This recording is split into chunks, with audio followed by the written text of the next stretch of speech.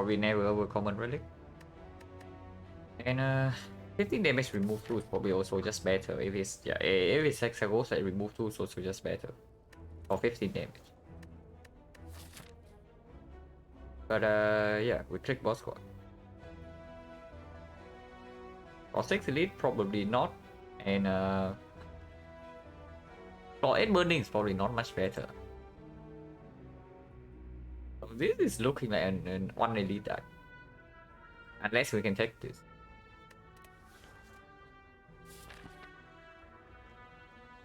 Yeah. I mean the last time I swapped to Collar, I took the 0 elite in the first 2 acts, so hopefully we can do better than that.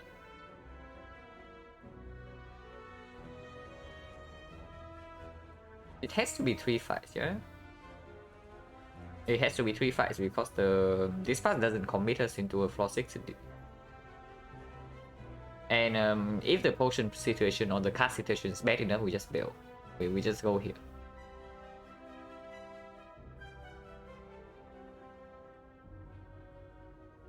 Of course, this means that if the card or potion situation is good enough, like if we get 2 potions by this point, it's going to be super awkward.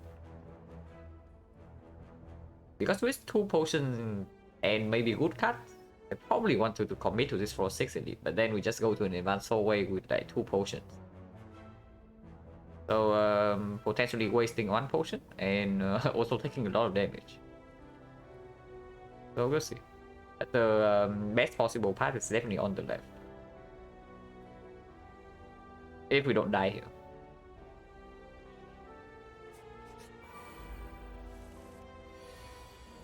yeah. It's the collar again. The collar is black. And strike here is clear because it enables lethal next turn. With 1 attack, and survivor blocks blocks this guy fully.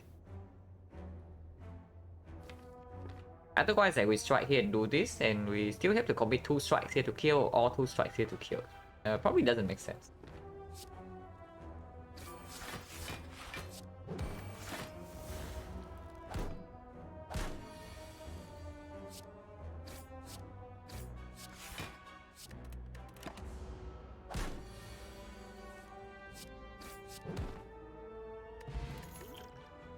Potion, but not exactly helpful for the floor 6 elite. If it's not. If it's the other 2, then this potion is actually decent.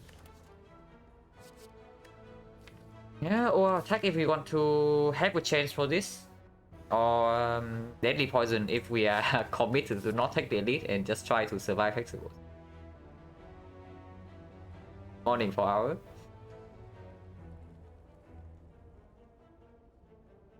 Probably has to be over attack, even though...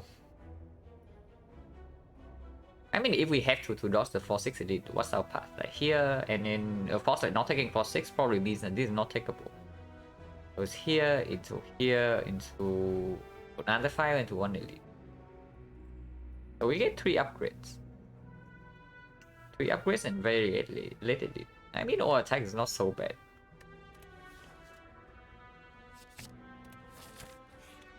And it's also useful in potentially this advanced forward if we want to commit to the left path.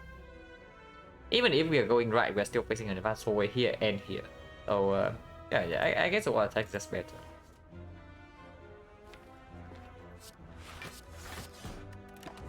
Right here, for example, performs way better than okay, maybe not.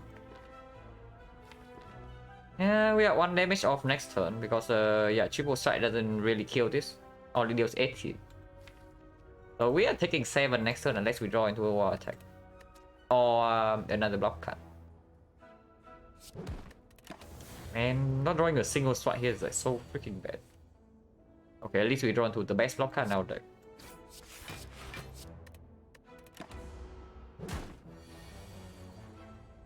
The build time? And yeah. Catching the start of the shoot. Yeah, the start of the run is usually the most interesting part. Or most runs at least. Endless Agony... I mean, Endless Agony doesn't really play with the Slaver's Collar either. We already have this for the advanced hallway fights. even against Hexagons it doesn't deliver. Actually works better with the deck spot, but we are getting completely wrecked by the North at the moment. So if we want to have a chance to do something against the North, then it's one of these two. And it's only exhaust, so this is like it doesn't stick around like this garbage. But sad thing to say that this garbage is still better than more than half of our deck. So it's only exhausting is actually not good in the elite fight.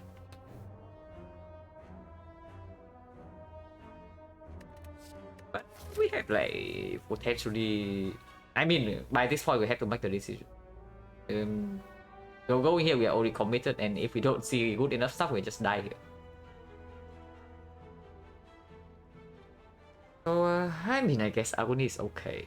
It's decent enough into the advanced hallway fights, and we are taking a lot of those if we had to dodge the elite. And yeah, we already have 3 energy in the advanced hallway fights, so this will also play better than this.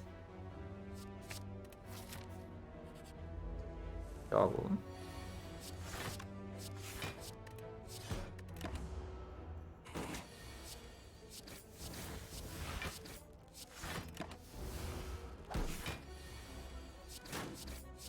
Good thing this guy is not attacking this turn.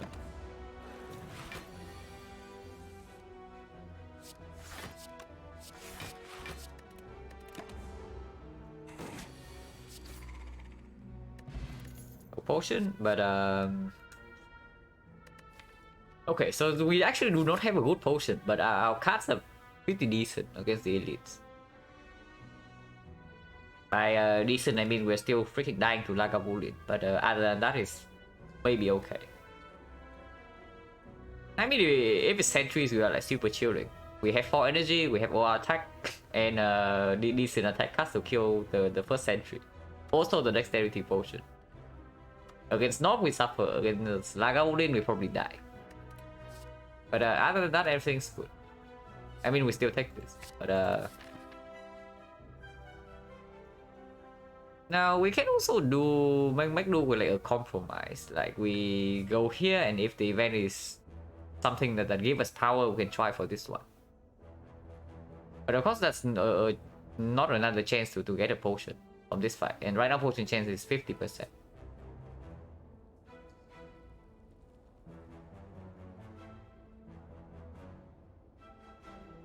Honestly, I think the correct play here is just to dodge the freaking elites and go for 3 upgrade. But yeah, other 2 or 3 fights I can get everything is good. Yeah, the other 2 fights probably if they don't outright kill me, they probably just cripple. Like we take like 30 damage in those fights. Honestly, Laga is probably easier than the Nob. I say that Laga kills us, but maybe that's not true. With the dexterity potion and the 4 energy, maybe we can brute force the Laga fight. The Nob fight we cannot brute force even with 4 energy.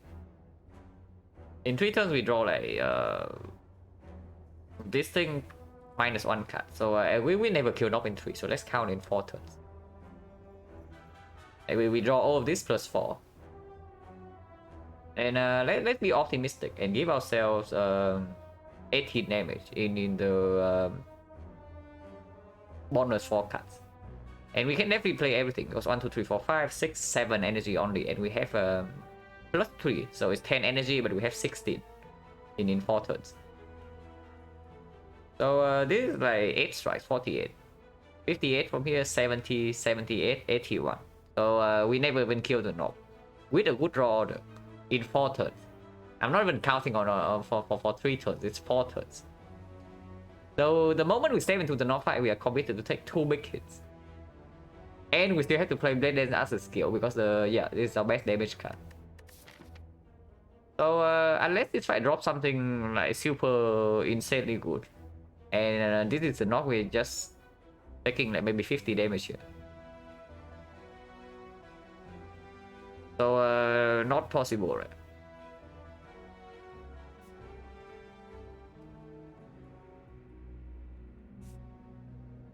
Probably not possible. If it's on Frost 7, then sure. If it's after the upgrade, then we can actually do it. Because with the Blade Dance upgrade, we are actually getting like maybe 4 to 8 damage more in the redraw. And that will be enough to kill the Nob in 4. But yeah, no upgrades here. And no damage potion. So not kills us.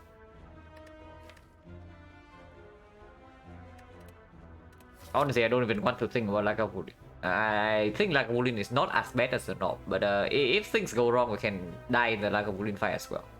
Because yeah, this exhaust, and this card after the debuff is completely useless. I mean, it's not completely useless, it still deals 6, but it's only like 2 more damage than the strike. So even with 4 energy, we probably don't have enough output for the Lagavulin. So yeah, I guess we go here, and then it's another episode of like swapping to Colin to not taking elites. That's always fun. We can actually take this. I have said that this event is a complete garbage multiple times before, but if we are only taking one edit in the act and the act boss is hexagons, then suddenly it's good. Because yeah, we can freaking spend our HP and get stronger while we're only taking one edit. So yeah, we take this and we just go for the triple fire path. Our whole deck is freaking upgraded. Ah yes, double defense upgrade. Exactly what we did before the edit. So if the upgrade hits like all our attack plus another attack card, or I mean if the shining light upgrade hits like 2 attacks, honestly I can even think about it going here. But 2 defense, never. Yeah, HP is a resource, exactly. Better use your HP in deck 1. Which is exactly what, honestly, which is exactly why slime boss is so nasty, because against the slime boss, you want to never die in this fight. In the slime boss fight, you always need like decently high HP. So you cannot even effectively use your HP in deck 1. Silent, like that is extremely nasty.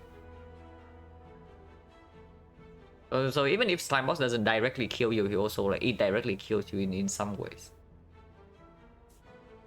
I mean, unless you want to always have a, I don't know, 15% chance to die to slime boss, then yeah, go ahead and upgrade every fire. But I don't like to do that.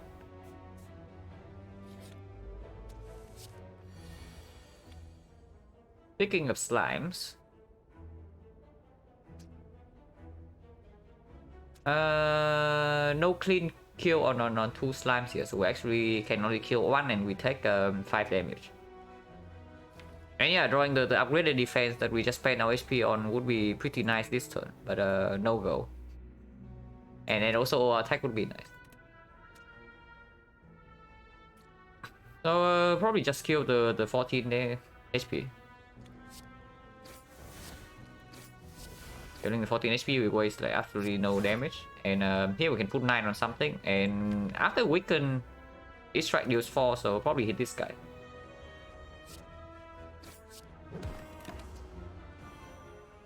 Hello, Frankenstein. Drawing the upgraded cards, all the attack would be nice. Just saying.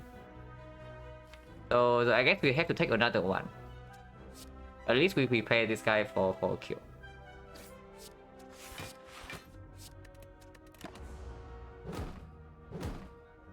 You know, -6 in this fight is not that bad. It's annoying because if we draw a little bit better, we can like, finish this fight with no HP loss. But what can you do?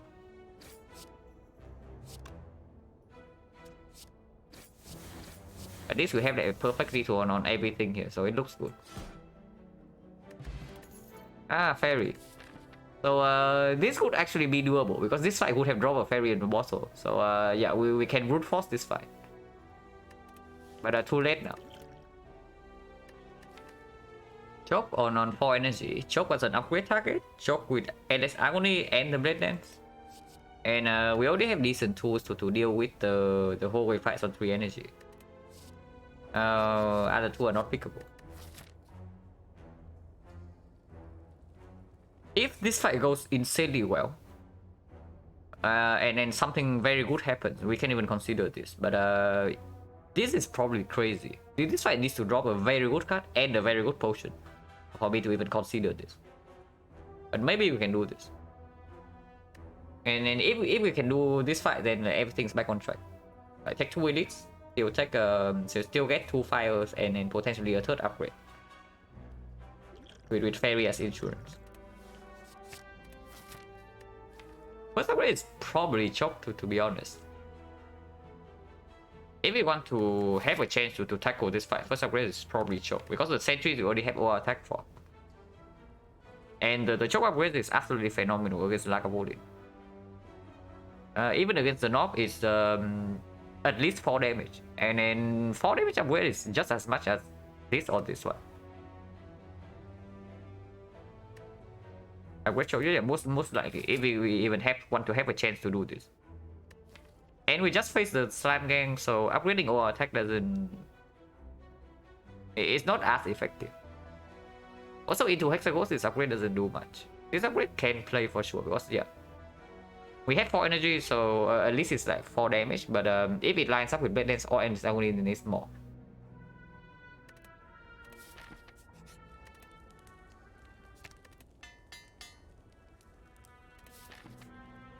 Also, 4 fights, 2 potions, so potion chain is 40%.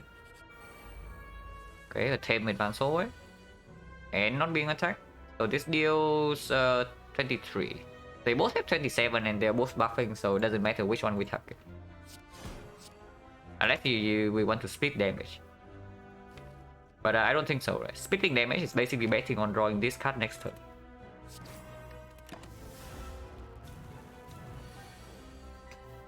Okay, I guess we should have split the damage.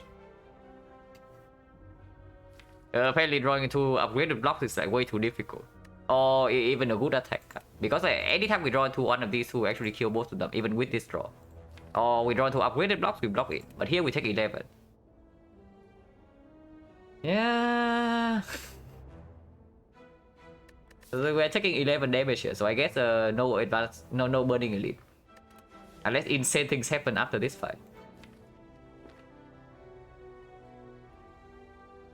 But nothing to do here, we take 11. And absolutely not using this potion for 2. If anything, I use this potion first and take this potion with me into Act 2.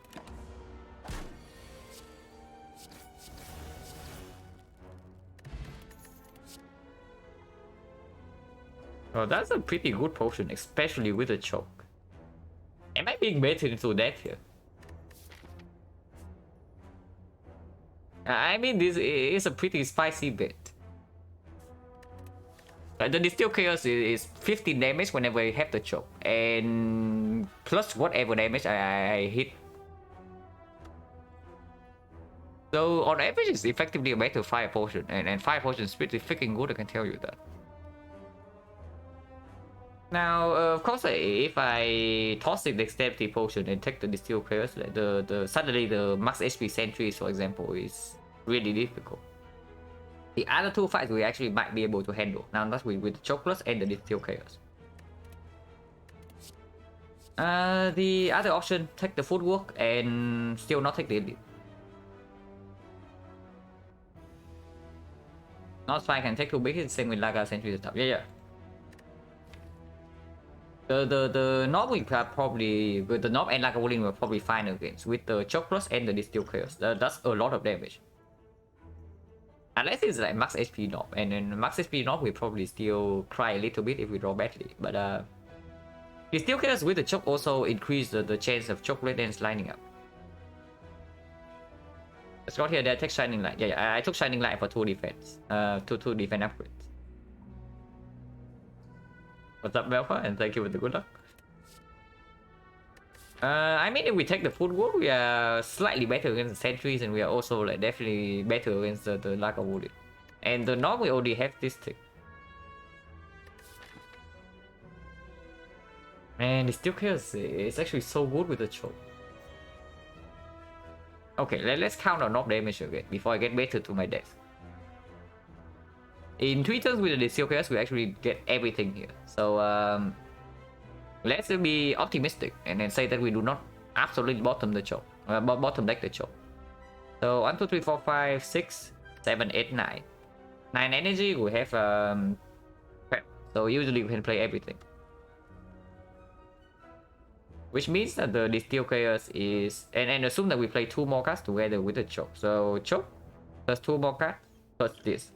So choke is dealing 37 damage. So 37 is 40, 40 with 60, 70, 100. We have 100 damage in the deck in 3 turns. So unless it's exactly max HP knock, we almost always kill. I say almost because the choke can be one of the bottom 3 cards, which happens like 1 out of 6 of the time. Otherwise, we always kill the knock in 3 turns.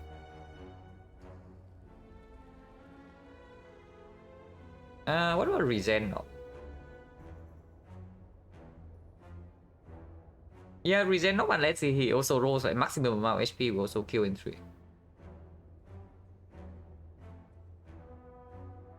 Bottom layer choke and hit it with the steel curse and have 4 energy for the cards in your hand. Yeah, that's also possible. But choke can also be bottom deck. I mean, bottom deck as in the last card of the 3. But that's probably fine. I think only the max HP knock can be a problem, at least as far as the knock's concerned. And Lagavulin, we have like footwork if we pick it up right here. And we have upgraded blocks. We have 4 energy with choke plus and still have the steel curse and the fairy. So that should be fine. Okay, sentries we have all attack and the footwork and upgraded blocks and 4 energy. So how bad is it really? Yeah, how bad is it really? And advanced away fights, I mean, we just faced like slime gang into double mushroom, so relatively tame advanced away fights. So after this fight, we can face like something nasty. So if we lose the fairy here, we potentially die in one of these nodes. But if not, we are in good shape. If not, we are in like really good shape. And yeah, this is probably takeable. Like when, how many cases are we like extremely scared here? Max HP knock, so 1 out of 12. And I guess max HP sentries, so 2 out of 12. Honestly, I don't think max HP Lagavulin is that scary with choke and choke plus they still chaos. Because like anytime choke lines up with the blade dance is also like a lot more damage than we calculated. So it's like 1 out of 6. And then even in those 1 out of 6, we are not guaranteed to die because we have the freaking fairy. And that's also calculating that we do not high roll choke blade dance on the max HP knock. Otherwise, we just straight up kill the max HP knock, no problem. Yeah, I'm down to do that. I'm down to do that because otherwise we are probably also tossing away more potions. Because yeah, we do not face an elite until after like 2 advanced soul wave fights, and potion chance right here is like 30 into 40. So 58% of the time we are tossing away another potion because at this amount of HP we actually cannot toss the fairy away.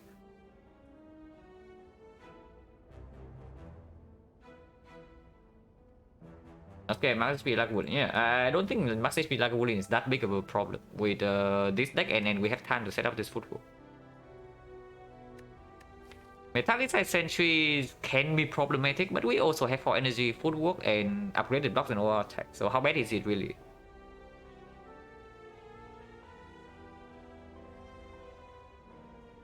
Yeah, how bad is it really? Probably fine. I mean, if we die, we can get a better relic. Strength sentry, so middle of the pack. And drawing both upgraded blocks on turn 1 is not what I want to see, but that's why we have the freaking fairy, yeah.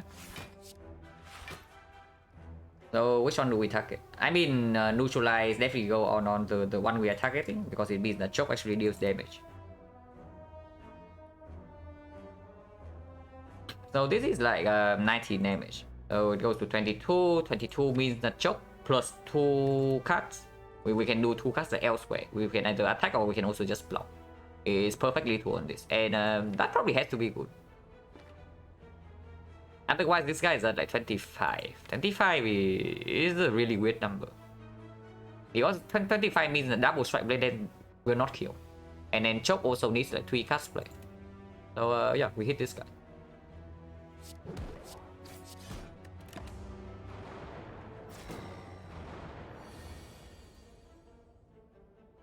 Okay, so we bought black footwork and the choke and survivor and then the good attack cards.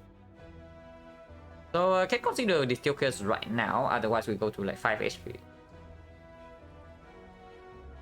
Hey, damn panda. Thank you very much for the prime sub and the 4 months. Thank you very much.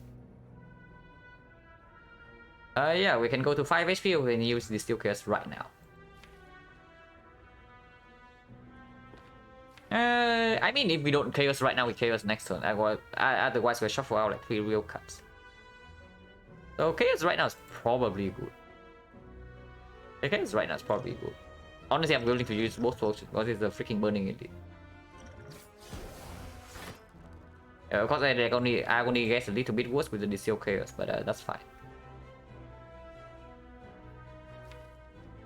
So we know exactly what we draw next turn. It means that double shift plus a strike will kill this, so no need to put any more damage into this. And then we have 10 more damage, which means that we probably should double strike here. So discard this thing.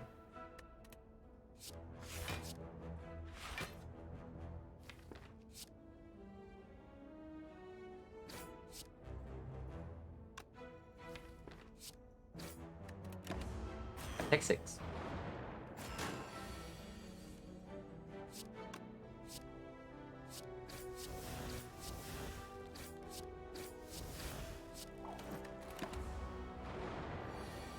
Okay, 1v1, and we have footwork.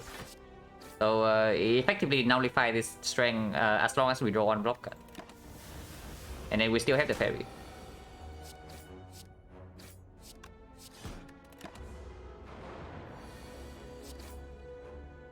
Yeah, we still have the fairy, and now we have a freaking pantograph.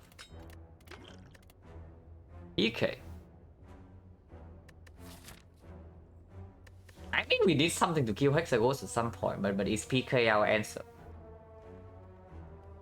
Yeah, thank you for the good luck, damn panda.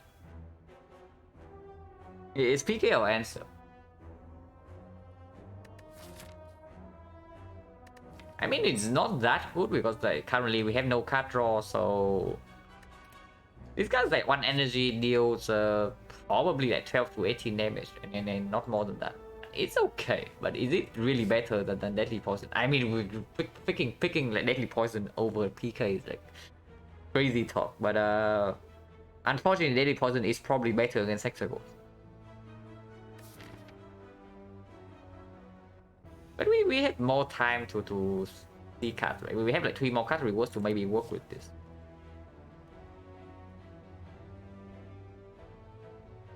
No poison isn't PK my scaling. No, this is not scaling at all because you see, right? We do not have card draw and we do not have retain. So what does this card really do? We cannot manipulate the draws, and we do not redraw into it like every single turn. So what does this card really do?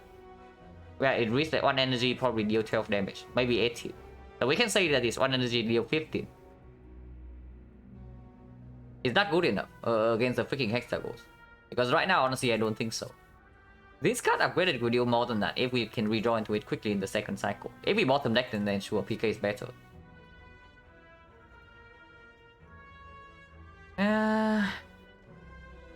Also rarely give full your max HP. We're probably not tossing this to the Bonfire Spirit.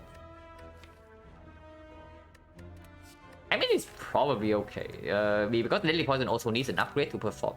The PK doesn't need an upgrade. That's a bonus because we already have 4 energy in boss fights. Yeah, PK is probably fine. Both cards are equally bad into advanced hallways anyway, so like who cares?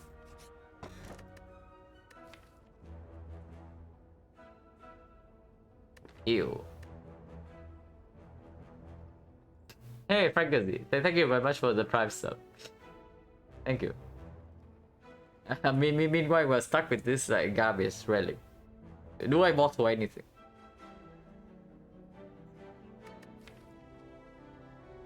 I mean, we'll just face the sentries of bottling. Oh, attack is not even good. And then no bottle is actually good here for the Hexagons. Yeah, technically we can bottle choke. And what does that really even do?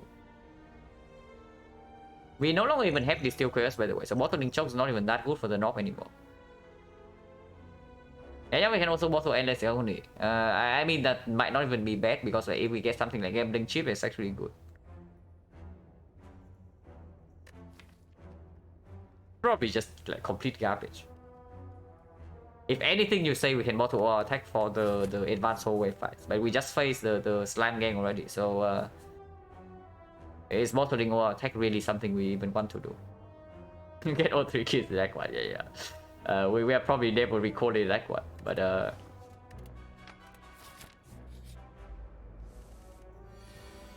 god, we draw all the good blocks on turn 1. That's not good, because this guy attacks every turn and we are weakened now.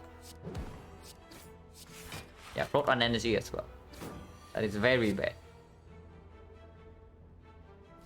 Yeah, no more block left in the deck, so unless Choke Blade Dance line up, we are losing Fairy here.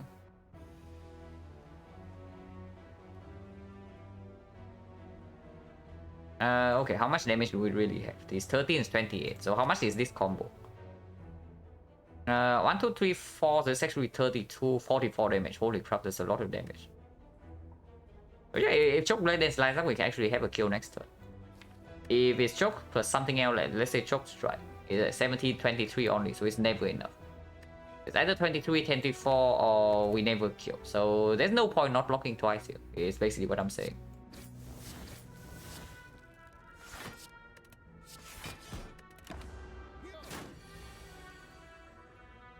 I mean, I guess we have a kill next turn, but here we take another 3.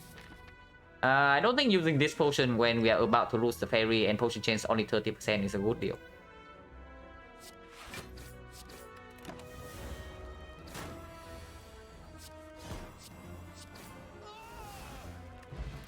Potion change 40% and here's a backflip. Works with the Slaver's Collar, works with the footwork. Cycles back into the PK faster. Also kills us against the knock, which is right here. But probably still the pick. Because if I don't pick backflip here, I pick nothing. And backflip is probably better than nothing in the Hexa Ghost Fire. And we have ended 1, 2, 3, 4 attacks. And then a skill that doesn't really block. So our block density is actually not so good right now. And yeah, it's cut down for energy. How bad is it? I mean, I say for energy. Yeah, I guess Fairy is gone. And I don't know if our life after the Fairy is still intact. Also a very nasty combination. Oh my god, this combination is like ultra nasty.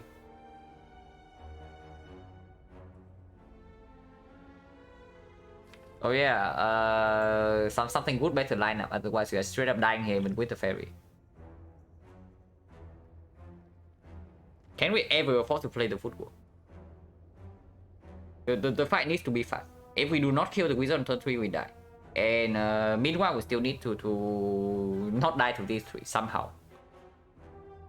Our best bet is probably lining up like PK with the OR attack, but yeah, of course, we need to draw PK before the freaking OR attack. So, okay, looking at this fight, I'm willing to use Essence of Steel and the Fairy. Because I do not want to pop the Fairy on turn 1. That is what's happening. So, backflip, Survivor, Essence of Steel. And we take 3 damage, we go to 2. If we draw to something worth playing. If not, we can play another block card. If I draw to PK, I definitely want to play it. And then Survivor, I also want to play. So, no reason to footwork before backflip. We can backflip first, and if we see nothing worth playing, we can also footwork Survivor with this and we take 0. Honestly, I would probably play a strike over footwork on this guy. But this guy needs to die soon. And this guy also needs to die soon. And this guy needs to die by turn 3. So I don't know, PK needs to deliver with just death here. Okay, so no PK. PK not coming. We're living on... No, we are not living. Oh my god, that is so incredibly bad. If we play this all attack here, we always die this turn. Essence of Steel or not. So we prop the Fairy, because this guy goes to 7 damage. So it's like 22. And we have exactly 22 with the Essence of Steel. Yeah, this one's going to be quick apparently. Looks like this one's going to end fast. And all attack and strike. Yeah. All attack and strike is probably the line we go for, because otherwise there's no line. Survivor or attack doesn't make sense.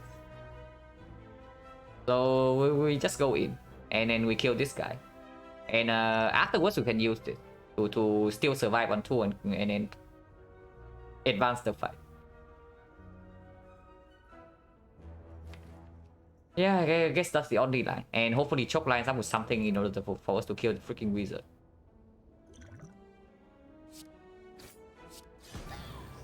And yeah, tell.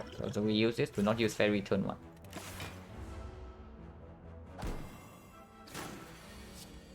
Okay, choke does line up. So that's actually really good. We use the fairy this turn. Or wait, no. We should not use the fairy this turn. We can kill both of these this turn, and then next turn we're not weakened. So if we draw into Blade Dance, we can kill. If not, we use the fairy next turn. So it's just strictly better to kill these two right now. Yeah, it's just strictly better. So let's do that. So we choke here.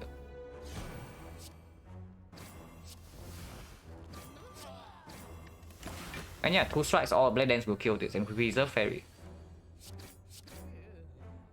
Quite surprisingly decent. Stack oil, so 40% potion chance.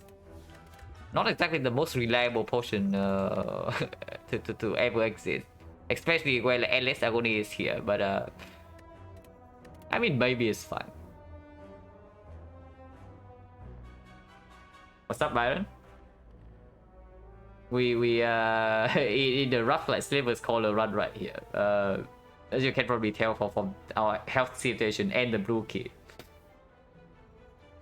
Yeah, there's definitely a Hexagos like optimal Hexagos HP range.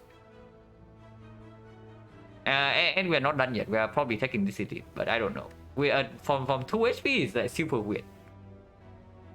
Because if we have 9 HP, then it's like super easy. We just use the fairy against the knob. But 2 HP is extremely weird.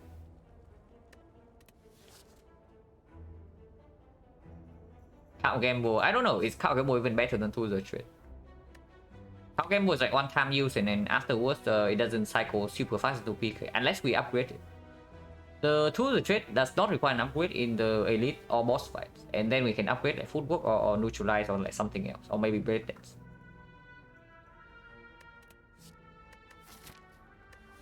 Currently, we have no relic or anything that actually works with this card, so there's nothing that says that one of these is stronger than the other. So it all depends on what we are doing in the Hexagos fight. And I think Tools of Trade is slightly stronger than the Hexagos, just because right now the only positive card draw we have is Backflip. And Count Gamble doesn't really... Count Gamble is like, the cycling speed is roughly equal, because Count Gamble discards 4. And then Tools of Trade, probably in one cycle, it also like draws for us like almost 4 cards. So cycling speed is roughly the same, but with this Tools of Trade, we can actually pick up any sticky strike we see, and then have it work with the freely with the PK. Eviscerate also gets slightly better, and of course, this doesn't require an upgrade. And it's also useful in the Hexagos fight in the sense that it discards the burns. I mean, Count Gamble can also discard the burns, but first of all, it needs an upgrade. And afterwards, yeah, you discard some burns and you draw into some more burns. But this one always guarantees that you discard all the burns. Discard 1 burn every turn.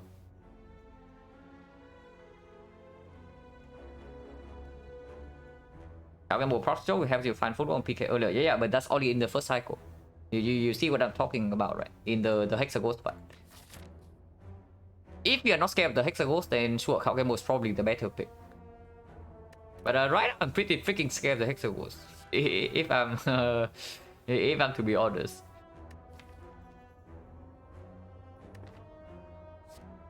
And if this card wants to deliver in the Hexagos fight, then it this the upgrade.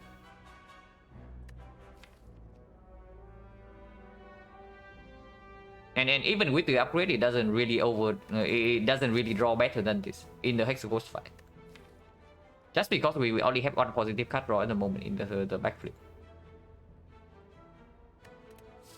Tools of Trade is probably the better pick, and then we'll see whether we can actually take this elite or not. But I don't know. Are we freaking resting here? Because like, if we want to take this elite with even with the fairy, 2 HP is not enough.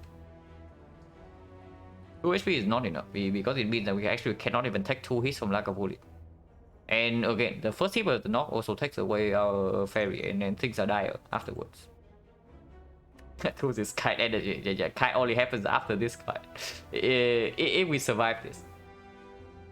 So there's also another line where we go to the shop, we use the fairy in this fight, and then we go to the shop to find a hexagon solution. So that's also a line, but I mean honestly, if that's the case, I would rather just rest here and then fight the elite, because the chance of this giving a hexagon solution and this giving a hexagon solution is not like that much different. And we also get like one more elite. And after resting here, maybe we can take a small life loss event from this, like maybe Godoku.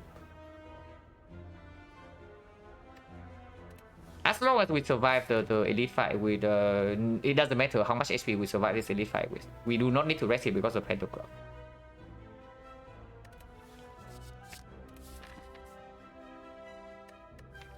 Okay, real talk. What if the correct pick in that screen was Quick Slash?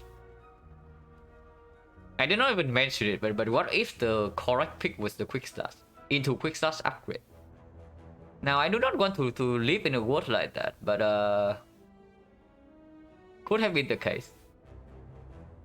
I definitely do not want to live in a place where like picking Quick Slash is over tools or game was correct on floor 11, but maybe it was what we need. But who knows? Maybe. Also, to the trade also lines up choke and red dance more often, by the way, compared to the cow gamble. Hopefully it delivers. Hopefully we survive this fight first. Yeah, here we can rest. Not good or good, but Golden Idol after resting, optimal HP use.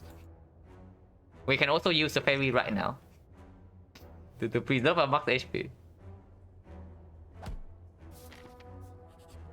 The knock 80 HP and to straight on turn 1.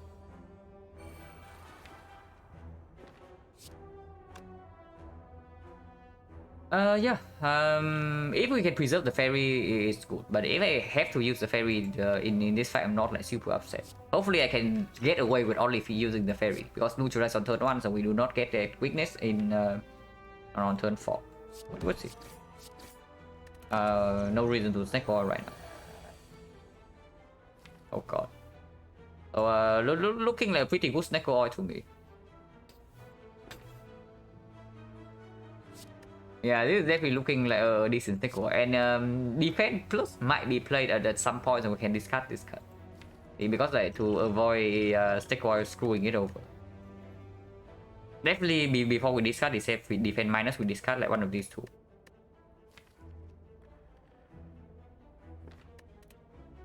Snake oil right now, if it draws into endless agony, then the card is not added to our hand. So technically speaking, we should play one card first.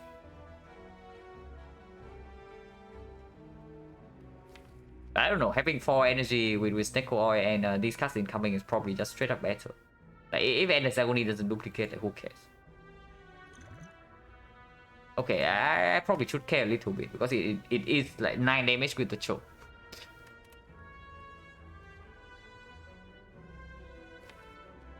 So is it able to strike into snake oil?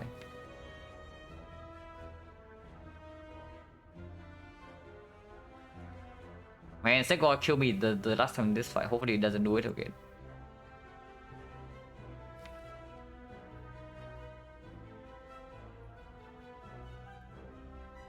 Damage on energy, 11 damage on energy, but there's no guarantee that we even draw into the choke. All the endless agony if that matter. Yeah, it's probably snake oil first.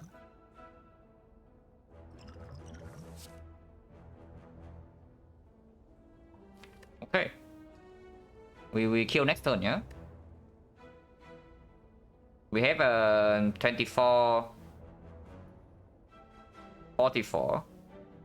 44 with another 24, 68. 68 plus 5 cards.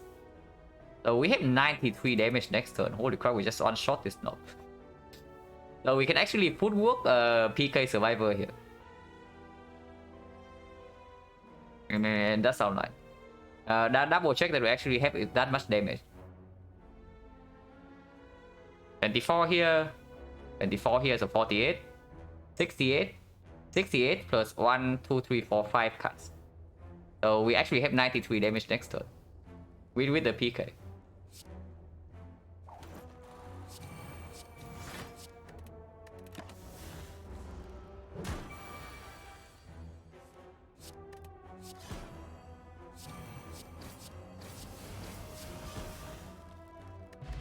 Okay, not a bad fight, and actually quite a good potion, especially with in combination with the Phantasmal Killer. Yeah, I thought it was a freaking sticky strike, and we probably don't turn this down when we need more PK fodder. We do not have like weapons or anything, so we have to make sure that whenever we play PK, the turn after we have damage. And yeah, sticky strike is another attack that can come down for free after 2 the trade. We always upgrade here. And what is the upgrade? Originally, I was thinking it's Blade Dance to as a 4 damage upgrade and also works better with the choke. But now that we have Sticky Strike with the 2, this is also a 4 damage upgrade. This is also a 4 damage upgrade, but it can always be played with the after 2 the trade is down. Or if we say that we are no longer scared of Hexagons and we want to prepare for a potential Fusion Hammer, then Football upgrade is probably the best one out of all these cards. Okay, how much damage do we have? Now with the this thing added and this thing added, we can probably count PK as on energy deal probably 18. Yeah, 18 now. So how much is that? We have 22 cards. We draw 2 with this. So actually have like 19. No. Afterwards the hexagon to 8 birds. So let's just count as 22. So we probably cycle this in 3.5 turns. 1, 2, 3, 4, 5, 6, 7, 8, 9, 10.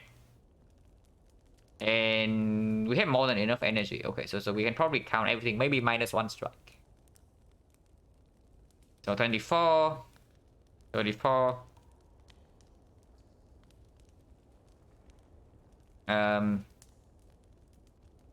This is like 22. Yeah, 34, 22 is 56, 56, 66, 668, 80, 98.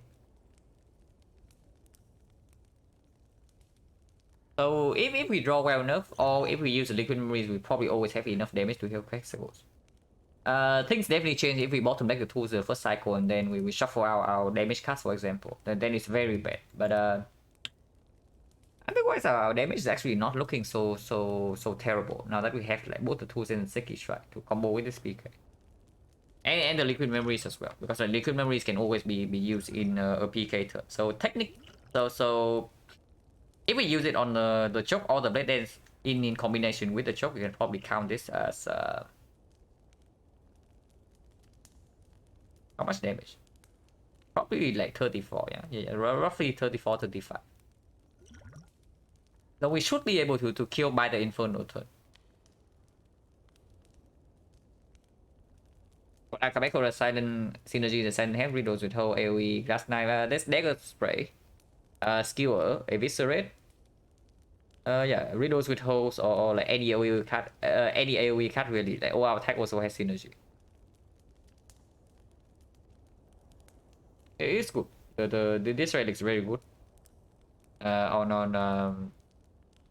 Honestly, probably on all characters except maybe Defect. Defect can also use this relic, but not as effectively.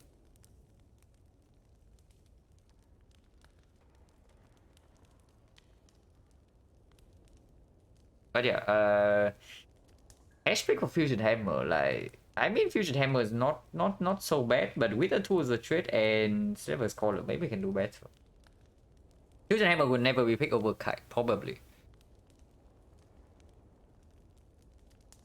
Pbox is really weird because we do have 2 upgraded defense, but I mean we still have 5 freaking strikes.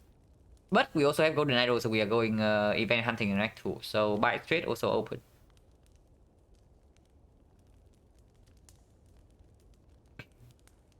Yeah, what do I pick over Fusion Hammer? The kite probably. I don't know. Do we pick freaking Coffee Dripper over Fusion Hammer? We should, right? With the Pantograph and the Golden Idol to prevent garbage from Act 2 events.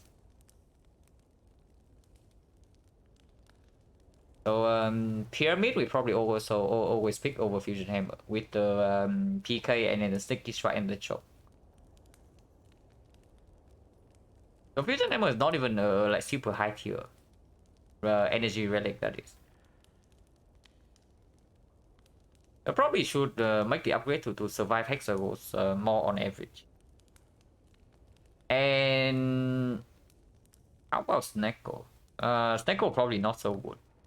I mean, Snecko Agony is not as bad as you might think, because the in the very first deck cycle, the copy, the second copy of the, I mean the copy card of the Endless Agony is always costing 0 in the first cycle, so it's not so bad.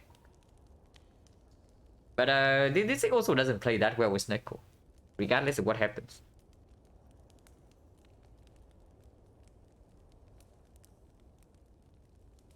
So upgrading Sticky Strike in consideration for Snecko is also not really valid. Do we ever lead into more Blade Dance damage? Right now we don't have any relic that actually works with Blade Dance, and we only have 2 the trade.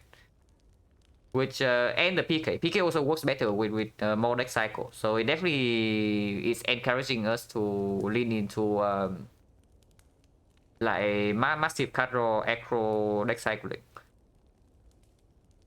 Which probably means that the Blade and Upgrade will not play that much after maybe the early part of Act 2. And even so, the signature upgrade is still is exactly the same. It's like 4 damage. Because right now we don't have any relic that actually works with ships. We do not care about Wristblade, right? We are not picking up Wristblade unless it's up against absolute garbage. So if we upgrade damage, it's probably Sneaky Strike. If not, it's the football.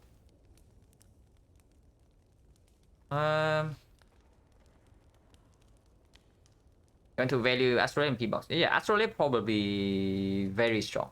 Pbox, I don't know. Pbox over a really good relic. I don't know if I would click Pbox. But we'll see. We can also upgrade one of these two to hedge for the case where we don't get energy into Act 2. And then upgrading energy would mean that we don't suffer in the hallway fights. But we are not going to a lot of hallways, ideally. We are going event hunting for Golden Idol, and then we have Slaver Scholar, so we don't even want to take hallway fights. Signature upgrade is probably okay. It's not even that bad in the hallway fights anyway.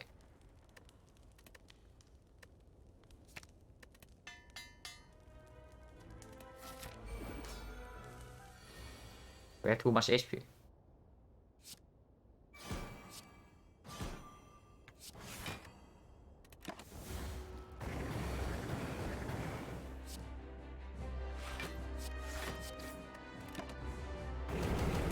Also, we have the ferry, so we have the ferry, so even if we have to face the Inferno, it's not a guarantee that it will kill us.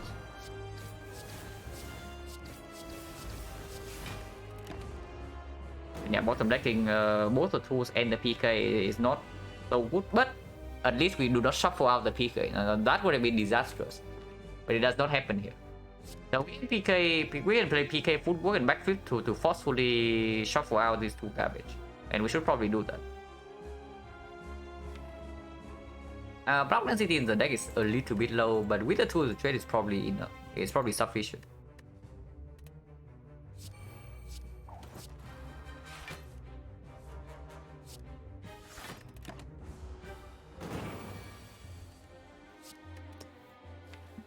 Not that much damage here.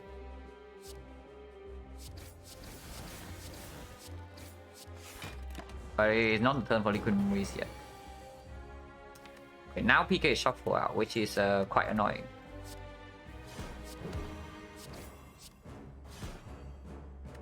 And Sticky Strike Plus also shuffle out, so we shuffle our base attack and our PK. I guess we can liquid memories this thing next turn for +2 energy as well, and then 32 damage. If we even need to do so. We might not need to.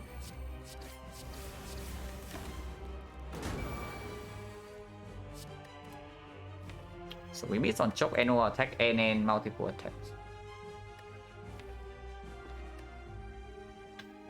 24, 30, 30, we need 4. Yeah. Probably liquid memories then, this turn. If we liquid memories for 32 damage. I mean, do we value fairy over liquid memories? That's basically the question. Because we can also just use fairy next turn.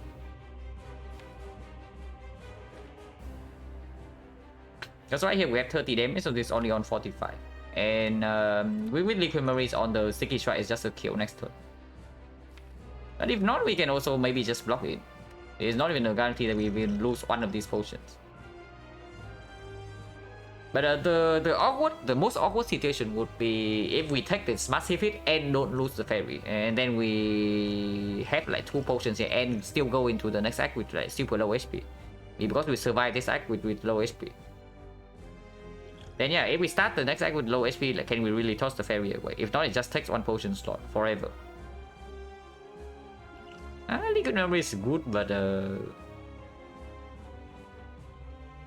not that good. At least for now.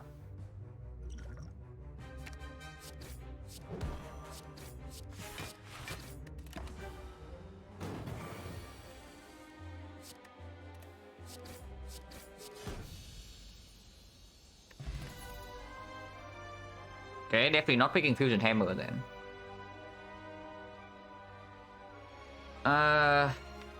Yeah, after image cannot be better than the card. We pick the card. And then hopefully we get some pickable stuff over the freaking Fusion Hammer.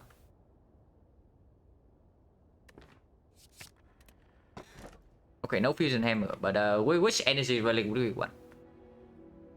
And honestly, right, the card is quote unquote free energy, but it's only free after we draw into the tools and then play it.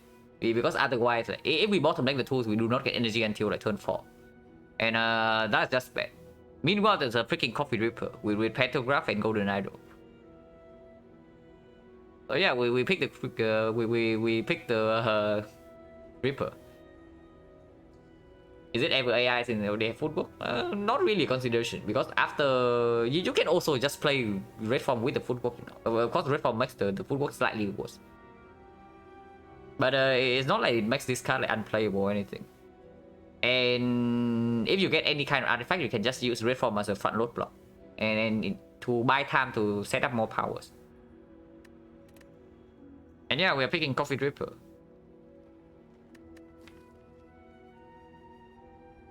The kite is way too slow. You pick the kite here, you are being extremely optimistic. I mean, I picked the Coffee Ripper here, and then the first card reward I see is the Acro, and then the second card reward is like Prepare Plus. And then I get a Gambling Chip, and then I cry. But for now, Coffee Ripper is better.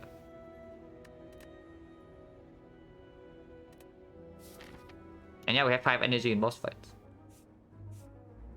Definitely going to the shop early on, like we have 5 freaking strikes and then 400 gold. So shop. And I want to take the upgrade before the first edit, if possible. Okay, that's bad. The only part we can do that give us 1 edit only. Otherwise we have to face the first elite before upgrading Grateful. How bad is that really? We have like 5 freaking energy in elite fights as well. So the show is going to perform well. We probably need more card draw, slightly. But okay, what the hell is this party? Apparently we are forced into an advanced hallways no matter what. It doesn't matter what we would like to do. We are forced into an advanced hallways if we want to take this shop. And yeah, better go to the shop. And then we don't get to see a single question mark, by the way, before the first advanced hallway. So if we suffer here, we suffer. Is it ever double shot? This is probably strictly, this shot is probably strictly better, right? Because this shot means that after this, like potentially we can go here, but going here is just straight up worse than going here. It's maybe it's not, because it does give us an option to like maybe take 3 of these, but that's pretty optimistic. But going here opens up a potential to double shop. If this shop has nothing, if this shop is complete garbage, we just take a card remove here and we go here and we remove again, because the card remove is also very valuable right now with combo cuts like to the trade PK and red form, and then a decent amount of setup, so we want to have like even less strikes and all that. Yeah, we'll probably start here and go here, and then if we have to, we double shot. The chosen. Yeah, 4 energy plays. I'm definitely looking forward to like the 5 energy elite fight, if this is how we are drawing.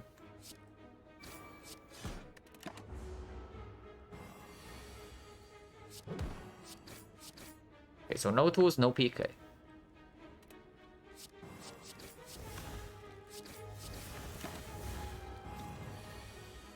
Okay, at least there's a freaking red form. If we take 1 here, we're blocking it 1 more days.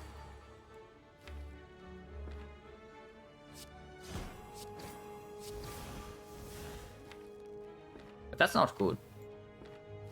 I mean, at least 11. 11 means that even when we are weakened, this will still kill. So we can play both cards here, because otherwise we are not killing next turn.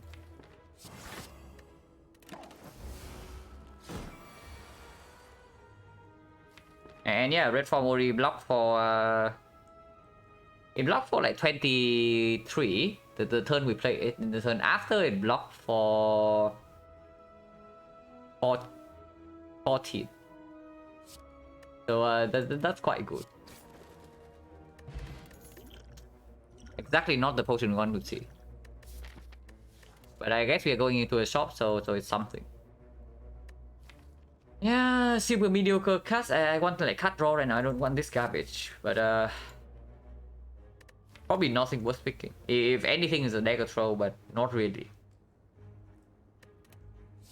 Second sticky strike probably also not what I want, especially now that I have like abundant energy and the Akabeko. I would like to see eviscerate, if anything. And it's not even better than the average card in my deck. I mean, I guess average is fine because the 5 freaking strikes, but it's not better than any of the good cards in my deck.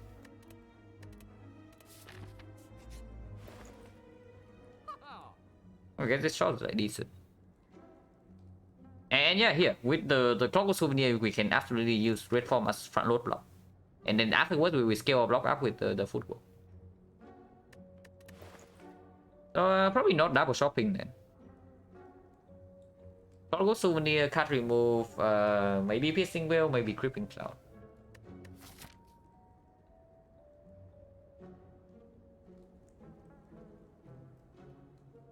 With the Clockwork Souvenir, we can actually take the elite before the red form upgrade, maybe, sometimes.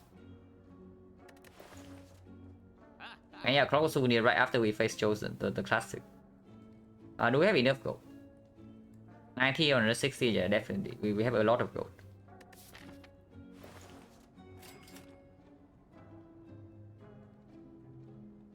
Strike, even if we potentially still trade for bites. But I don't know, because if it's late enough in the act and we remove 1 strike already, and with the Pantograph, do we really trade for bites? That's pretty fishy. And yeah, Creeping Cloud is fine, Piercing Veil is completely fine. Creeping Cloud doesn't exactly work with the PK, but it is an energy dump and a reasonable cut. Kind of needs an upgrade at some point, and we need to upgrade this red form first. Afterwards, we probably want to upgrade footwork as well. So this card will not get an upgrade until the 3rd upgrade. So when do we get that? Let's assume that we can be optimistic and take this fight. So first upgrade is here, and second upgrade is here. So Creeping Cloud never gets upgraded before the boss. But I mean, I guess Cloud is decent against this boss. Creeps at 2 layers of artifact, and yeah, also while damaging the minion, so it's not bad.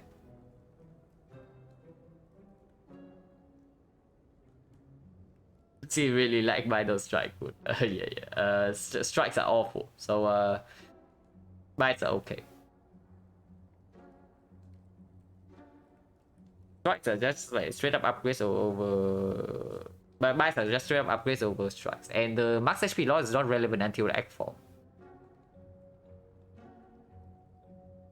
So even with 4 strikes, I potentially still take the bites. With 3 strikes, almost never. But with 4 strikes, maybe. See what happens, don't have enough wiggles, or see what happens, don't have enough wheels. But those things do not apply when you have enough red form. Just saying. You only need to deal with the nonsense like weak chain and like piercing wheels and whatnot when you're not intangible. Just saying. Because this time we actually have a red form. Yeah, creeping down the PK deck is really weird. That's true. I do agree. But yeah, the cloud with our amount of energy is still front load block, and then it does strip 2 layers of artifact.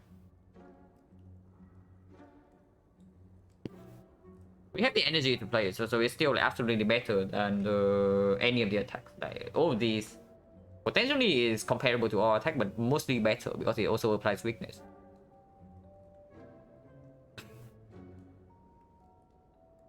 It's probably okay.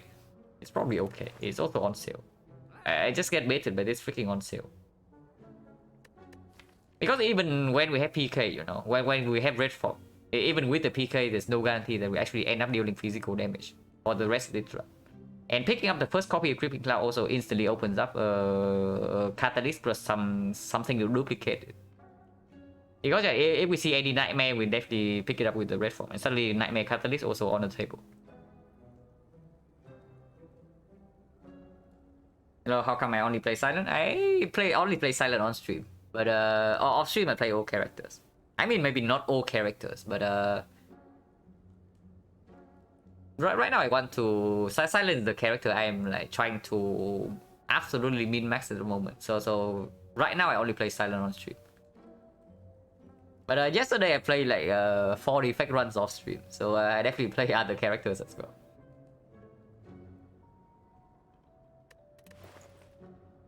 But yeah, Whale is probably good. Man, this deck really needs card draw. It doesn't need like more cards. It needs freaking card draw. But we have not seen any. The only card draw we have seen this whole run is the single backflip. And yeah, the 2 is a trade or the card gamble. But card gamble without real card draw is also not actual card draw. Yeah, any card draw here would be good. I mean, we take this. So Creeping Cloud on sale.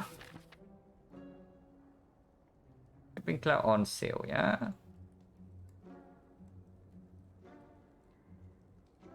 Okay, so better take bite because to remove like 2 or 3 strikes. Yeah, if you remove like 2 or 3 strikes before, then do not take bites. They're just bad.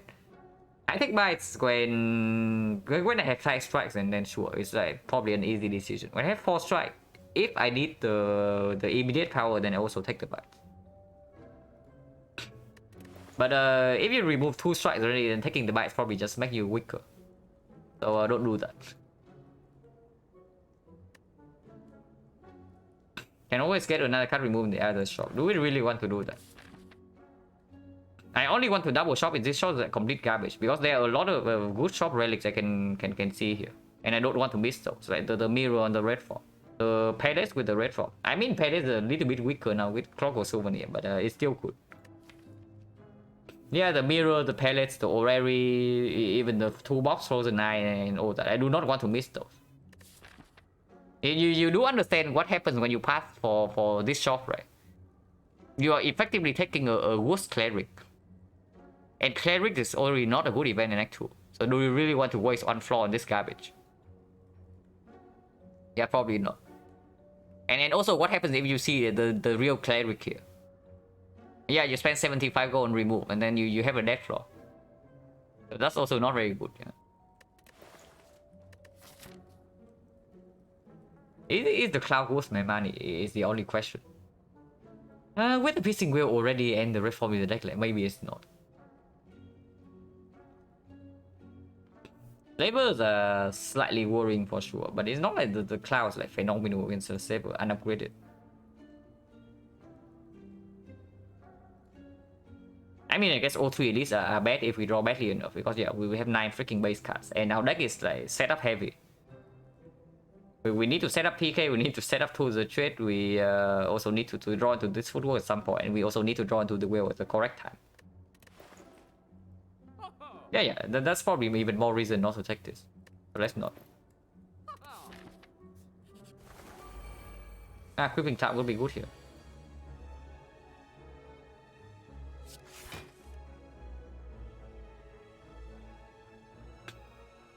Okay, so we actually have to choose.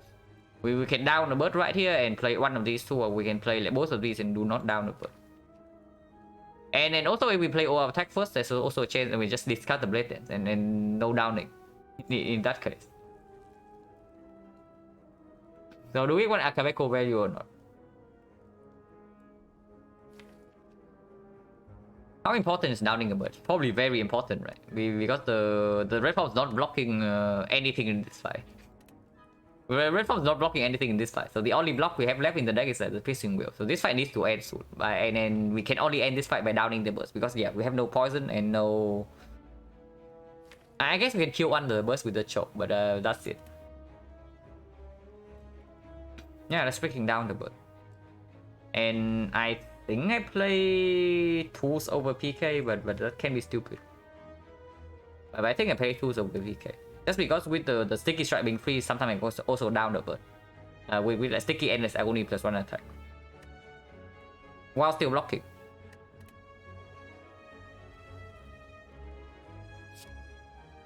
Yeah, and we down probably this bird because we can maybe kill this guy with his low HP with the choke damage.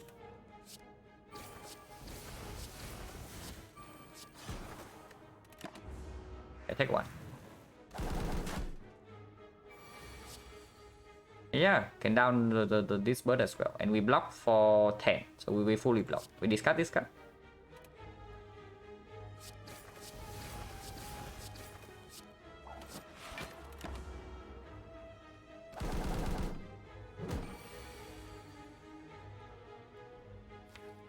Okay, so chop sticky strike next turn, which is a lot of damage, so it just kills this one even if he's flying. So that's good. Do I want to play red form here just to get it out of the deck? Probably not. Yeah, probably not.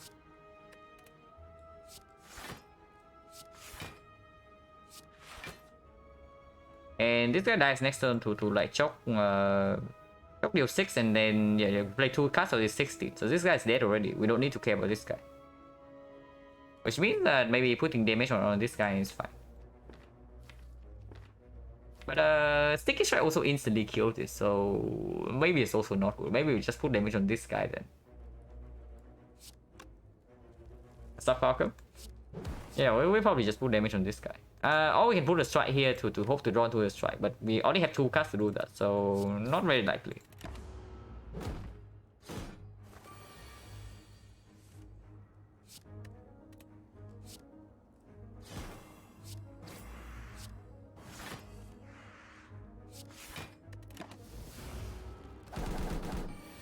But then still in the deck, so we just down this bird and fight's over.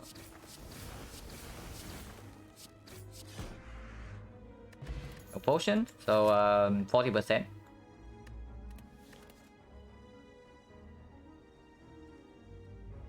I mean, I don't really want to toss this freaking alchemize away, but no, not the alchemize away, the fairy. But how do I say no to this?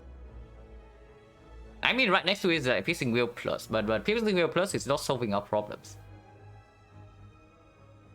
I mean, yeah, we click this freaking alchemize, and probably it's time to say goodbye to the fairy, like soon. We will see what this fight is first, and then we can say goodbye to the fairy. If that's the something we want to do. All 3 are good. This one's probably not so good, but I guess it's slightly better now that we have Crocodile Souvenir. So Chosen and Snecko are also not blocking this anymore. I mean, we just bought a freaking whale minus, and here's a whale plus. But yeah, we still need some answer for this guy, right? And then this card can definitely give us all the answers.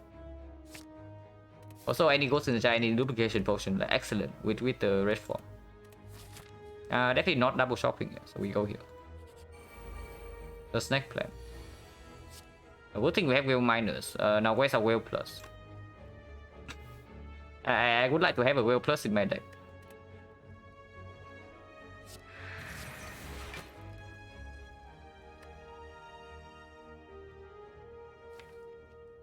We can use the Akabeko here, or we can wait for the PK and then use Akabeko for double the effect, but that's probably just stupid. Because we are also giving up like all the 2 energy worth of damage right here. Like this multiple go to 4 and we can deal 4 damage like fully.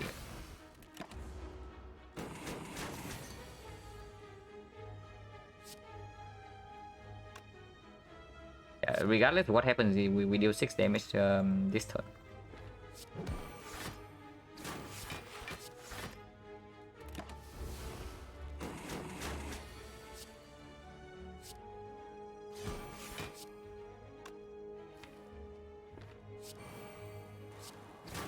And I definitely do not want to play backflip here, because next turn I want to draw to freaking red form. Basically, what if I miss the red form right now? It's going to be terrible. But if I don't miss, even if I don't draw into the red form, sometimes I also have lethal damage. And yeah, so that's the red form.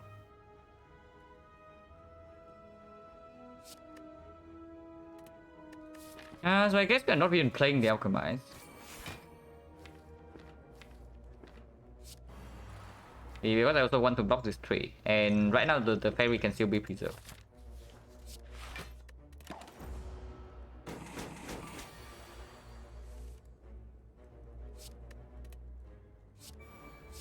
Next turn this guy never attacks, so no reason to play footwork.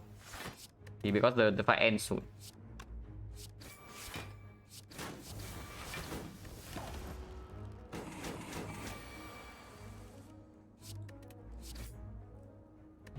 Okay, 50% potion chance. Another footwork. No, that's a bit weird. But backflip we can take. But backflip we can definitely take. We really need more cutter on this deck. And we have 5 freaking energy in elites and boss fights. And yeah, elites are coming.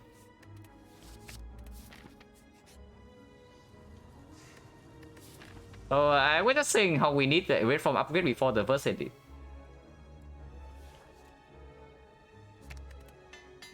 No, not a bad event. Hopefully this doesn't kill us. But yeah, we can pop red form right away and we do not lose dexterity. So that's like very nice. We are weak in turn 1 though. So unfortunately we cannot block this weakness because we blocked the dexterity down. Now, there's also an insane line here where we toss the fairy right away and use the entropic brew to maybe give ourselves some bonus in this fight. But that's probably just stupid. Also, Akabeko, when used with the PK next turn, is better because we can also draw into O attack. And that's like an insane amount of damage. And also, we also want to deploy footwork at some point. Excellent PK turn. So that's not good. That is very bad, in fact. That is extremely bad, which is tempting me to toss the fairy right away. Because I want to play Alchemize this turn and also want to open this Entropic Brew. Yeah, we probably just straight up toss the fairy. Because if we keep this fairy, the fight can go insanely ugly from here.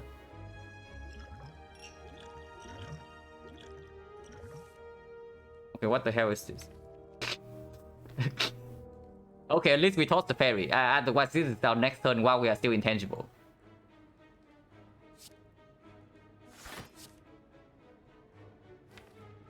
Yeah. Apparently, we don't have attacks in our deck.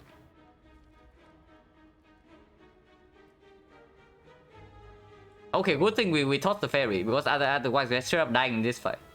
If we did not toss the fairy. So here we can block the vulnerable from this. So how much how interested are we in doing that?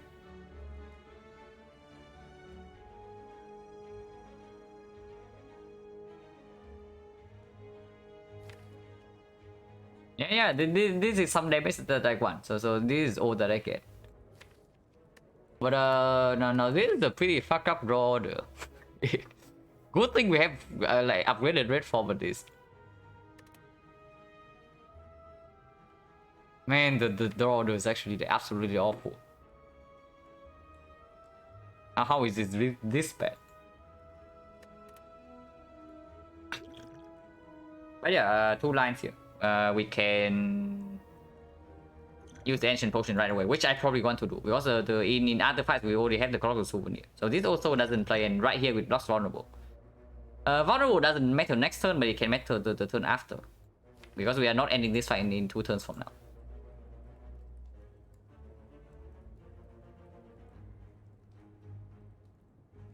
Not entirely sure as to toss fairy. If you keep the fairy, you just drastically lower the chance that you actually have a real turn this turn.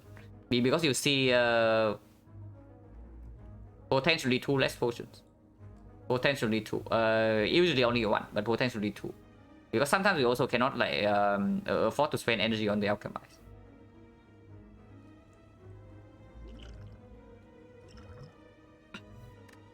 And yeah, with the turn being this bad, like we definitely need to see more potions. And then right here, without tossing the fairy, we would not have this potion. I mean, probably like roughly the same, because the fairy serves the same effect. But how much damage are we doing here really? It's with double damage is like 8, so it's 6, so it's 12. 12 plus 21 is like 33 only. Man, Tools Trade is not even online yet. Like, what the hell is this? So we just bottom deck all freaking attacks and the Tools of the Trade. And then top deck the VK. Yeah, cool. Upgrade potion doesn't lead to a kill here, so no reason to do that. This turn at least. But I use this. This potion is not going to be useful after this fight. The only reason to not use this potion right now would be to maybe block the weakness again, or blocking the entangle next turn. But this guy dies next turn. Surely he freaking dies because we only have attacks left in our deck. I mean, we're still weakened, so maybe that's not totally true. We are weakened. But I guess if anything, we just upgrade next turn.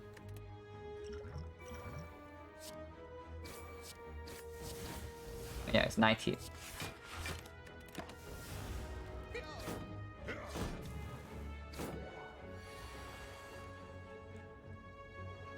Okay, we have a kill.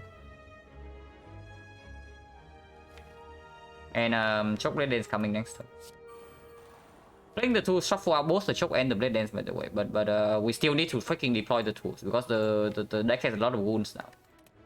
So yeah, shuffling out 5 real cards, cool, but it's fine. It's not fine, but it's what we have to live with.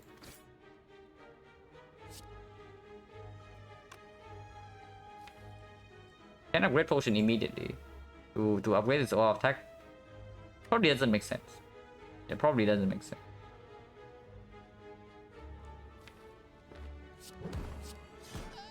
And Will is positive in the deck, so it can stay.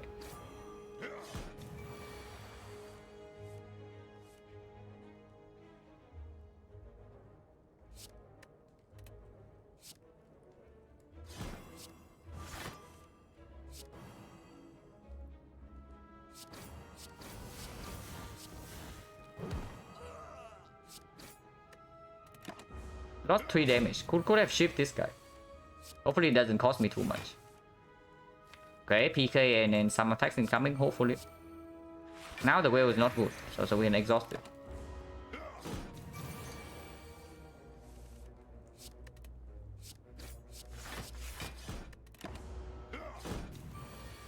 Yeah, it turns out that after we set up, we are decently strong. Magneto is very good.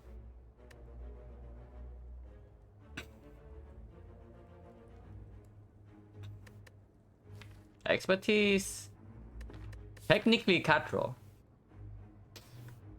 Technically a card draw. There's also dust that works well with the 5 energy that we have, and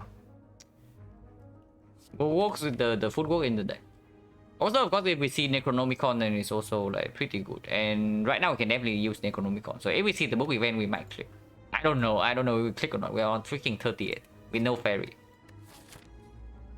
Second footwork probably cannot be it. If anything, we just upgrade the one footwork we have. And before we see the actual boss reward, I don't want to commit to footwork, because yeah, if we see a second red form or if we see a nightmare, then our blocking plan like changes immediately.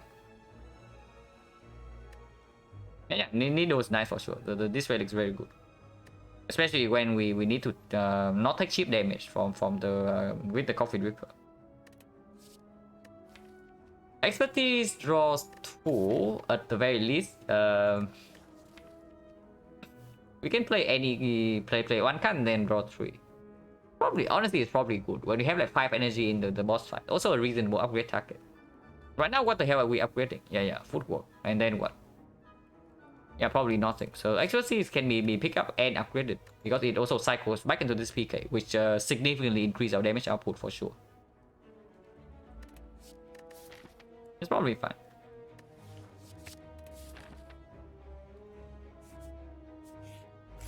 Stecco.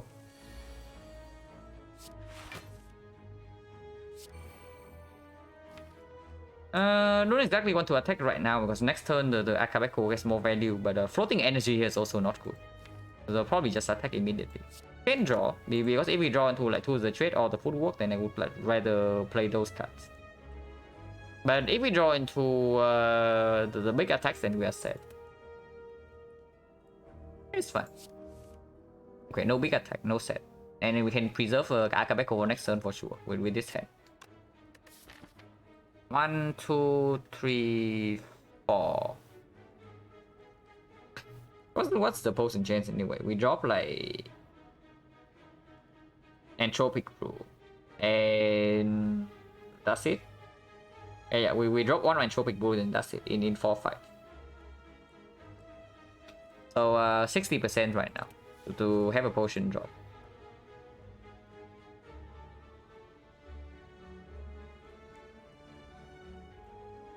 Can have 10 block with use death. What do you mean? We don't have calipers or blur or anything.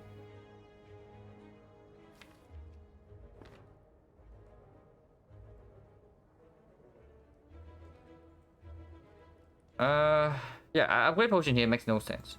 So we just use this first. And okay, this one we keep. So this potion is to be used, but this one we keep as long as we can, because it probably just wins the one fight. We'll be looping red form.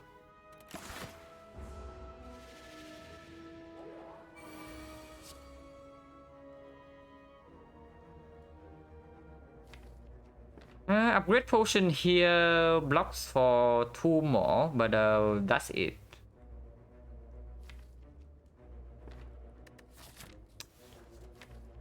Yeah, I mean PK turn drawing into all attack is good, but 1 block card would be nice, you know. One block card would be pretty nice.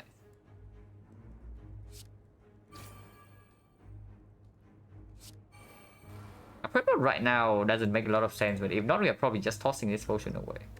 So do we use it for 2? Pretty fishy. And our HP is also approaching the operation range. If we do piercing wheel here, we take exactly 8 damage. So yeah, we go to 30 out of 60. So perfect HP for operations. Right here. Seems decent. But I don't know, do we actually want to take this elite instead? Because here's the problem. If we go to this question mark and go to this file to take a late elite, we go to only 1 late question mark in the act. So lower chance to get Colosseum for sure. And we still only take 2 question mark. If we go here, take the elite first, and then the 2 question mark we take in the act is late to odd. So yeah, Colosseum high roll. But that's about it. I mean, probably all depends on what happens after this fight, whether we get a good potion or not. Or maybe some card rewards. Coffee evaporation. Nope, well, no. You don't realize the value of this potion. You noob the wheel right now to block for 6 when this potion can block for like 200. So let's not. We don't use a potion that blocks for 200 for 6 HP. Especially when yeah, we are still in like operation HP range. So yeah, just thinking about how about using this potion for like 2 HP.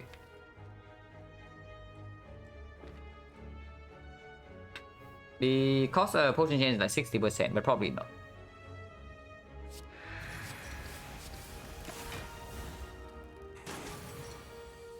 Again, yeah, pretty rude, but we can block this with 2 block cards.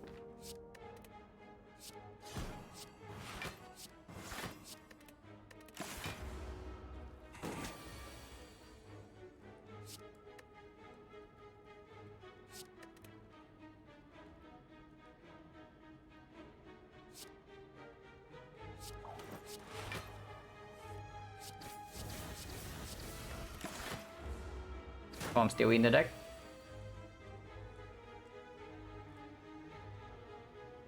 Probably never playing PK. We don't need the PK damage like ever.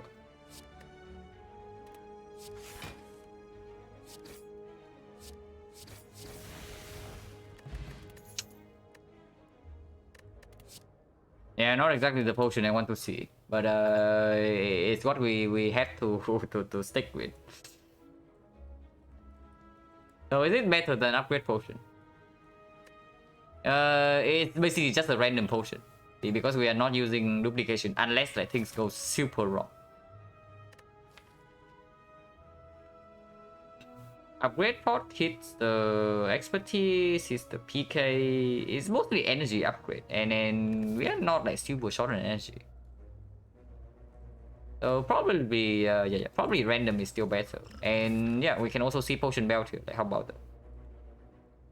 And going right is probably better. Gives me more information after the first question mark at least. And I don't exactly want to take this. If anything is prepared into an upgrade, but we already have expertise upgrade. And then afterwards maybe we can upgrade footwork. Or if we see apparition, we also maybe want to upgrade apparition or the weather plans. Ah, not apparition. We can like double prepare for the apparition with this burst, but probably not. So I guess it's just a card remove. Just enough money for shard. Okay, interesting observation. And yes, you are not wrong. We do have enough money for the shard. And yeah, earlier today I was thinking like Nightmare Red Form is like super broken, but what about like dual wheel Red Form, you know? And then yeah, you can get dual wheel from the shard. Okay, probably not. Burst is not exactly super mega good at the moment because yeah, it's like Burst Alchemize and then Burst Expertise is useless. Burst PK is like, okay, but not really. Shot for the Juggernaut dream or Tantrum, yeah, sure. I don't know, Juggernaut's probably not a dream. I mean, like, Juggernaut's not even that good. Probably just take a card remove. Like, you see how badly you can draw in the first few turns. And the first, after we get set up, we are like, actually quite strong. With two the stress cycling and an efficient block from the football. But before we draw into our powers, we are like quite bad. Why is burst so expensive? Yeah, it's a rare card that's not on sale. It's still cheaper than Glass Knife. So this is definitely not the highest possible it can roll.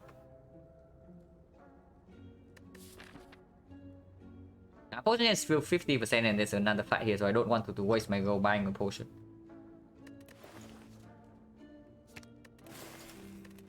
Also, yeah, the classic, by the way, when you have Golden Idol, Bloody Idol never shows up. That's a classic, everybody knows that. Glass Knife plus Akabeku cannot be better than the card remove, right? Because you say Glass Knife Akabeku, do you really want to draw this card on turn 1? If anything, I can see the deck is spray Akabeku. Because right now our AoE damage is abysmal. Besides this card. And this card is not exactly insanely good on its own. And we do need damage to kill this fight. We do not have like overwhelmingly strong single target damage. So we actually need to kill the minions in this fight. And Yeah, killing the minions without any AoE damage whatsoever is really difficult. Unfortunately, it's only the dagger spray minors, and it costs freaking 50 gold.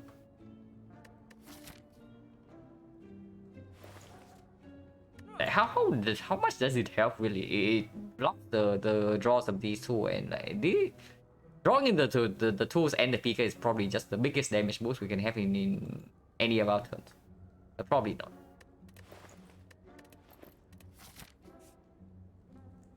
Here is strictly better, because we are never going to this fire, but even if we go left, we still want the question mark instead. Yeah, unupgraded and neutralized, not so good. I mean, this relic is nice, but yeah, now I kind of want the freaking Quivering Cloud back a little bit. I don't know. Do we actually take this edit, or do we just go for maximum question mark? Because right now we have no answer for the automaton, unfortunately, even with red form now. Yeah, the great with just one with the classic. Like we go in, we upgrade expertise, and then when we take the elite, take one question mark, and take 2 more advanced hallway fight. The value of advanced hallways like go down already with the potions being full, and I don't want to toss away this potion. And advanced hallways are freaking nasty. And then like don't forget, we still cannot heal. Yeah, sure, we have pantograph, but pantograph doesn't heal, magically heal you to full. Elite will obviously give his sense murder the goal, right? Yeah. Elite can also give me like a nightmare or something, right? And then honestly, that's the real reason, because the rare cut chance is high here. And yeah, a second nightmare, a second red form or nightmare will probably solve a lot of problems.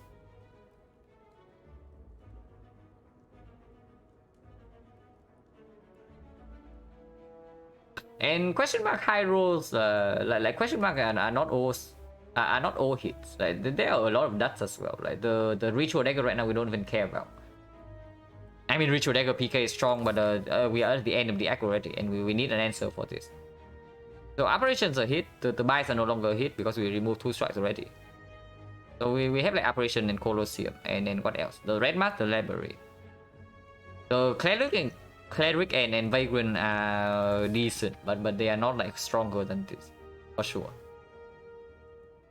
And there are also a lot of misses. I mean, Bloody Idol, yeah, sure, but Bloody Idol sustain doesn't help us beat this fight. It's a good relic, but it doesn't help us win this fight. Every time I come here, see, not every damn way. Yeah, that's the way we do it. Jump plus again, our favorite card. Yeah, our favorite card for sure. So yeah, there's only like a Operation Colosseum and the library. I mean, Red Mask Gang is fine with the paper crate, but not even that good. It doesn't do anything in the automaton fight. And then right now we need automaton answer somehow. Probably red form might get us there, but not always. The only problem with taking elite is, of course, like maybe sometimes we also have to freaking duplicate a red form in this fight, and then that's bad. But we know that this fight is not slavers, so potentially a little bit better, because we do have one piercing well to block against both the bow stabbing and the gremlin leader. And that fight does not, the elite fight will not take away our artifact, so we can always slam red form immediately and then block for 3 turns and still can block afterwards. And yeah, we have expertise upgraded, so we have decent card draw with 5 energy. Like, what can possibly go wrong? Yeah, indeed, what can possibly go wrong?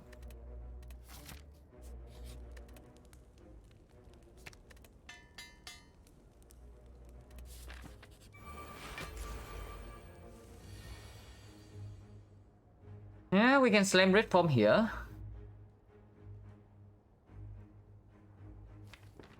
I mean, nothing potion will probably mean that we should have used this potion before, because I probably want to see what this is and also use alchemize if this potion turns out to be bad, because I want to preserve this potion for automaton. So let's open it right now. Oh, that's a good one. Man, this potion is so freaking good now. The potion, this potion was not like the super completely insane deck one because we did not have so many good cards. But now is a different story. But I guess we can still use this in this fight to and not use this from this turn. But we are not failed, but blocking through this fight normally is also not that easy. But basically, with liquid memories, we can actually draw first. If we can kill this in the fight, there is a lot less troublesome though, because we are not failed, we have Thread Needle, and we have a footwork. Yeah, if things go wrong, we can always use this.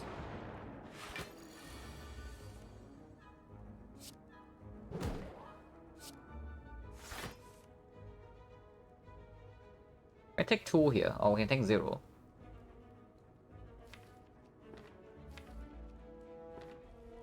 Uh, 2 HP, 2 HP, and then potion chance right now is like 50%.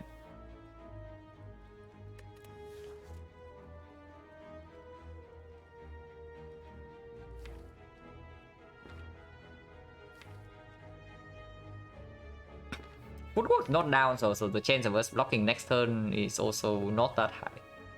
Yeah, because we still need to block for 22. Man, this potion is so freaking strong though, into the edit.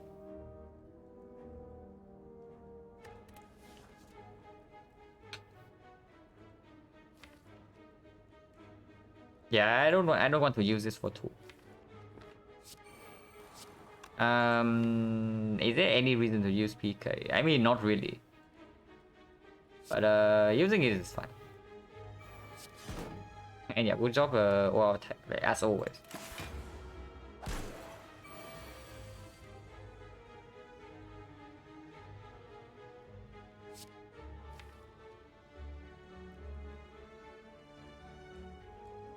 If we do survivor, expertise, footwork, defense, that's not enough.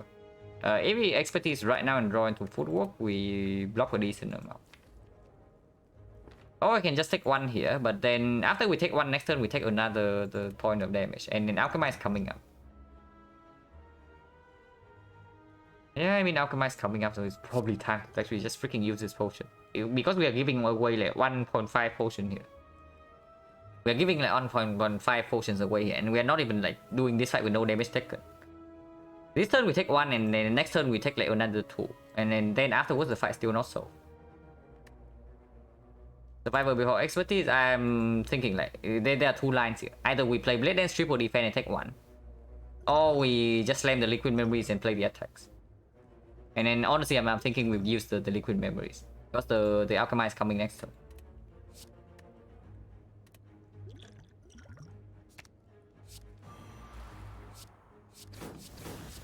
Oh, this turn.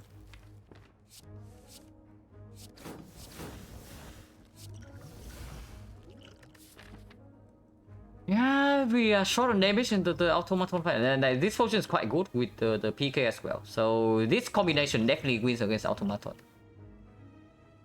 This combination definitely wins against automaton, but that would mean that we need to do these 2 fights with no potion use, and that is like extremely fishy.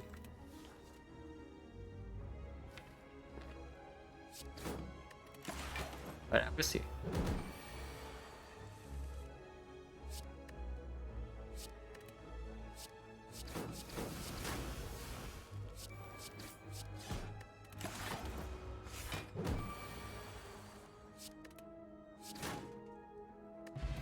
Potions of 60% potion chance and then complete charge. We don't pick this. Yeah, question mark still stronger than advanced always, especially when we have a potion that we don't want to use in this fight. I mean, we probably don't say no to this. We do not lose any current HP, and it is definitely an answer for the automaton. Yeah, we don't lose any current HP, so it's not even like make things riskier for the edit.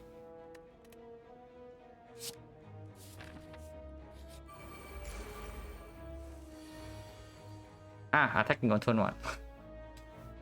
They are very aggressive. If nothing else, they are extremely aggressive.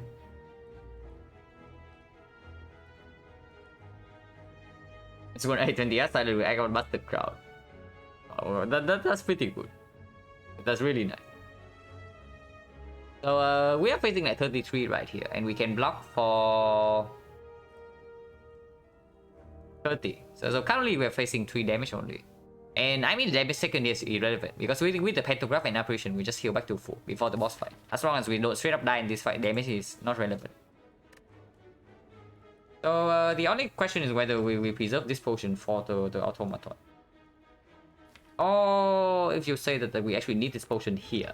And maybe we need this potion here. If this is the book stabbing, I think we can get away with like only 60 intangible and a piercing will. But Gremlin Leader with no AoE damage, like maybe we actually need to pop this potion. And yeah, now that we have duplication potion on red form and the 3 apparition, 9 turns probably enough for the automaton. Is what I'm thinking. I mean, hopefully it's freaking enough.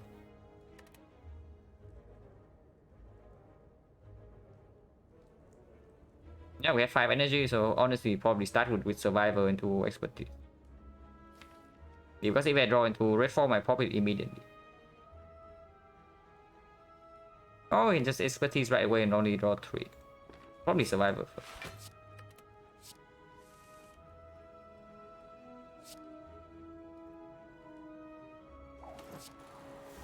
And yeah, do not break Akabeko because the Akabeko or attack is coming.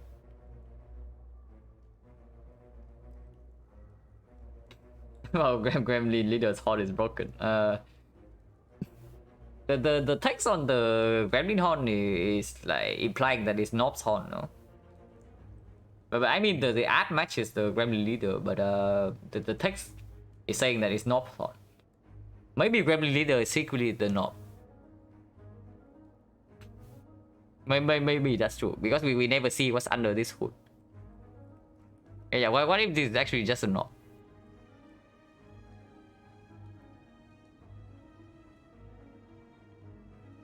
But yeah, count this potion. Especially when we use one apparition and make no progress in this fight. Do not want to draw, because drawing into any apparition right now is a dead card. And this card's probably good enough in the deck. We really need more card draw.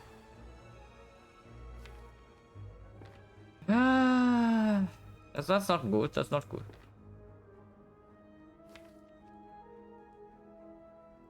So the trade is not online, so if we only play apparition here and pass turn in order to preserve Akabeko, next turn we need to draw into intangible, or she kills us.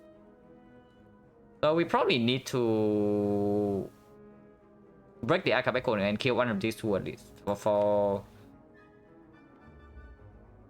in case she attack next turn, we still reduce like 15 damage taken. And maybe we can block it, because we also have neutralize with paper crate.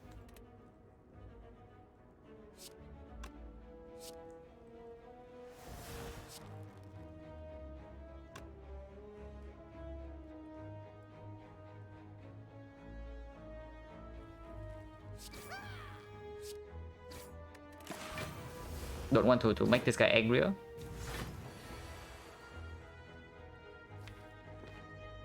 Yeah, we draw attack to get with this. So looking at it, so I'm happy that I used the freaking cultist potion. At least. But I guess we just pop all the apparition. And red form as well, because artifact gets blocked. So now we go all in. We PK double damage. And yeah, of course right now she summons Fat Remedy. That's like the classic.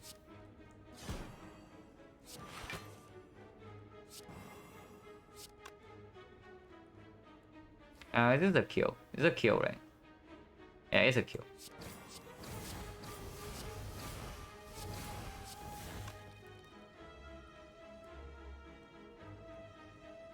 Deck looks slightly below par, can't really land PK that often. PK reform. Yeah. The deck's slow. It needs more front load card draw. Because after the tools, the trade is down, the deck's actually not bad at all. We exhaust down all of these.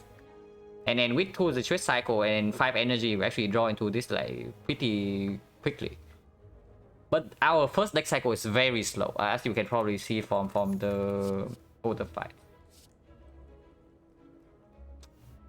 Yeah, paper crane with freaking Malays, but he has more card draw for us. I mean, it has to be paper crane with Malays, right? There is no way picking backflip over Malaysia is correct. I refuse to believe it.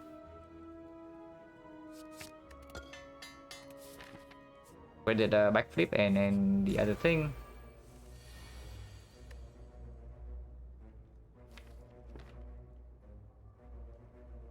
Yeah, oh, I have to offer together. I mean, I am not so sad about the reflex, but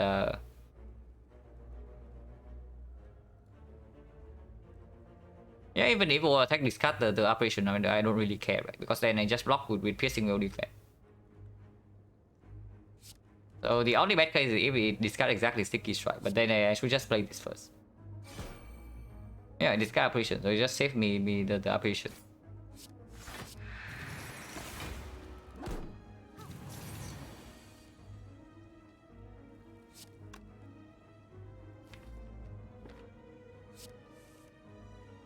Yeah, draw first in case we draw into this and nothing else, and then I just pop the red fort.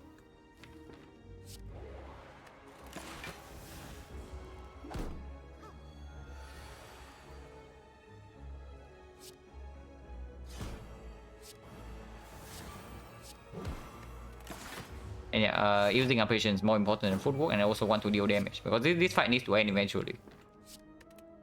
Ah, excellent PK turn coming up. Can only tell.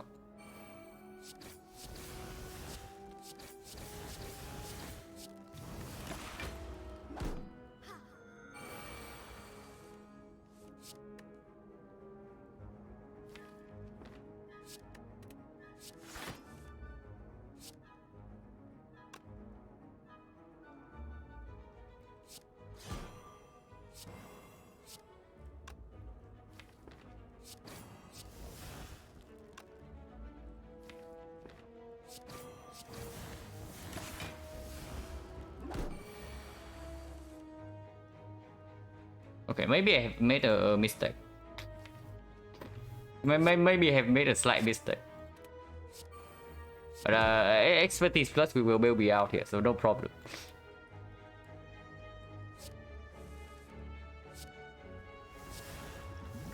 Liquid memory is good. And next time we always kill.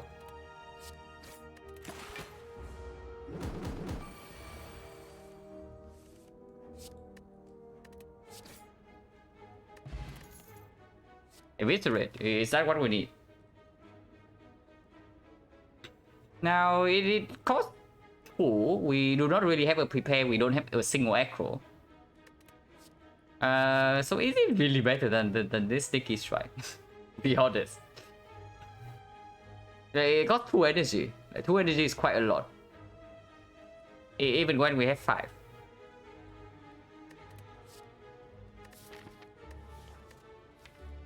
And yeah, also kind of needs an upgrade me before it deals like very good damage.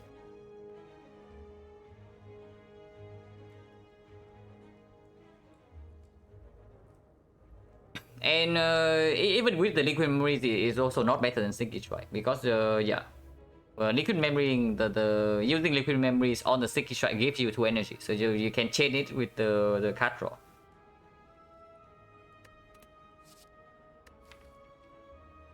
But I honestly I don't even think the second sticky strike is any good. Probably looking like a skip to me, if anything. So we skip it and we upgrade. Honestly, probably upgrading the tools. Now that we have like the massive cut draw from the expertise plus. I say massive, it draws like 4 or something, so it's like basically an acro. That doesn't draw after we draw with backflips.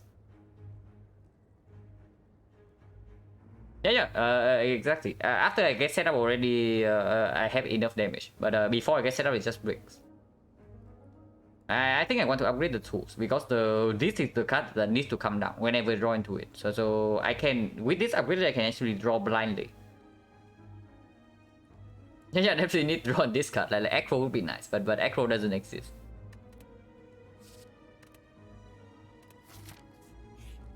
Yeah, I think I upgrade the tools because this needs to come down. If I miss it in the first cycle, like it's terrible. And then upgrading these only give me a small chance to save them.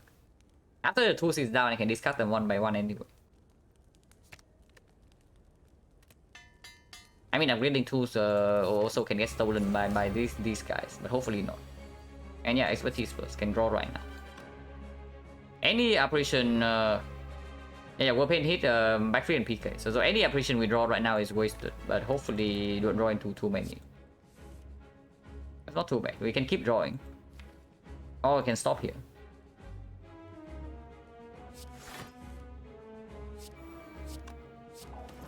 Yeah, definitely want to keep Akabeko PK for next turn. So we just Malays here to strip artifact.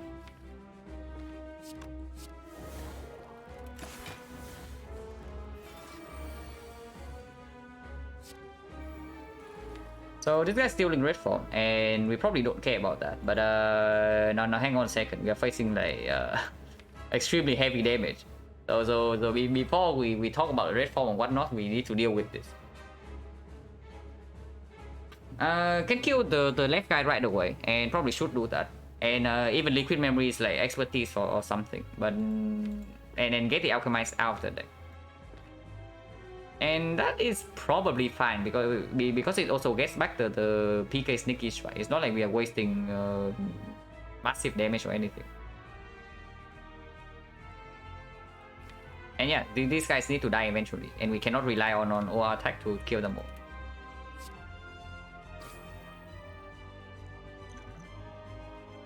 Wait, no. If we get back expertise, then it's not a kill. Or we can just leave this in the deck and then take 2 damage. And maybe taking 2 is fine. And maybe taking 2 is fine.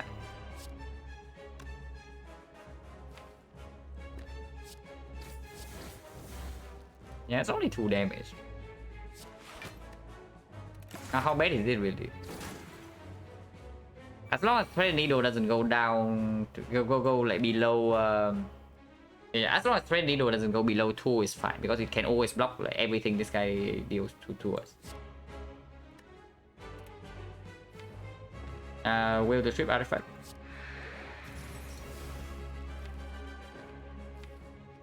And probably also kill this guy, yeah?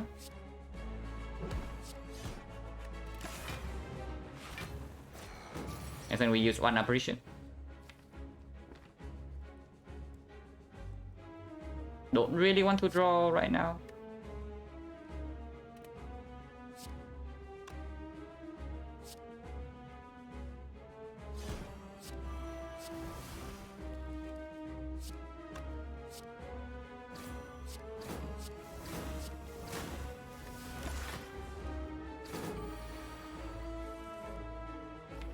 Okay, I guess we had to pop both operation this turn then, for the hyper beam coming up. But we still have the duplicate red form and liquid memories.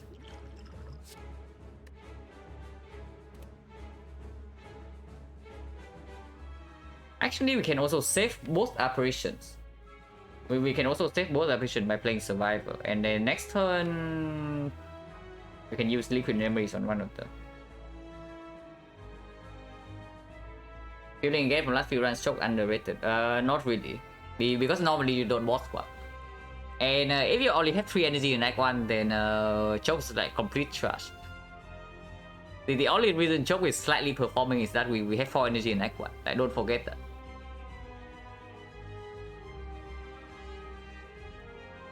And yeah, when you have 4 energy, then a lot of things like become better. The choke becomes better, the skewer becomes better, the dash is already good, but it's even better than before. Liquid memory is probably... I mean, saving 1 apparition is so freaking big because this guy only attacks like once every 2 turns. Maybe just save apparition. We will probably choose just save apparition.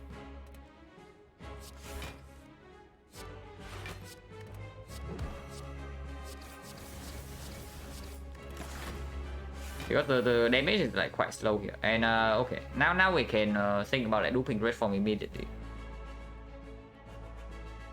We can never block this hit, so the intangible has to happen. So is it loop red form or is it like liquid memories on the apparition? One of the 2. Honestly, I think duplication is like probably stronger than this. Yeah, duplication is probably stronger than liquid memories. because it straight up gives us more intangible. This thing gives us intangible when we want it, which is arguably better, but not when we don't have enough damage, right? And in this fight we don't have enough damage at the moment.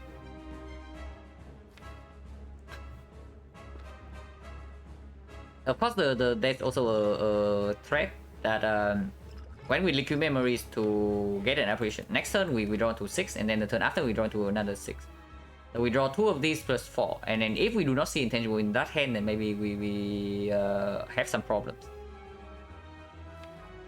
But with the card draw we have in our deck, like, probably not happening. And we also have two dexterity with the paper crane, so any neutralized draw will also block. That's probably fine. I mean, we just toss this away, yeah. There's also another line where we just liquid memories this red form that we discard.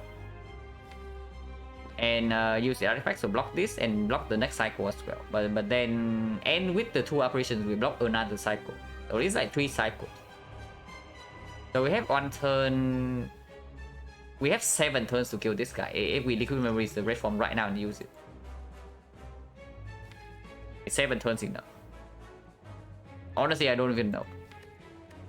Because it all depends on, like, how the PK performs. And honestly, liquid memories using liquid memories on the apparition is just less stressful, because the red form can always pop whenever we draw into it, or if we don't pop it, it doesn't exhaust. But if we draw 2 apparitions on the same hand, the tools of trade cannot save both of them.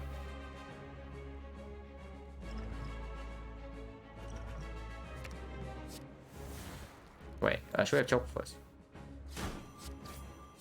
I lost some damage. Skill potion.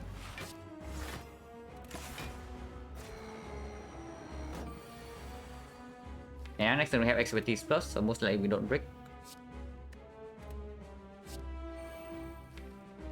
Oh, we can also expertise right now, but that's also weird. How many hours do I have in Slay Spy? Slightly over 2,000. That's slightly over 2,000, not 2,100. This is a PK turn. We were facing also 40 damage. Play this first so we don't straight up die, and then we can expertise. Okay, apparition is here. Yeah, PK turn, good PK turn by the way, no damage.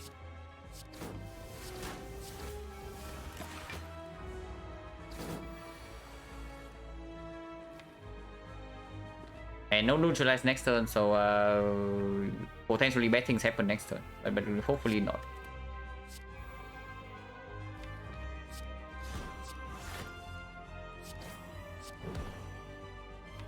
Because we still have this to block for 10 in this.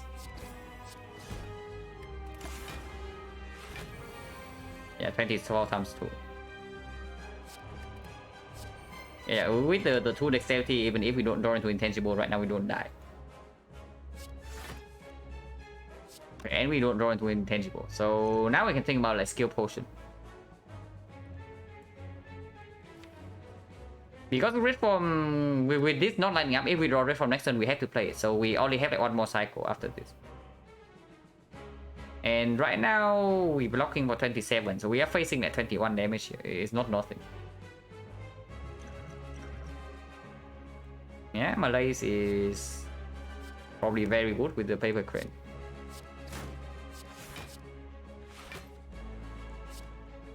Goes down to 23, and 23 times 6 is like 13.8. So we take no damage if we play Malaise for 2 here. It's probably fine because it also makes the weakness transfer over to the next hyper beat. So sometimes we also don't need to play red form yet.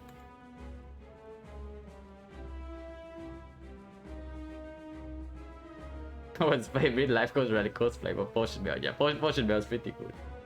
I like the impervious. Like whenever he sees the impervious, he will always do like the do. Then that's really funny to me. So 23 is enough. We don't need 22. So the 1 strike here is fine. But no weakness on the hyper beam turn. For 12 damage.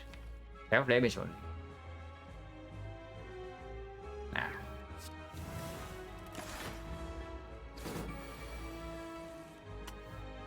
Okay, so we are out for like a decision here. We can pop red form immediately, or we can neutralize the hyper beam, and the hyper beam is going to deal 70 damage, but with paper crane is only 42, and 42 we can block. For 42 we can actually block, and we still have expertise to maybe draw into this red form. Because if we play the red form right now, we are also losing out on like so much damage. And yeah, we need to deal damage at some point, so let's freaking deal damage.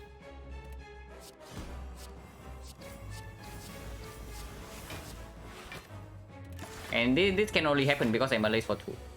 Yeah, it's only 68, it's not even 70. Yeah, we draw into red form anyway. But now we can red form.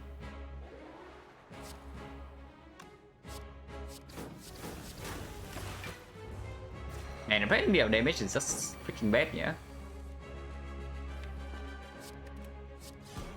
We need like one more card draw, like one act draw or something, for it to be good. Another duplication potion, and yeah, burst apparition. There's burst apparition, or there's like CE to solve our AoE problems, because apparently we are pretty bad at dealing AoE damage. But who needs AoE, right, when you are intangible for like 10 plus turns? But the best boss rally in this Titan pyramid, that's probably pyramid. Especially if I pick up this burst, which I think I am. Over the CE at least.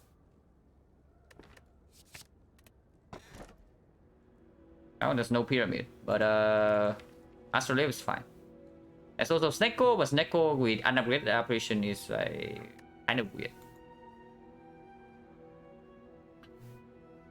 Snecko is strong. Maybe not so strong because we made like energy upgrades already. Astrolabe is completely fine. There are a lot of hits, and we still need more things, so not busted crown, and we cannot even use energy anyway. Like right now, the constraints, the card draw, are not energy. At least in the elite fights. In hallway fights, maybe it's different. But strikes are like such complete garbage. We just get these out of the deck.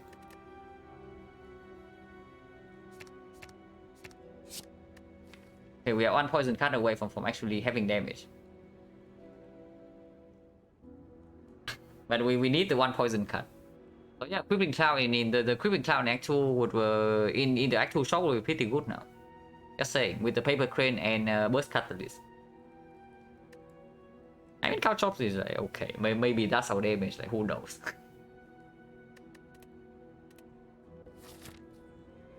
Yo, VM service. Thank you very much for the Prime sub. Thank you. 4 elites. Yeah, 4 elites before the shop. That's also excellent. We do need to recall, but with the pantograph and then with this this amount of max HP, we don't really care. Question mark before the shop is good though, because gold nano can be exchanged for gold, and then we just have a massive shop here. Yeah, there's also setup expertise. It's actually a combo. Like you're not wrong. And then of course we can also set up this freaking red form. Yeah, setup expertise is a real combo. No kappa, and then it also can save some the apparition sometimes. Also set up sticky strike, the infinite energy combo. Man, card draw would be so freaking good. We need more card draw. But yeah, for elite pass probably fairly clear, at least up until this point. But most definitely we are going into this shop and go to this city. And then this city is also clear because we also won the fire. And after the fire we are forced into this city. And afterwards there's no reason not to take the city. So we're just going to take 4 elites. Or die. But hopefully we take 4 elites. An Ionic fan of setup expertise. Yeah, I think expertise is a really cool card. I think expertise is a really cool card when it works. I have picked up like a couple of times before, and whenever I pick it up it delivers, but it just feels bad. But expertise feels good. Setup feels bad, but expertise feels good when it works. I don't know why. See, it would be good here.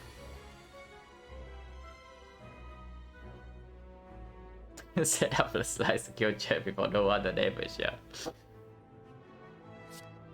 The chain fight allows for some like really wacky solutions. I mean, we don't need to even play apparition, so let's not. What if we just freaking loop the apparition right now? Because yeah, there's no guarantee we don't get completely wrecked next turn. And we had to loop pause and then alchemize. So we also don't want the alchemize to become like a slime in our deck. Yeah, next turn we can be hit for like 40 plus and no guarantee. So the trade not down yet, expertise not guaranteed to be drawn, and the deck only has 3 cards to actually draw.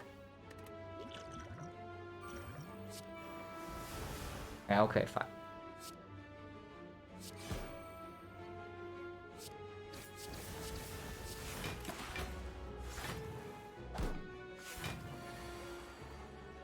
Okay, would not have been completely right, but was close.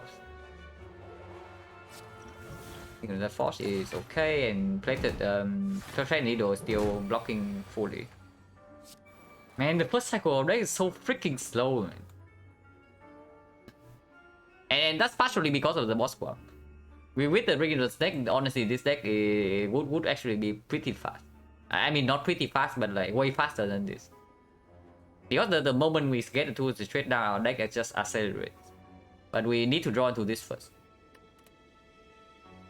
And yeah, right now we're just at the mercy of like the first few draws, which is not good. It's not a good thing at all.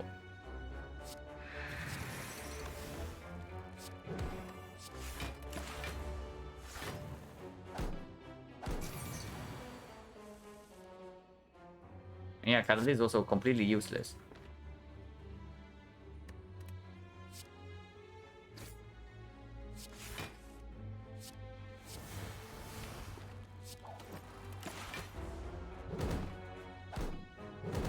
And yeah, we are almost through so basically we have played like 4 turns. This is like turn 5 or something, and then only now have we finished setting up.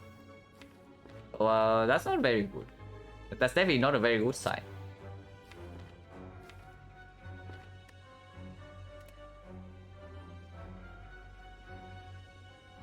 Honestly, probably toss is the way to draw into it again, because now I want to draw into damage.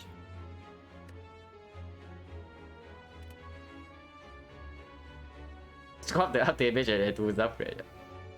Grabbing poison stapler. No. I pick before I pick poison to work with the freaking burst catalyst, I pick cut draw. I need cut draw more than anything right now. Because you see, right, we don't even have a well-laid plans. So you have one poison source, and then how often do you actually line up burst catalyst? Not really often. Our deck needs a more consistency at the moment, and then we can think about like any poison source.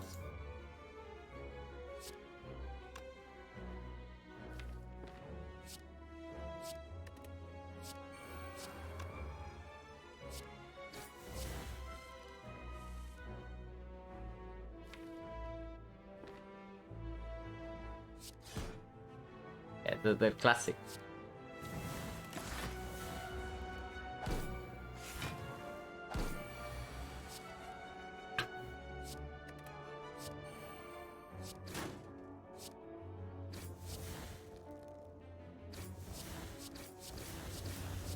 I mean, I guess cow chops are AoE damage. Apparently. Yeah, Destruction Plus, we do have a freaking burst in our deck, but I don't know, it's probably bad. It's probably bad. When we have like this low HP and then we need to draw into operations early on, and the tools. It just breaks. And yeah, again, it also needs to line up with the burst before it's decent. And we do not have the consistency to do that at that moment. So no reason to. But this has to be better than Blessing with the Forge. Because yeah, if we break on Intangible in an important turn, we die. Right now, we simply do not have enough cut draw. So this is like digging 3 cards deeper into the deck. And even easily playing red form is not anything bad, because we have Clockwork Souvenir. Question mark first, in case we get stronger from this, is probably good. Yeah, exactly the event I'm looking for. Now there's also some shrine garbage, so yeah, no more events for me. Oh my god, this...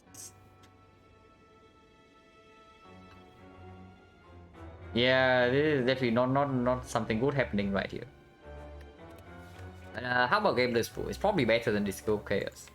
It's still not good, but it's probably okay.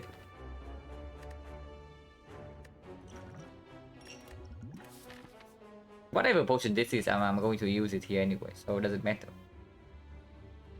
Actually, Gameless Fool maybe I can keep. Innate tools. Yeah, Gameless Fool maybe I can keep, because this potion can probably bail me out in any fight. For now. Next week I'm going to echo backflip reflex. The reflex not even that good, but I will take like 3 echoes. Or maybe 2 echoes and then and then the backflip would be and then the reflex would be fine. And yeah, tools is down, we have not advanced the fight at all. If we don't want to draw here because we don't need intangible. That's complete garbage in this fight. But we don't want to play backflip, so we just exhaust this.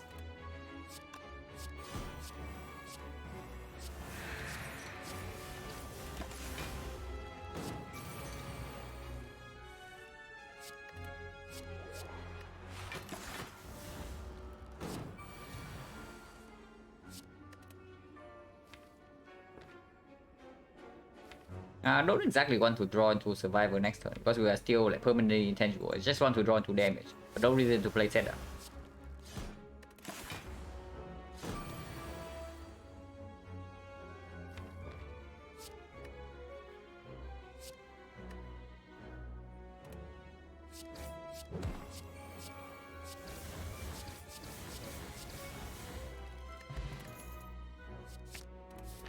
So that helps our damage a little bit. It's not cut draw, but it helps. Especially since our time is limited, and then yeah, okay. Gameless Rule is waiting for exactly this moment. How many do we gamble?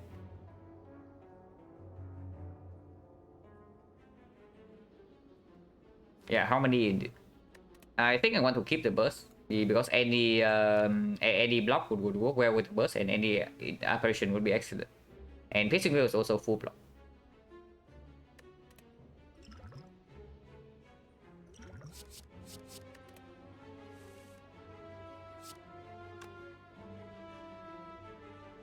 I mean, how the hell do we deal damage in this fight? Without like... Yeah, I guess we have to try to light up PK Terror somehow. Yeah, we had to light up PK Terror somehow. And Red Form's floating, and yeah, Red Form's gone already, and Tools of Trade is not online yet. So either we pop the Red Form immediately, or we burst Apparition, and hopefully 2 intangibles enough, and then we will redraw to the Red Form. I think this fight is going to be quite long, so I don't want to use the Red Form immediately. And I do not want to really attack here. And even save Akabeko for like PK Terror or something.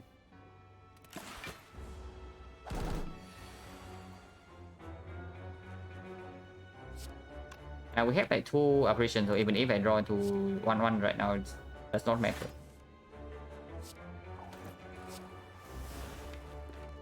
Piercing Wheel probably can be exhausted because the melee is coming up. And there's only 1 attack from this guy. This guy already has 1 multi-attack anyway. So that fight has not advanced at all just because we did not draw into the tools. You can probably see the difference between this fight and the Walker fight where we top deck the tools. When we top deck the tools, our deck is actually like somewhat okay, speed-wise. At least with the Paper Crane and the maximum melee, this guy is not going to hurt that much. Hopefully. And yeah, exhaust the Catalyst, if anything.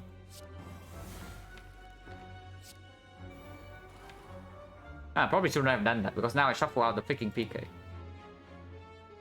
Yeah, I should only just draw 4. But did not really think too hard. Because I was like tunnel visioning on redrawing into the burst to burst this operation. But that's just bad. If anything, I should have discarded this operation. Yeah, because this turn I don't even need it. I mean, whatever.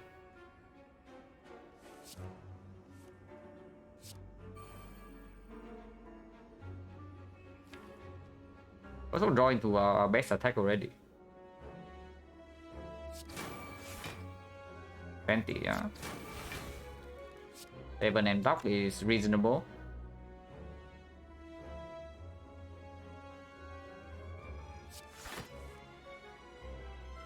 And we don't need to play Apparition right now, so we can get Alchemized out of the deck.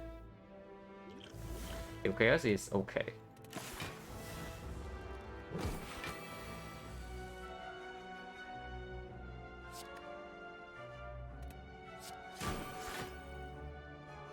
Man, debuff is bad, but next time we have Red Form.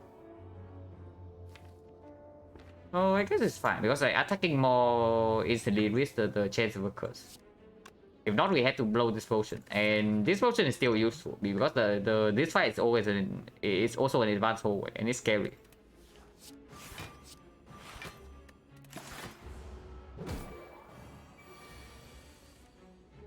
Yeah, I can even set up freaking Red Form.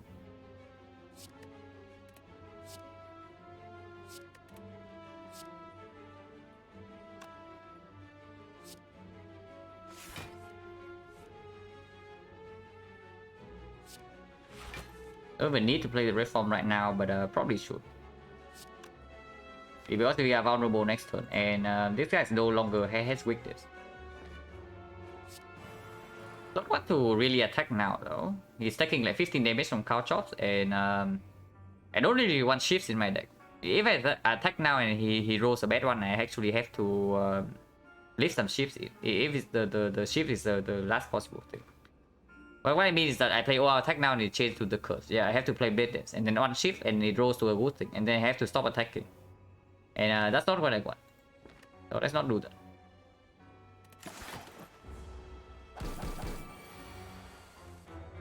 Okay, it's here.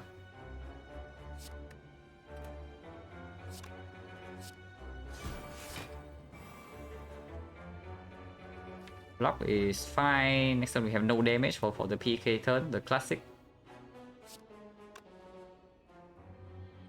Malibu here we change to 4, so Sticky Strike here means that whatever intent this guy changed to, I cannot reroll, so that's not good. Which means if anything I attack with the neutralize.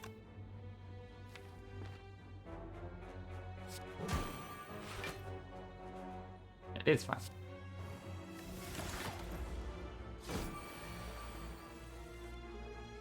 Yeah, good PK turn.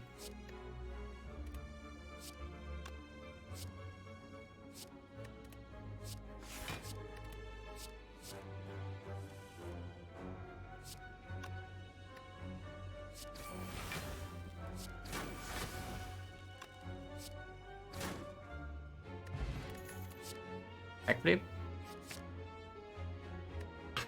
I mean, backflip is nice and all, but it only blocks for 5, so after intangible runs out, we are still not having real defense. Maybe we can upgrade footwork. Colorless pot versus Distill Chaos probably cannot be, right? When our situation is like this.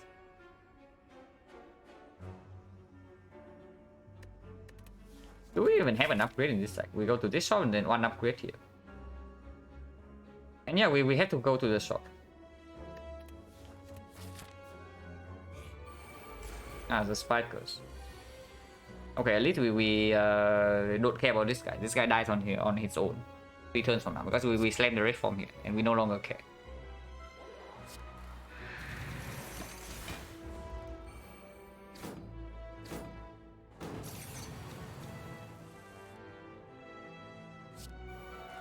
Set up a sticky strike, yeah?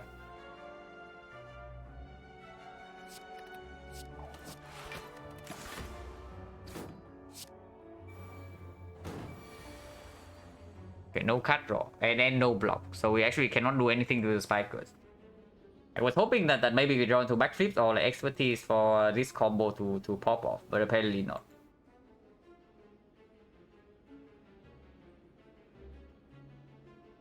So once we kill this guy and then we have nothing against the spiker. Yeah, maybe this is our spiker solution. The Steel Chaos cannot be used in this fight. But do we reroll the Steel Chaos? Yeah, Cow Chop's our spiker solution. But we need to also block for 9 at some point. Catalyst wants to be exhausted. So do we? We probably still deploy Terror here. The burst goes away. Just like this.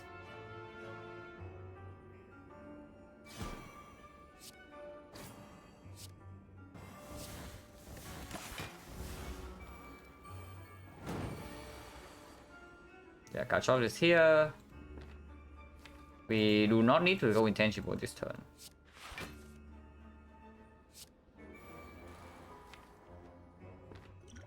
Man, again we draw into like most of our blocks, so there's only backflip left. Even if we are intangible, we still need some block, otherwise we take 1 damage when we attack. They can block for 9. Most of the time, yes. But if we don't kill one of them, we eventually need to block for 18.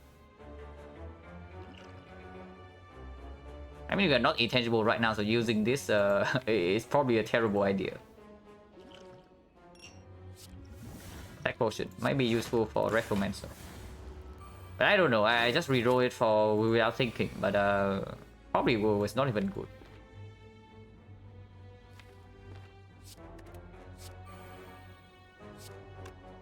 If we appreciate now, we always draw into the backflip, so... But we shuffle out the attacks with PK. Probably was just stupid. Probably was just stupid. But I guess we can attack next turn. That's not too bad.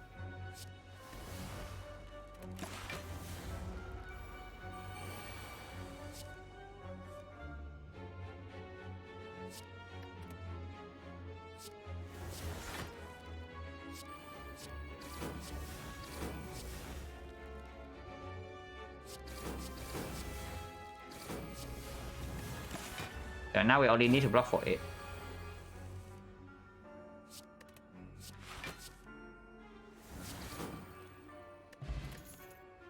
Another backflip or bouncing fast for our burst catalyst. Yeah, maybe our damage is also sucking a little bit. So bouncing fast instantly opens up the catalyst plus as a real card, and we already have a burst, and we do have energy, and we did pick up another backflip already. I mean, at some point the fight also has to end. Relying on physical damage right now seems way too slow because yeah, we need the tools online, then we have to draw into the PK, we have to draw into the freaking terror, and we also have to draw into some other nonsense while still playing Operation. And we are never removing this catalyst. If anything, what is our next remove? If anything, it's probably a defense. Yeah, removing a defender at this point seems fine. Man, this deck is so weird. This deck doesn't look like the cards are bad, but it feels very bad to play.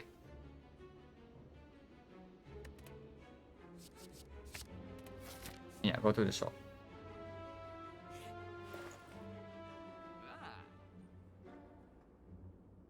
Nothing to do here, so we just take a card remove. Tactician, not exactly what we need. We need reflex, not the tactician. And honestly, I would just like an acro. And we had too many upgrade targets to even consider this deep breath. Medkit? Probably not. Medkit doesn't really play until the second deck cycle, and by then we are already in a decent shape. Normally. We need something that helps with the first cycle, not the second one. Yeah, defense remove seems fine. And we only have 1 upgrade. I would definitely like to upgrade both the footwork and the burst, but at the moment we can only upgrade one card. So it's probably still the burst to maybe line up like burst bouncing fast, burst catalyst, or maybe burst a defense into burst melee, or of course like burst double operation.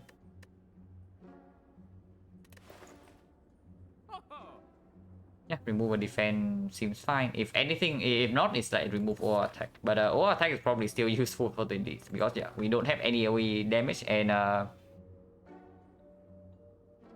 what if we just don't care about the Retromancer daggers at all? Well, what if you just go all in and say the 6 turns we kill? Because it's not like this will kill the daggers. We also need this like with Akabeko or PK or something else. If not, we are just leaving the daggers like barely alive. And against the Awakened one, definitely the defense plays more than this. Or even like Time Eater. Time Eater Awakened one, even though Reneka, the overall attack is also just like completely useless.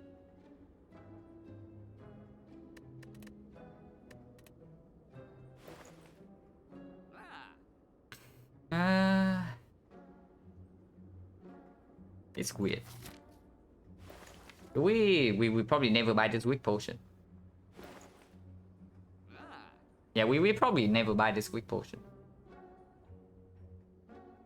Because the if it's Retromancer, the attack potion will also play. And attack potion can give us weakness anyway. And we have the intangible and then Malay's neutralize now. What if we need a second weakness source? Yeah, because right now the only weakness source we have is like unupgraded neutralize and then Malay's exhaust. So after intangible runs out, we actually don't have weakness with the paper crane. So is it ever sucker punch by him? And buying sucker punch in freaking Act 3 shop unupgraded, really, when we are facing like 4 elites with 6 intangible in our deck. That seems weird. That seems really weird to me, but maybe it's correct. I don't want it to be correct. And maybe it's not, because after we get set up, like we get to burst catalyst like fairly decently. Now that we actually have passive poison.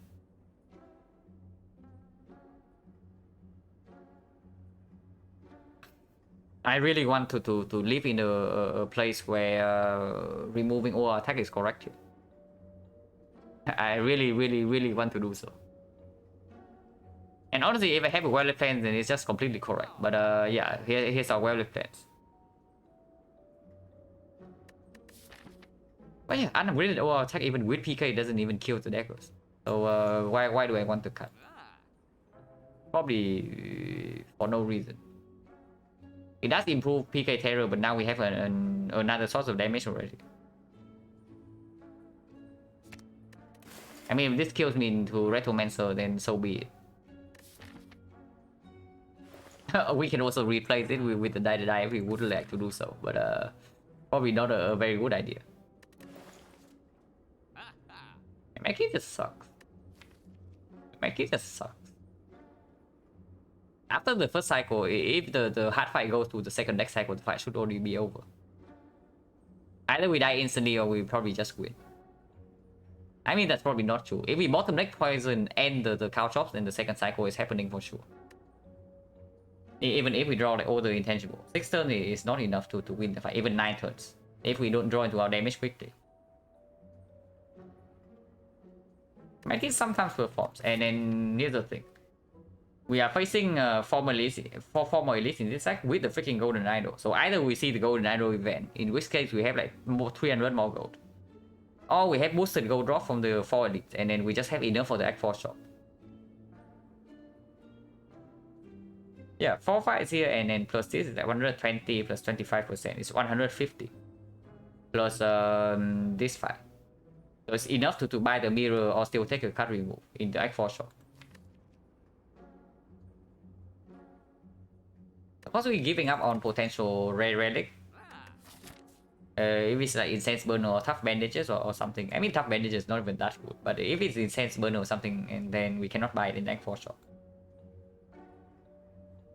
And maybe relic and a potion can also be the thing. This relic sucks. Like, why the hell would I spend money on it? If anything, I spend money on this freaking sucker punch. But not really. Probably not.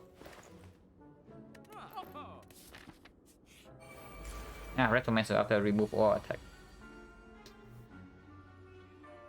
So yeah, tense situation. Probably backflip. footwork backflip is fine because afterwards I can still... But backflip first is also fine. We only need to block for 14 here. So backflip footwork defense will also full block. Well, worst possible draw is one apparition and nothing else. It's worst possible draw because I don't need to be intangible next this turn, but I need to be intangible next turn. Tools is very good. And this is enough block already, so we can Malay recommend so. Okay, we'll still preserve.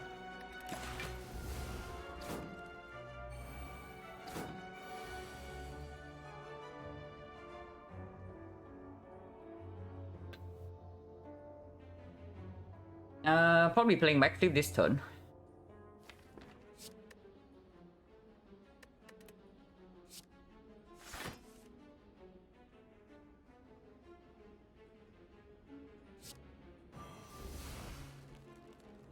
Yeah, I can backflip again because we draw into anything we don't want to play right now. We can set up, and this will always be played.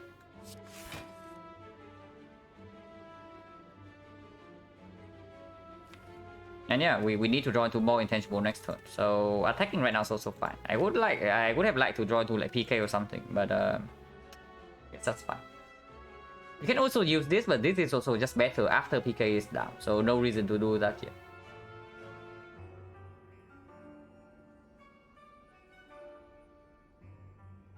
Yeah, you just sticky strike, cow chops, apparition, then do not set up on anything.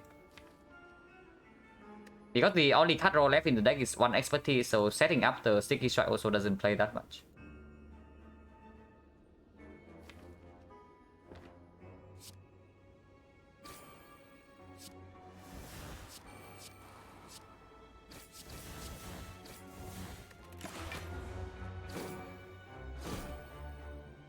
Yeah, Crop of Souvenir prevent the wick.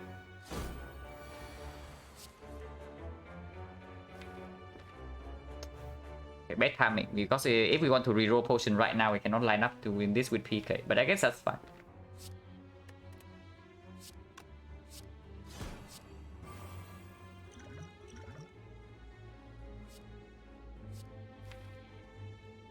Yeah, flying knee is okay. Because we might draw into expertise next turn and then energy plays for sure.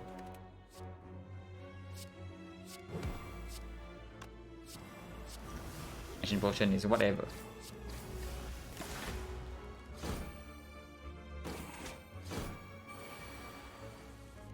Yeah, we just kill this turn.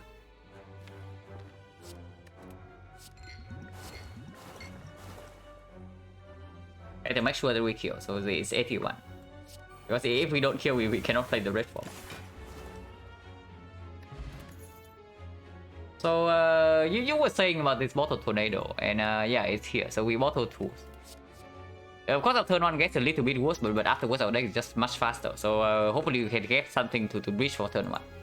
But bottle tornado is definitely a good one.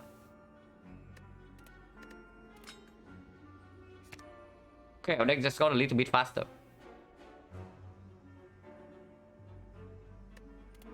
How about another expertise?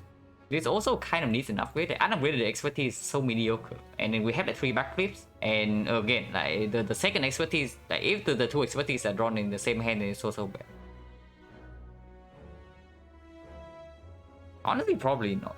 Because we have 2's bottle already. I mean, 2's bottle doesn't change anything. If anything, it makes this better. Because, yeah, if we draw this on turn 1 with the 2s, we play the 2s and we draw 3 cards. And we can draw into our intangible. Okay, what's going on in the chat here? Why is everybody typing like exclamation mark stats? No, it's fine. I mean, remove our attack, there's no way we pick this, right? Because we just face the Retromancer as well.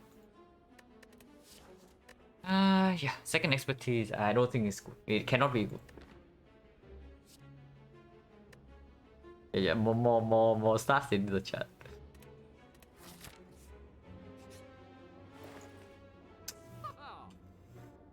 Oh, okay, we are getting like a little bit trolls here. We just spent a freaking gold, and now the merchant is here with the membership card. But we have the golden idol. We have golden idol and still 3 elites to come, so this is still positive, unfortunately. Unfortunately, the membership card is still positive, so we probably still buy it. What about the Noxious Fumes though? With the bottle tools are trade already, I don't think we need the tools even with this being the only poison source, so a second source will be decent.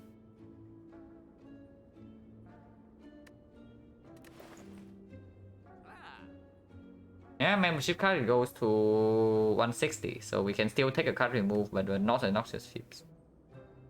Or we can buy Fume Sucker Punch.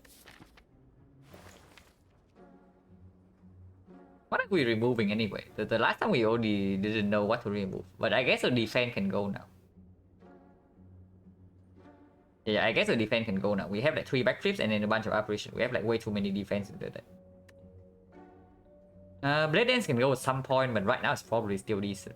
Because if we face Awaken 1 or yeah, just Act 4 Elite, we also need to deal damage somehow.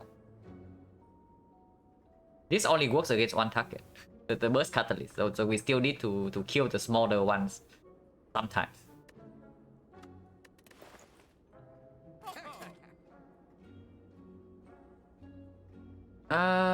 What about Good Instinct? We can also do Good Instinct Sucker Punch, but block density is like way too high in that case. Probably not.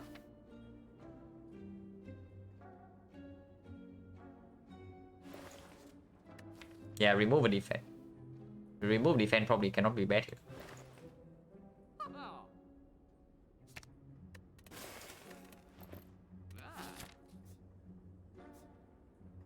And there is no way we go here. So... But also there's no way we go here. So I guess this is kind of better. It doesn't matter. We're going here anyway. Oh, big chest. So no gold and then a relic that probably is not going to be very useful. Because if we take damage in the fight, probably we don't we don't go below half. We probably just die on the spot if we take damage with this deck. But maybe it can be useful. And also we have Pentagraph, so it's not even useful in the boss gauntlet. I was hoping for like gold or something. 50% of the time we would have gotten more than 100 gold in the chest, but no shot. And yeah, here's the freaking Nemesis. Wasting 1 apparition is really bad. We're wasting 1 apparition, it's really bad. Because yeah, next turn we can be hit for like 45 and we have no guarantee. At least our deck has a lot of block. And we draw like 6 cards. I'll probably still attack. I don't really care about Akabeku in this fight. And use this. Could have duplicate for total safety, but I think that's playing like way too safe. And yeah, we can set up the catalyst right here. If anything, and then burst the Malaise, which definitely works because with the burst Malaise we do not ever take damage from this hit, and the big hit will also not be that big. So I was just trust talking this mid on the bone, but if we had to face a big hit without intangible, this might play. Yeah, burn 45, but no 45 here at least.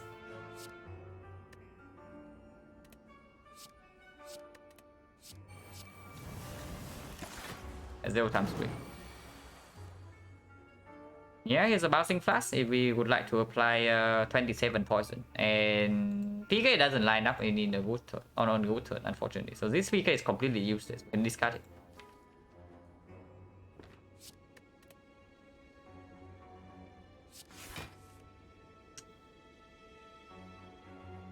Yeah, pretty sure not a good turn to see it.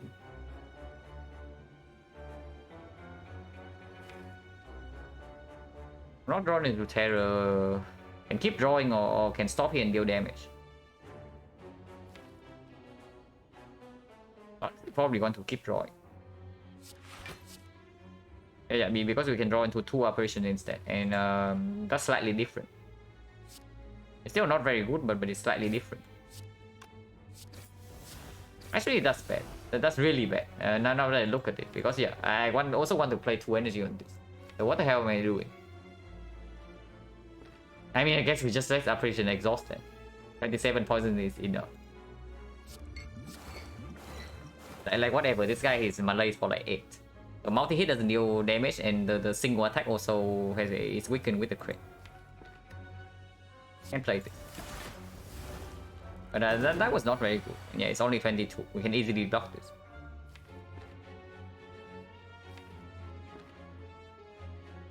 Action Potion probably not very good.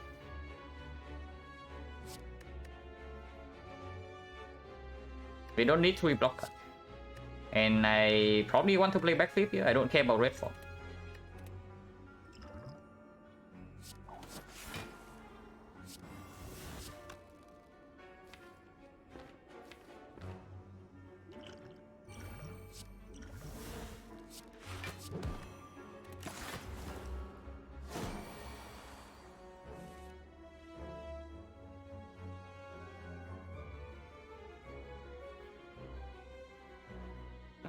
Probably discard a Sender's Bane. The fight is not going to last that long.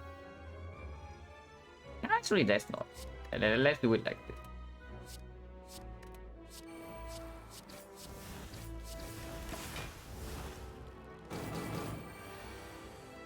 Yeah, now PK actually lines up.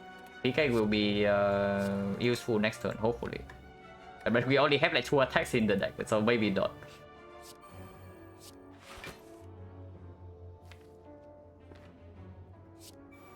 If I draw into poison right now, I would like to. If not, yeah, next turn into the choke.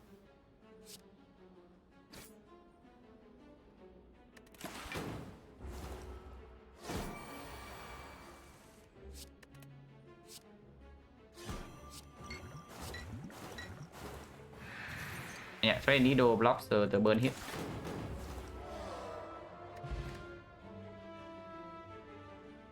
You have exactly 1 more card in the entire run. What would like to be Violet Plan's Nightmare? Probably Violet Plan Plus. I mean, Nightmare would be cool and all, but Violet Plan is probably just stronger in this situation. That was nice. Yeah, we were talking about like buying Sucker Punch Miners, right? So let's not do that. Let's pick the good card instead. This probably solves the Awakened one, at least. I don't know, but the Awakened one we will probably solve with the Malay's first cycle into Lex Sweep second cycle. Attack Potion is probably better than Blessing of the Force just because this elite can be Retromancer again. A Blessing of the Force only saves the Apparition, and we can play them on side. And even recall first here. But upgrading burst would be pretty sick. But recalling first also fine. In case we see like Violet Plains or Nightmare in one of these. Or another red form. And then we can upgrade that card instead.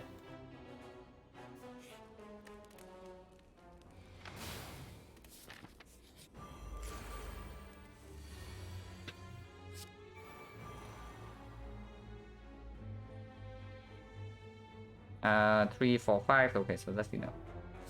We don't need to burst this.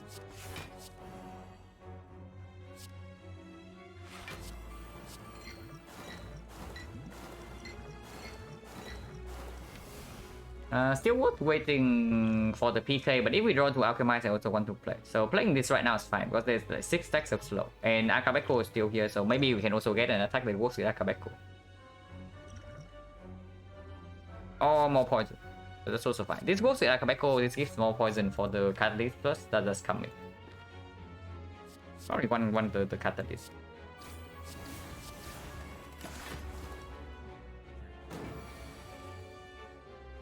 Don't need Apparition right now, so it can be discarded.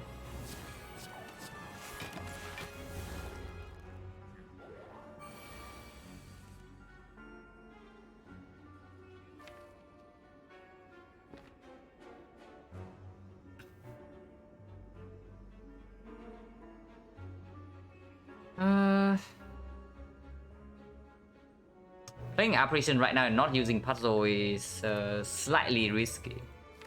But only slightly, because we have Football Online already and we draw 6 cards. And then any weakness makes this only dealing 24.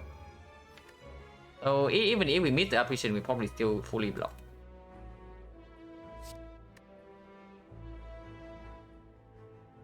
Yeah, I don't really want to take 3. I mean, taking 3 is completely fine, but if I can help it, I would rather not.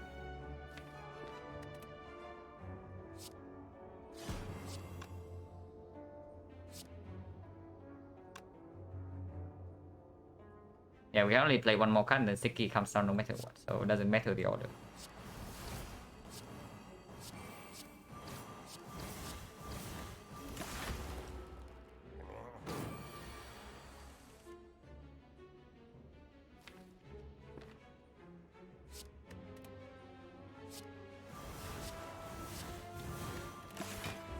And next time we don't need apparition to block.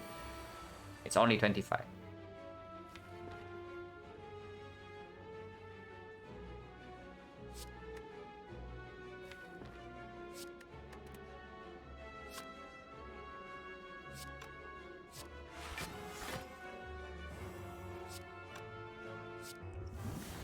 Poison Potion is probably decent for whatever this fight is. Or if this is the Orb Walker's fight, the potion here is also good. Man, double Orb Walkers is really dangerous. I don't even know. Do we take that fight? It's really dangerous.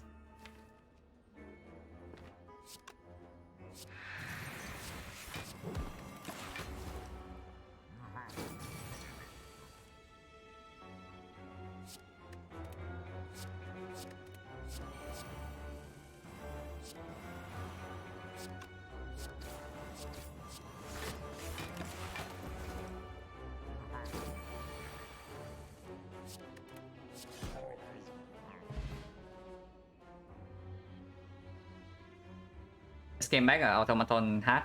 Yeah, Automaton fight was like really weird. I mean, we did not take a single point of damage in that fight, but it was still very weird. I mean, yeah, we take this.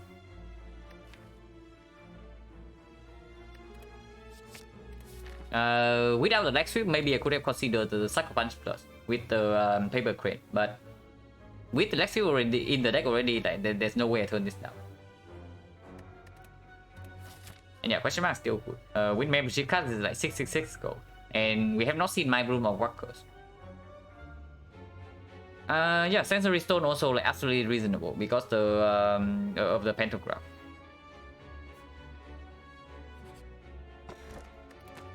Oh, it's just another big chest. Still no gold. So we missed the 250-50 to get like 150 gold from the big chest. But I mean, I'm not complaining about this relic. It's still good. Yeah, decent relic for sure. On turn 3 though, honestly, if anything, I would like Anchor. Because turn 1, our turn 1 is like really bad. We only draw 4 cards with Water Tornado. Actually, no. Maybe I do not want Anchor because here's the problem with Anchor. Because we also have Thread Needle. If we have Anchor and the Spear and Shield pattern on turn 1 is the bad one, where the shield is like shielding and only the spears attacking, then we are only facing 12 damage and there is absolutely no way for us to take damage.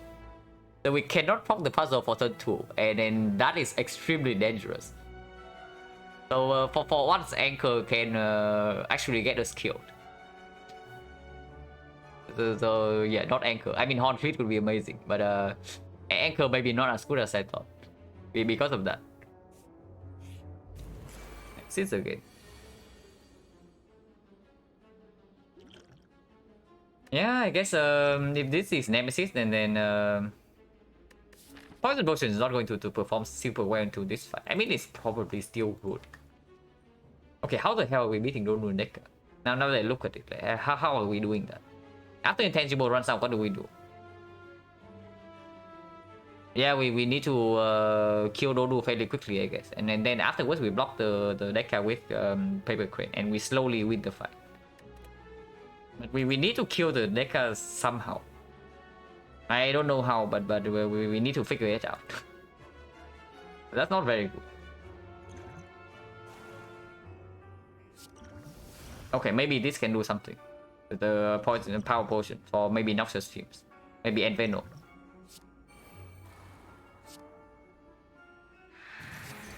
can use this right away. Also, we have like 1 strength now, so it's not so bad. Not attacking, but do I still discuss this operation? Because I do want to keep drawing, and if I draw into another operation, then I mean, I guess I don't need to do that. Malay is still in the deck.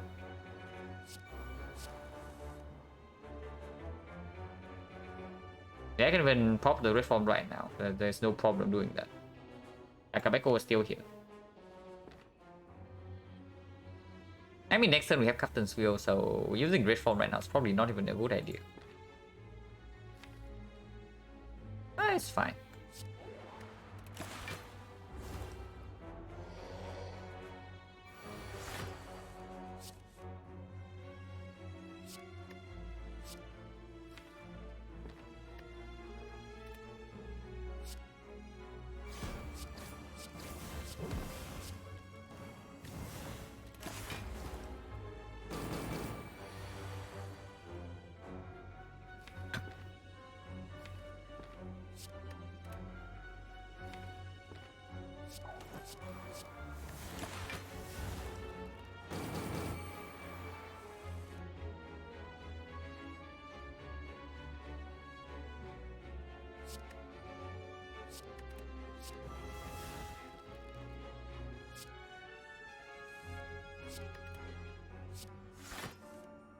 Yeah, good PK turn.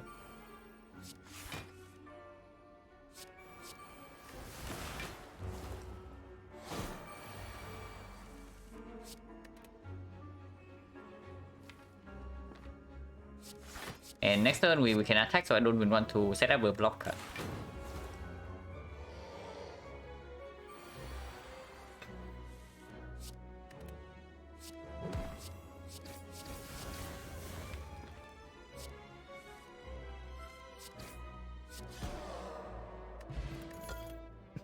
Yeah. Infinite.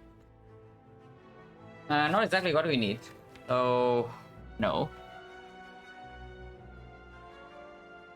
If Dawson was upgraded, maybe I consider it, but unupgraded, not really. So now it's burst. It's time to upgrade the freaking burst.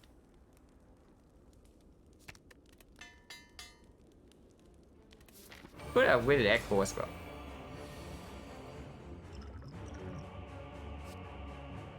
Okay. That probably wins this fight. Does it really? Guadalupe's minus doesn't really line up with burst bouncing plus into burst catalyst. But I guess it has to be better than freaking footwork, because after we kill the Donu, the fight is like very simple, especially with this online. But with the footwork we can still break, and then footwork doesn't accelerate the kill here at all.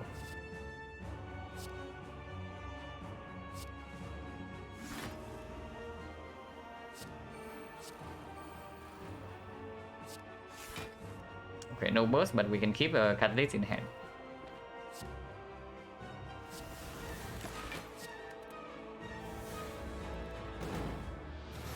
Not going to be very useful though, because the stripping artifact is not easy before we get like burst bouncing flash.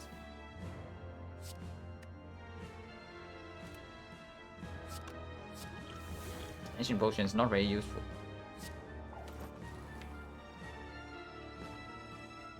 We'll actually just wait for the burst then to burst this bouncing flash. Probably not. That's right now. Oh my god, I said I want to kill Donu first. Yeah, that's not very good. That is definitely not what I'm looking for. If you're wondering. Stripping O artifact on Neko and not Donu means that I also cannot put poison here. So we might need to actually deal physical damage. Or we change target to Neko and like, deal with the strength scaling here somehow. And yeah, Flash didn't like me. Should have waited for the burst. I guess.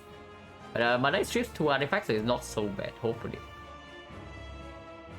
But yeah, attacking now is probably fine. And then we hold the defense plus instead.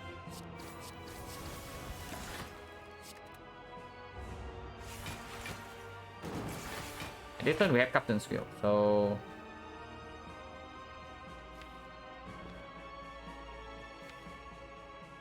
Yeah, can strip artifact. And don't even need to burst apparition, but I'll probably be playing it at some point.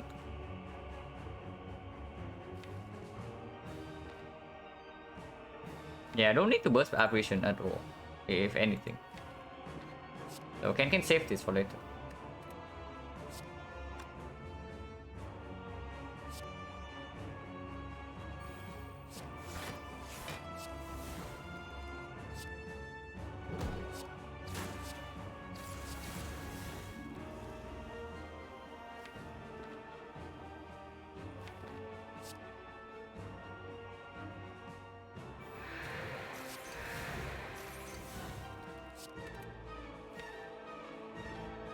And yeah, let's sweep here to weaken next turn and hold the defense plus. And now we have like 0 cost red form that we can play without the dexterity down at any point.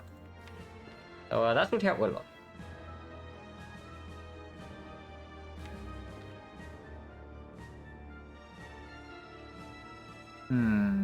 What are we discarding here really?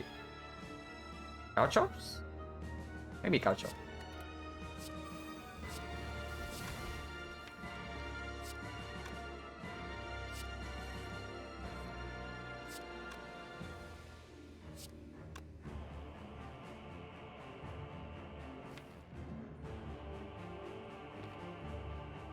And maybe it's actually time to go in with the red fort, because it means that we can actually keep focus keep the choke in hand to focus damage on this guy next turn, while malicing this guy for 4, and then win the fight afterwards.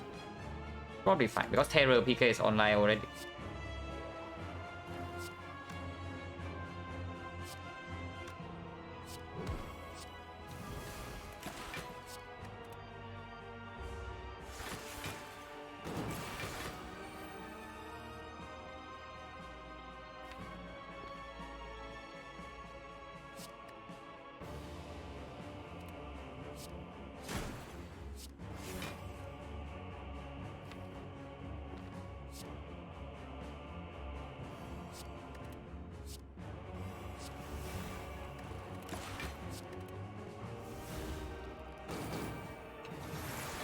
And yeah, burst apparition catalyst incoming. Hopefully.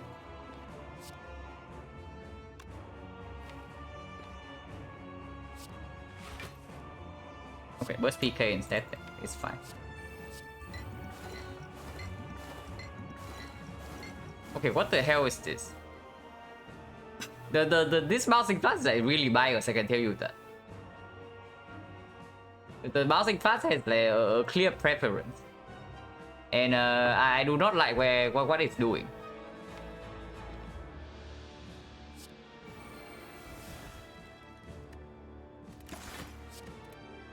I mean, our intangible is running out soon, so we better kill this guy at some point. And next turn he attacks and then our intangible runs out. And yeah, we can burst catalyst this turn for 18 poison. Amazing.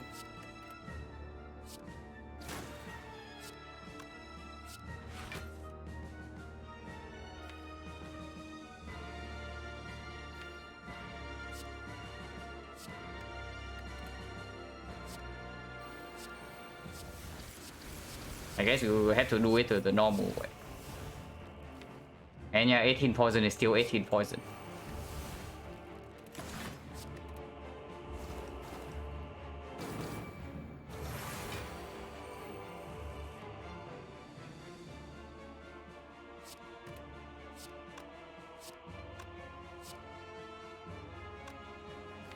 Okay, one attack.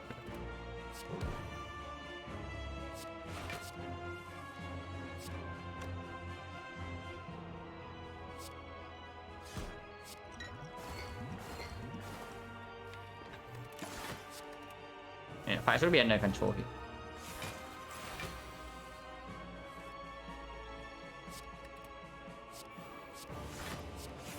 And on the only thing to set up is like sundial. I'll maybe care about that a little bit.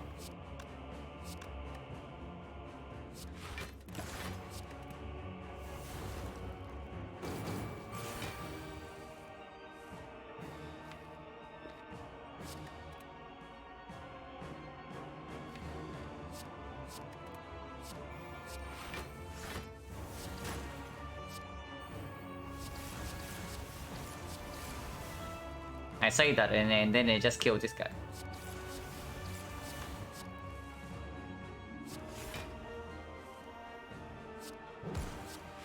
But maybe we can shuffle.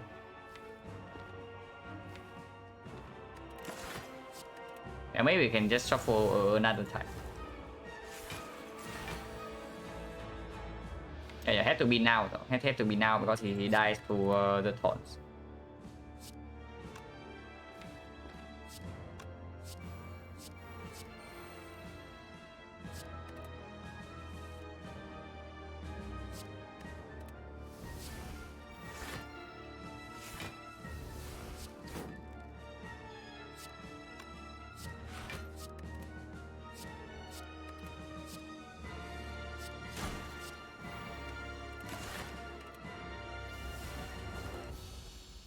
And yeah, again, it's a fact that we don't take a single point of damage in, but it doesn't make me like very optimistic.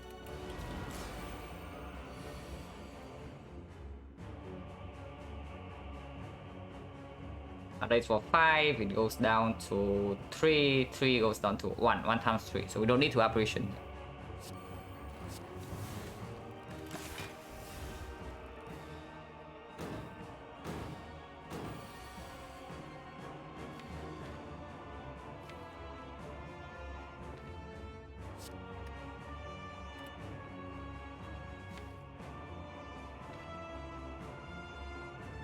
Yeah, Mimi on the body is doing it. Mimi on the body is really getting in there.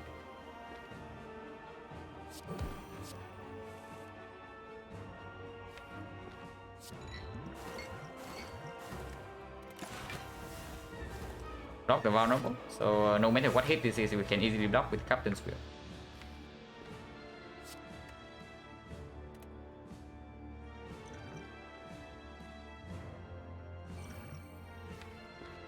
Block the drawdown from this guy.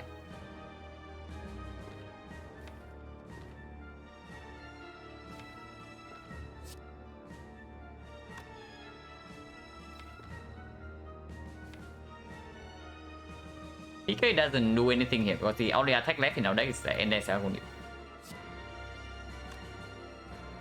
I want to redraw back into the flash and also want to deploy the powers.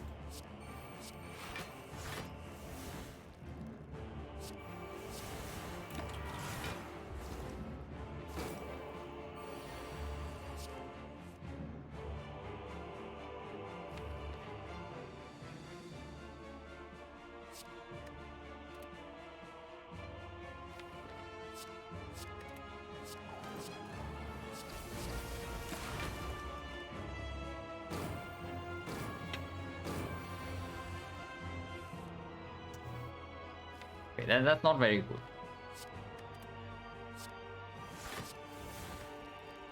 Definitely don't play this right now because we do not have artifact.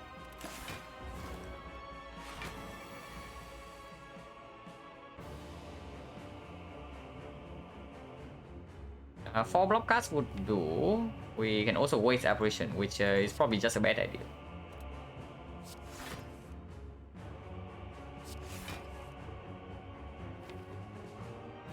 No block card next turn, but next turn is never the big hit again. Even if it's a multi-hit, it's still going to hurt though.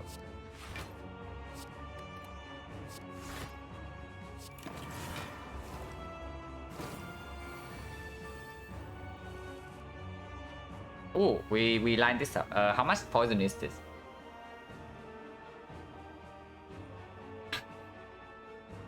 It's 18 and then times 9, so it's 170.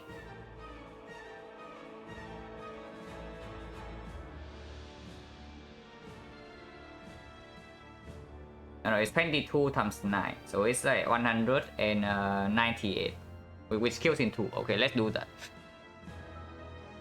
Yeah, 22 times 9, so it's 198. So they just kill this guy in 2 turns. So let's just get out here.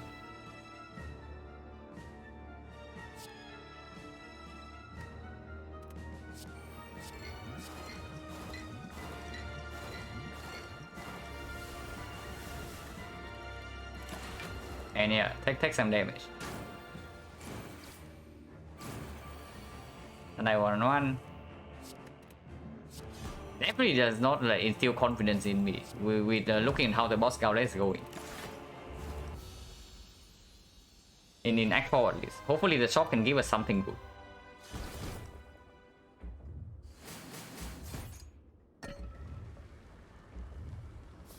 Because looking at what's happening right now, we might be just dying to the beat of death. Even if we can preserve this potion. So yeah, flash upgrade, right? It's probably actually the flash upgrade over like any defense. Because we simply need our catalyst to be bigger, and sometimes we maybe in the hard fight we cannot line up burst catalyst. So we just burst the bouncing flash and then we catalyst normally, and then we try to stall out with the aberrations. Yeah, it probably is just the freaking bouncing flash over like a footwork, aberration malaise or anything like that. We need more poison.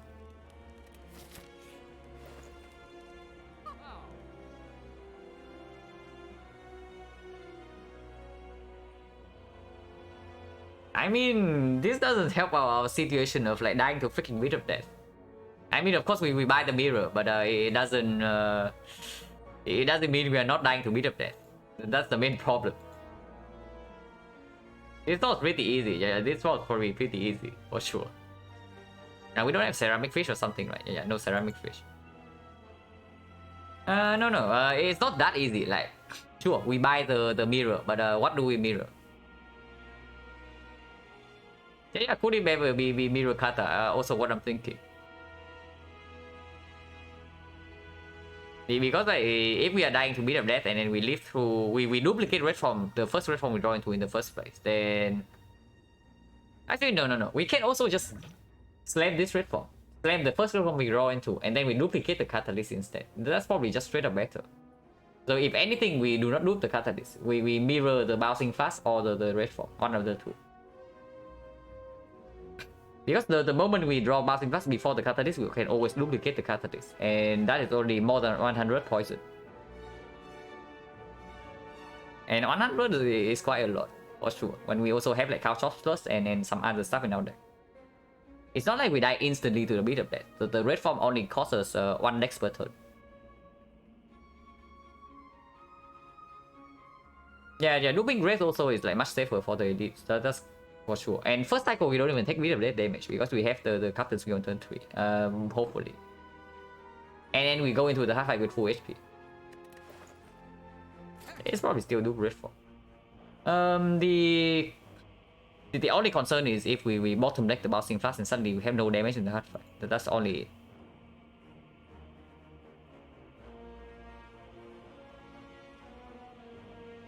Yeah, we'll do red for sure. Always don't mind red form in our hand, but don't necessarily want the other cards all the time. Is that true? Do you really slam red form in the first cycle of the hard fight when you can block with the Clockwork Souvenir? So we are not vulnerable in the first cycle, and we can multi-hit. We can wield the multi-hit. Even if we cannot wield the multi-hit, we have weakness with Paper Crane. Don't forget, we actually have Paper Crane. So the multi-hit is like 1 times 15. The multi-hit is 1 times 15, and the quote-unquote big hit is only 27. And we have Captain Skill. So do you really want to draw red from first cycle? If first cycle we can block normally, I can tell you always that I would like to have this card in my hand over the red form. If we can block first cycle. With dexterity and then Captain Skill.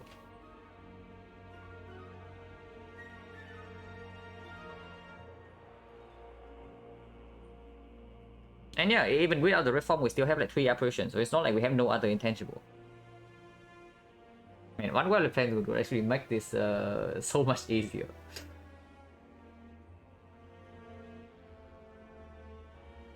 Okay, so how fast are we losing dexterity? Let's say we are forced to play 2 red forms, both red forms early on, which is probably not the case. Because here's the thing, we play 1 red form, then we play 3 apparition, and then we can wait with the second red form for quite a while. So we lose 1 dex every turn, and we gain 2 dexterity from the footwork. So we can still block like the second and third cycle normally, and then the fourth cycle maybe we die to beat of death.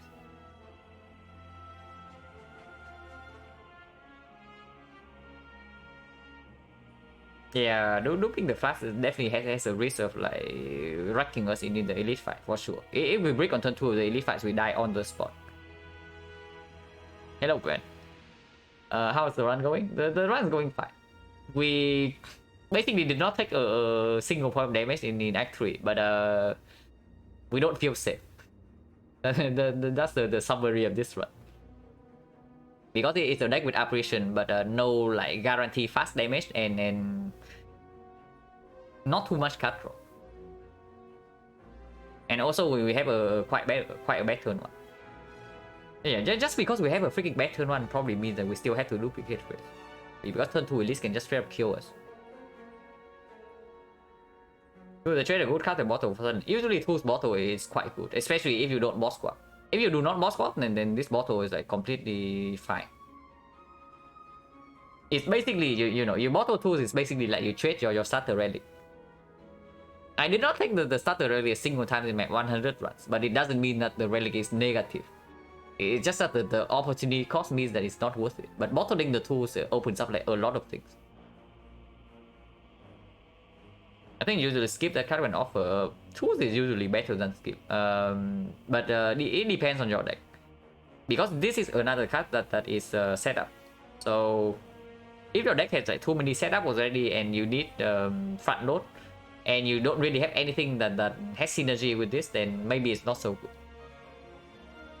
Hey, it's probably still reform just because of the elite fight.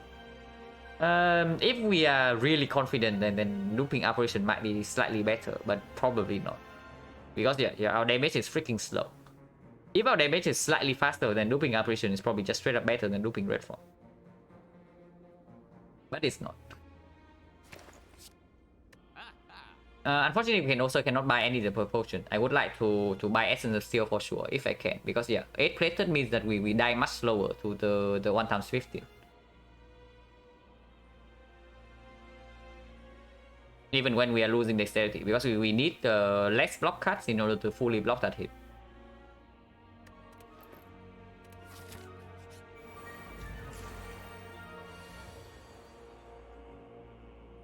Okay, this could have been the copied red form, and then if we copy bouncing plus instead, then we are like super set this turn.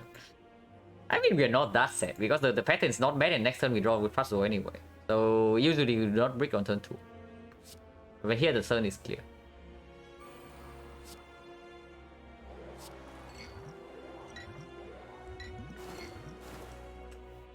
Yeah, this flash is like really biased to the left side. I can tell you that. The flash like really likes the left target. As you can probably see from the Donor Decker fight and then right now. Even if we want to take puzzle damage this turn, we cannot because of the friend needle.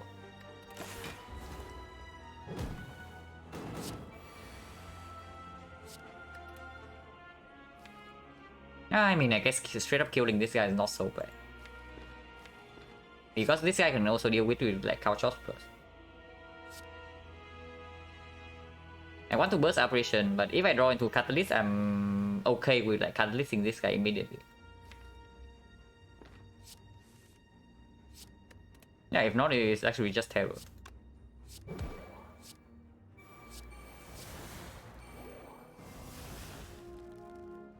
And doesn't matter, I'm intangible for like 4 turns, so... yeah, drawing here is fine. Any 1 cost power is fine, even if we miss on red form is completely okay. And apparition we can play immediately. And weakness is not relevant.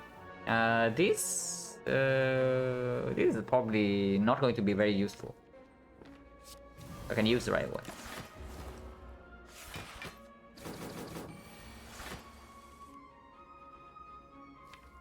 I mean, if we can discard, then sure. I discard because if it can be bursted, then it's just straight up better.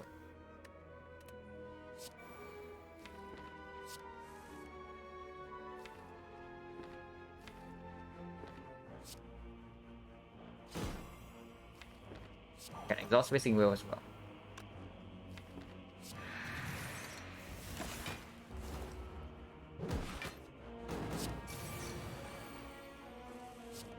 And it's perfect PK turn.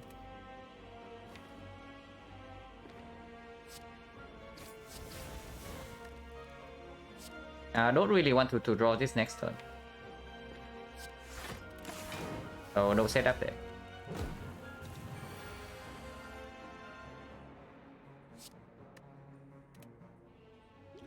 Upgrade potion versus random potion. I mean, upgrade potion is like decent, but it's not that good. We have burst upgraded already. Apparition upgrade doesn't really matter when we have like 2 red forms in the deck.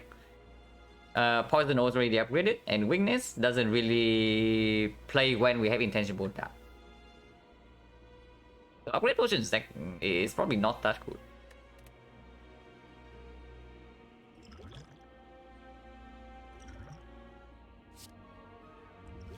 Okay, this is much better than the freaking upgrade potion. That makes me feel a lot better about the hard fight. Assuming this fight is over. This fight is not over yet, by the way. We are running out of intangible soon and we have not dealt any damage. So even this fight is not over yet. But if we can preserve this potion into the heart, then I feel a lot safer. Okay, burst is actually here. Of course, no red form, but we have another intangible, so that's good. This way we can also burst blade dance.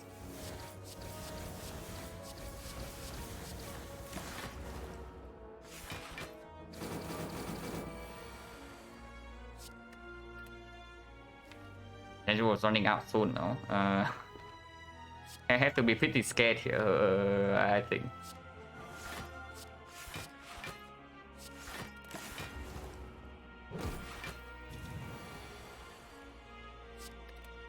We will run some next turn, and then it's the big hit.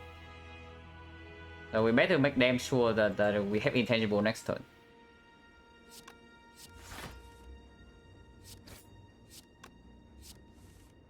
Okay, intangible next turn acquired.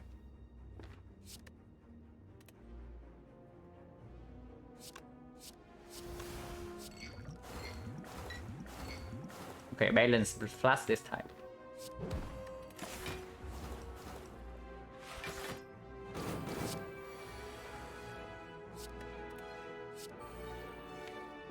Yeah, I can set up on the burn to actually draw more cards. Because right now we draw 4 cards only. If we do this, we draw 6, but we draw 1 burn, so we actually draw 5. So we can set up the burn.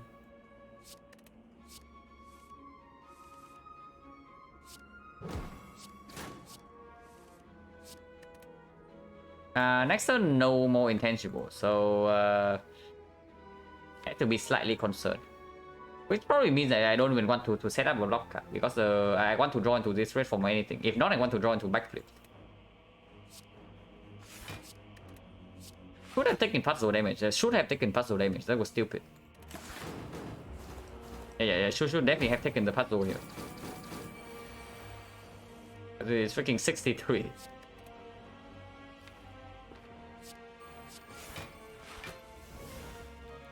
No intangible, but don't need to, because this probably full blocks.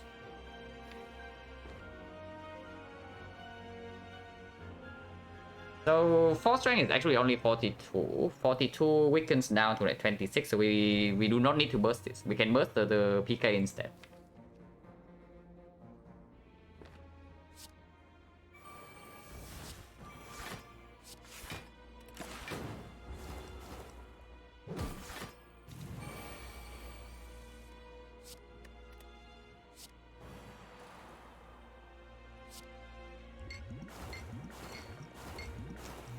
Yeah, okay, bouncing fast. But bouncing fast like pretended for like 1 cast. And now it's back to and now it's back to do its old thing.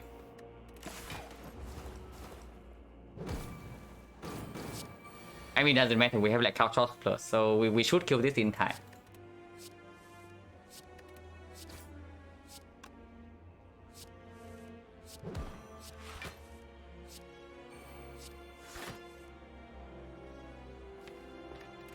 Catalyst in the deck. Hey, but thank you very much for the raid. How did your stream go?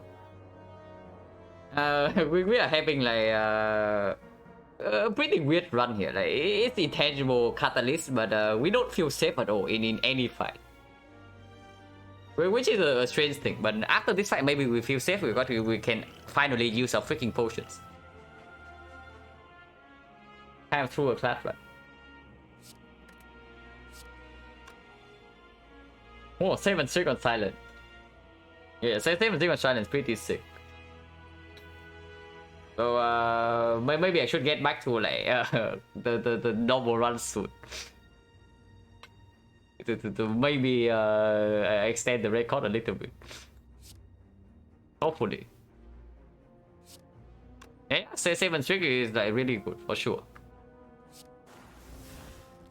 You definitely need to play well in order to get a 7 streak. It doesn't matter like high rolls or what. One number for doing 39 watches streak. Yeah, maybe not. Oh, that was bad. I was just not thinking and just catalyst. I guess catalyzing here okay because next time we cannot block anymore and we cannot get sundial. I guess we just kill.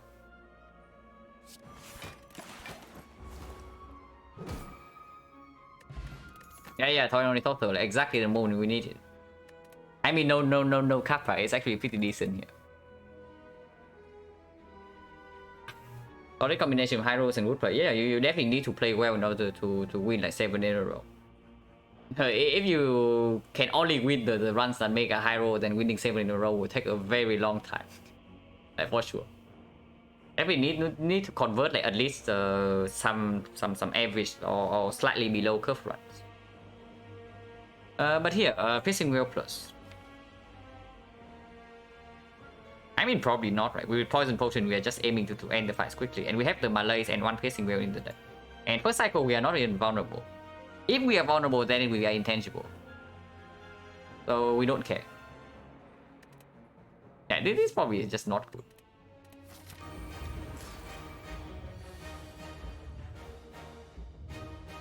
Okay, I can definitely take the puzzle damage here because the Toy Only Totter will heal back. Icons are getting a lot more consistent. Watching we have to understand what cards are good and then when in Act 1. Yeah. Now, Icon Silent is it's weird. I have a feeling that sometimes I'm like way too conservative to be optimal. Still, but whenever I try to be like more aggressive, right, it's like so easily punished. It's just weird. Usually in Act 2 you can start being aggressive, but in Act 1 like being over aggressive in Act 1 you just die if you low roll in one fight. And that is very scary. But yeah, puzzle here is fine. If we draw into anything bad, we can set up. Okay, so no intangible inside yet. Turn 3 we have cut and spill, so we can set up this expertise.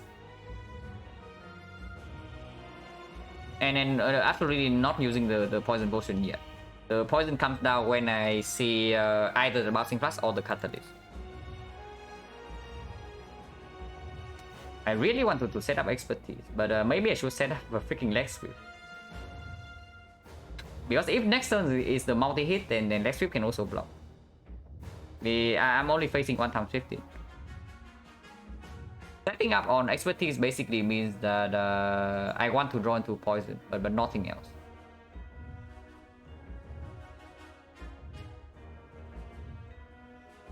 Yeah, set up leg sweep. There are 2 lines here. Either I play leg sweep, footwork, set up on expertise, and then end turn. Or I play setup on leg sweep, like the defense. No, that line is messy. I'm taking like a ton of beer of death this turn immediately if I do that. It's probably actually just set up on expertise. Because yeah, multi-hit is only 1 times 15, and then single attack also doesn't kill me. It's like 27 or something. It's exactly 27, so I never die to that hit. And then we have like a heal here and withdraw 7 from the expertise. Most of the time I also draw into intangible.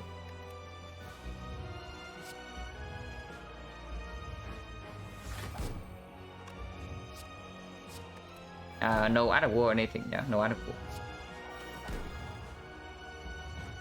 So we can even play freaking Blade Dance if we would like to. Probably don't care too much about Akabeko.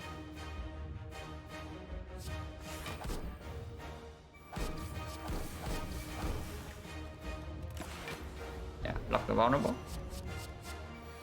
Yeah, 27 only. So we never die to this even without intangible. And we have intangible. So and we also fully block the multi-hit.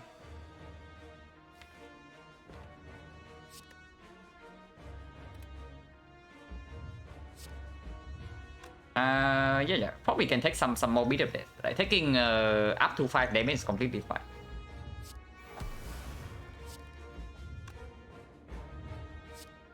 I mean, no reason to, but whatever. We still have 3 energy, so any red form we can play. Yeah, bottom lacking our poison. Not exactly a good thing. Probably never played the red form here.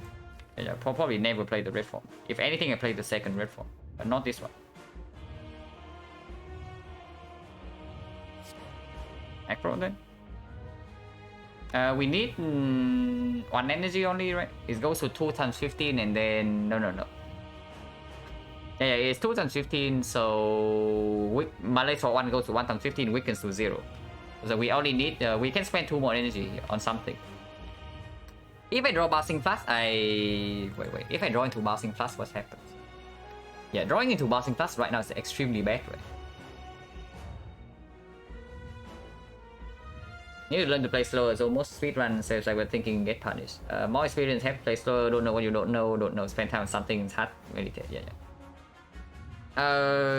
Personally, I did not slow down until I did not like really slow down until I started streaming. So that was when my silent win rate already approaching 70%. Because like, personally, I think that the only thing you can slow down before you have a fundamental understanding of the game, the correct understanding at least, or almost correct. Then the only decisions that you can actually slow down and improve on would be the how to play the fights. Because otherwise, like you spend like 30 minutes thinking about the pathing in Act 1, but your foundation is wrong. So you ask the wrong questions and you arrive at the wrong conclusion. Maybe you arrive at some like ridiculous conclusion, like yeah, maybe 0 elite in Act 1 as silent is the way to go, because whenever you pass for elite, you die. I mean, that's a very extreme example, but you know what I mean, right? So it's not like really helpful, but thinking about playing lines in the fight is always helpful. You always know if you think hard enough and then consider all the possible lines in the fight, because the possibilities in there are like a lot more limited than pathing, for example. Then you always know whether you could have not lost to the 1 HP, you lost to the jawbone or something like that. Streaming kind of forces you to slow down. Almost, yeah, kind of. Because even my first few streams, right, I really tried to slow down, but my runs still only lasted somewhere around like 2 hours and a half. The first very difficult run I had on stream only lasted 4 hours and a half. If I take if I face a run like that right now, I probably take like 6 hours. So like really slow down is it's just probably just part of streaming, kind of, when you want to like really get into it. Or you can also play very fast. That's completely fine. Because like, playing really slow is only fun if you find fun in like improving slowly. Not slowly in the sense that it's like as in the gradual process, if anything, because like, slowing down actually makes you improve faster compared to otherwise.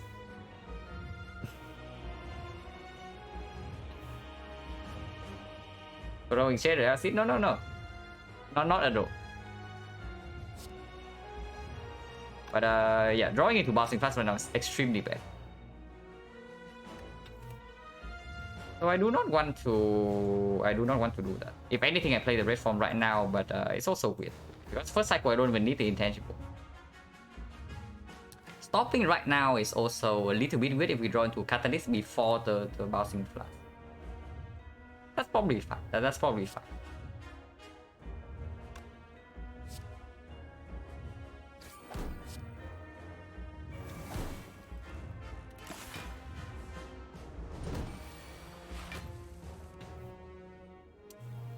At least we draw to couch off. But Catalyst in this spot is not what I'm looking for.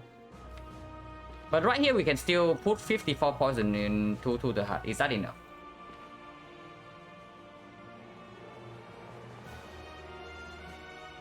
And yeah, we are wasting one operation here as well, which is like annoying because I was thinking that maybe we don't need maybe we only draw into one operation and then the tools can discard, but now we draw into both.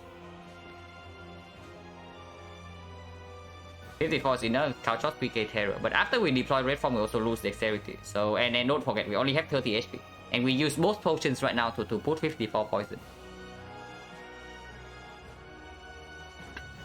And then basically when we use both potions it means that we only have like 5 more heal from the alchemist in our deck. But I mean it's probably fine, right? Because otherwise we are waiting to redraw into this, and how long would that take? Because it's not even a guarantee that we have burst bouncing flash. Probably okay. We can probably just go in because we also have 18 block right now to protect ourselves from bitter death. We can freely play cards in this turn. But I mean, if we don't play red form right now, we are not guaranteed to be intangible next cycle, first hit, which is a problem. So we are already losing dexterity.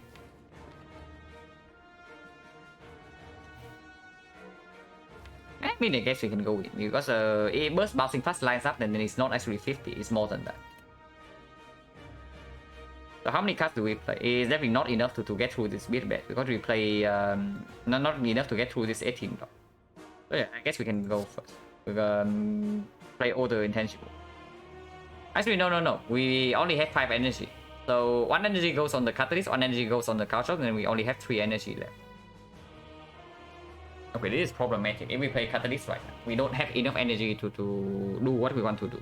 So we just straight up lose out on some intangible. Man, why does this hand have to be like this? Yeah, this is a bad draw in many ways. Like absolutely. If it's one intangible, one operation in here, then it's fine. If we don't draw the catalyst, it's also fine. If we don't draw the couch toss, it might be also fine. If red form comes later, it's also fine. But everything has to come like this. And in our deck, there's no more block. So if we are not intangible for the first attack of the next cycle, we die. If I run data to make the big draw, but yeah. Recently, our draws in the hard fight would have all been like pretty atrocious. And then this is probably not an exception. Could there be a second run today? Maybe. Actually, probably. Because I'm still like... I just woke up and this one is not super long. Okay, so what do we absolutely need to do? We need to be intangible next cycle. First attack. Honestly, this is this draw is leading me into thinking the line here is discarding this operation. We play red form operation culture, and then that's our line. And then hold the catalyst because any line involving using both potions and playing the catalyst right now means that we miss out on either the cultures or the intangible. And we need to play red form right now to guarantee that we don't die immediately to the first hit of the next cycle. Man, this is so messy. Like how is this deck with these 2 potions having such a messy hard fight? With the bottle tools too, by the way. It's not like we do not have consistency. But yeah, it's probably like that. Couch off, square left, couch off red form operation. And then we wait for the second cycle to use the catalyst. Now hopefully we can freaking strip artifact before we redraw into this catalyst, because otherwise things are bad. Then otherwise we also need to wait until the third cycle because there's no valid plans in here. And we are already losing dexterity.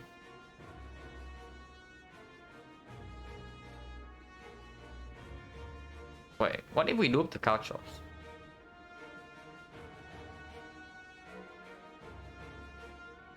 Yeah, what if we loop the couch shop? No, that's totally an idea. Because if we do the couch shop, we actually don't need a large amount of poison. If we do couch shop, we only need like maybe 50 poison is relevant enough. And then we can get that. We just burst bouncing flash. We don't need the catalyst. Because yeah, burst couch deals 150 every time this game multi hits, and we can definitely survive for this cycle, the next cycle, and the second cycle after. So that's only 450. Yeah, I like that. I like that. Because otherwise we are risking our catalyst being completely bricked in the second cycle. Because there's no guarantee we have artifact strip before we redraw into this. Yeah, let's do that. Let's freaking loop the cow chops.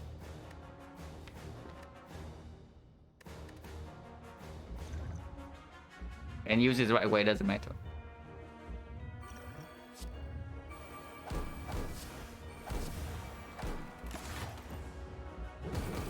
So now the poison potion can be used for artifact strip, or it can be used for and yeah, burst blasting class not online. So next turn if it's the multi-hit, we are suffering. No, we burst back trip this turn. Yeah, we definitely burst back trip this turn.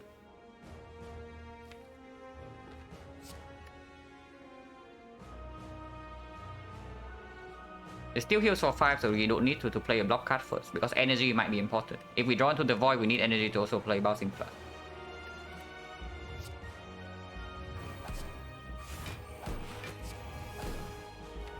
Or we just don't draw into bouncing class, and now we shuffle bouncing class out. So we do get the artifact strip, but we only apply like 6 poison.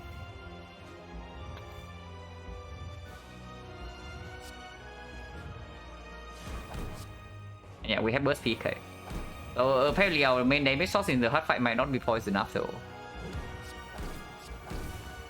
It might actually be just be the cow chops. Yeah, 1 times 50. And yeah, we can will this, but we can also save the will. So let's sweep bouncing class. Weakness is not relevant for next skill.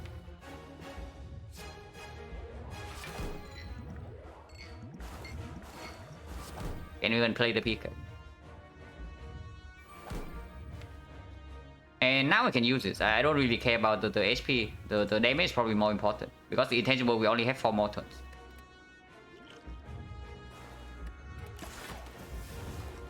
And it heals for 1, so it's not like we're losing everything.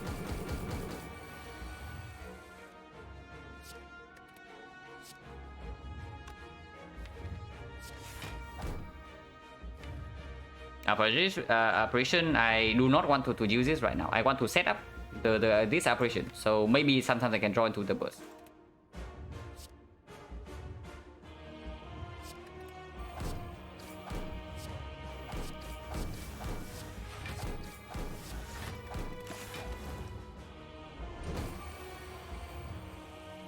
Yeah, burst. Again, I want to play some block cards first, because now I want to expertise before I play the burst, and then I can burst apparition into burst catalyst, and that just wins the fight. I don't care about the beat of death here, yeah. Because next cycle I never die. I have enough HP to just straight up tank to the next cycle. So beat of death is irrelevant. Yeah. So fight's over, yeah.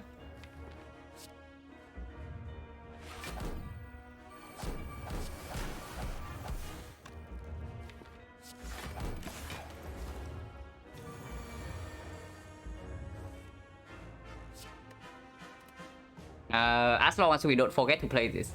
I mean, even if we forget to play this, it still dies next turn, so it doesn't matter. Can even burst alchemize. Ah yeah, smoke bomb, exactly what we did. We smoke the heart right now.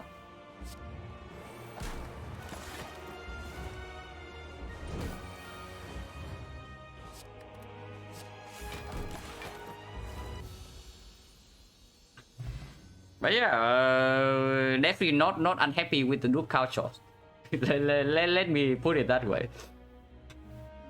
I don't know how messy the fight would have been without noob cow chops, but it definitely delivered. For sure. Because otherwise, if we held both potions for the catalyst, how much poison would we have in the second cycle? We apply like 6 poison. We apply 6 poison with the bouncing fast, and then we see catalyst with poison potion. It's like 2 turns after, right? Yeah, it's like 2 turns after, so it will go down to like 10 and applies down up to 90. 90 poison probably is still winning, but we would have been close. Yeah, 90 poison was probably still winning.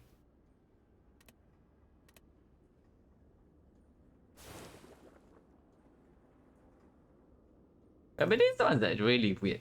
Because you see, right, at the end of the day, we won the hard fight with like barely taking any damage. But every fight felt like it could kill us. I guess that's just what happens when you have slow damage with apparition and no like not enough cut draw and no starter relic.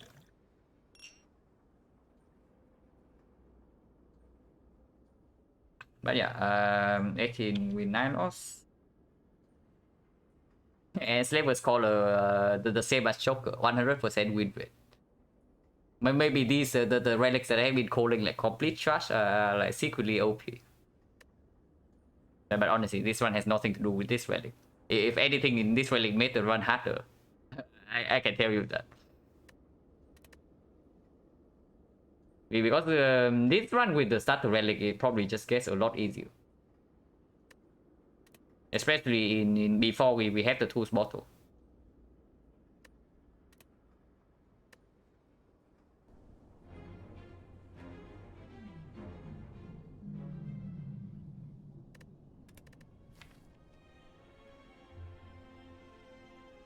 But yeah, we had fairy, so we took like a very aggressive part in like Act 1. And then we just ended up like tossing the fairy away in the Slaver's fight. One thing I've learned the more I play the game, card rewards tend to matter more than relics for determining if the run will be successful or not. Almost, but some relics are so like insanely powerful that it just changes the whole game. And early on in the run, right, your deck's output also mostly relies on like the how much you can play into your relics. Because like early on in the run, the deck's output is extremely limited. So in order to get enough to kill the elites, you want to pick cards that are good with your relics, and then that's when the relics like usefulness comes in. And yeah, Pocket Watch is overwhelmingly strong in Act 1, that's clear. But yeah, I'm taking a 5 minutes break, and yeah, when I'm back, doing another one.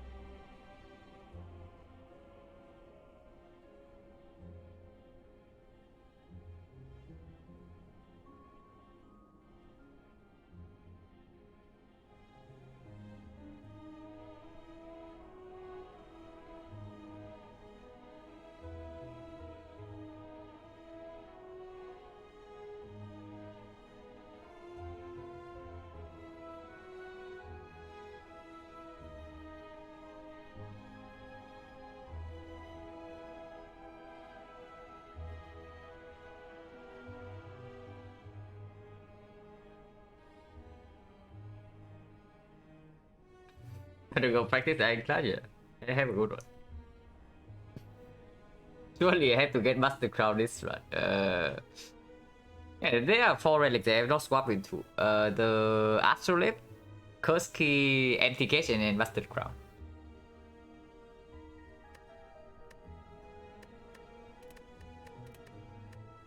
But yeah, before that, set this in case anything weird happens.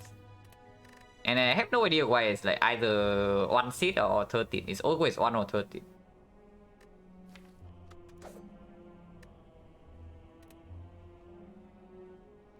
Yeah, it's just 1 or 13, and I have no idea why it's 13.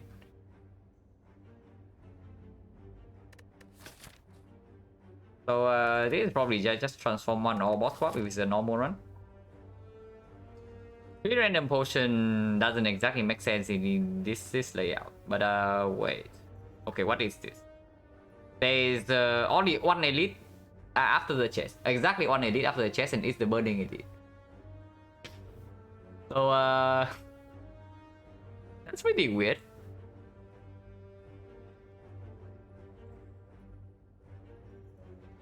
Mod uses multi-thread to filter to make sometimes less thread reports back. Okay, I see.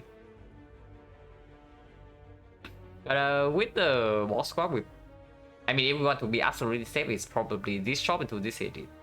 But then we force another shop. Okay, what is this? So if we go to this shop for safety and potentially lost the very first elite, we are forced into a second shop no matter what. And the only second elite we can take in the act is the burning elite. If not, we are facing a floor 6 elite. Or a floor 7 elite.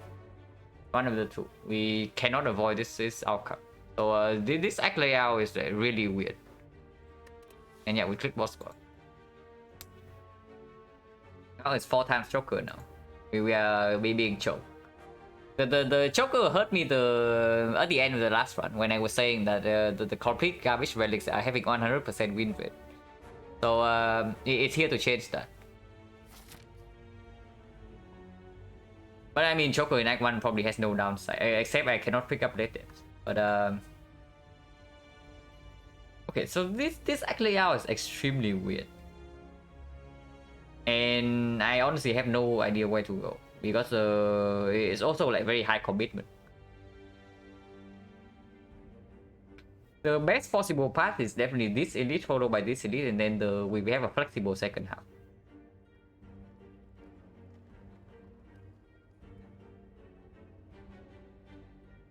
Pbox pyramid was cost confirmed, yeah. There's 0% win rate for now.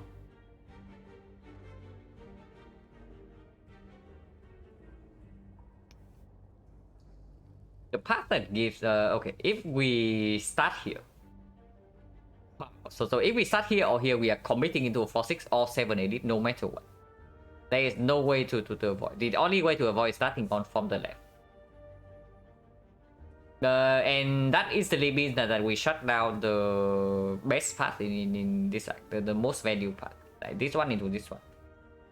I mean, I guess this one into this one is not so bad. Yeah, that's probably fine.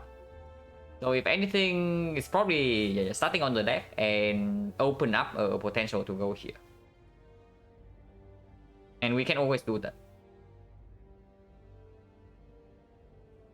How many fights do I want to take? 3? Yeah, 3 is probably good. But this elite would never happen. Will this elite ever happen? Taking this elite makes absolutely no sense, right? Because we have a 4 shop in the second half if we start on the left, no matter what. So I do not want to go to a shop here. Yeah, why is the stream not go squad? Good question.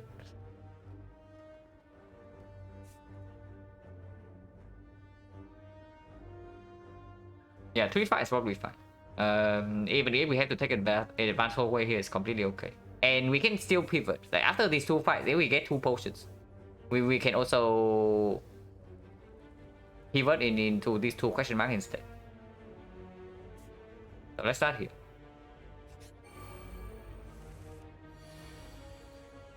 Okay, 4 energy actually plays 4-1. But it's still -4.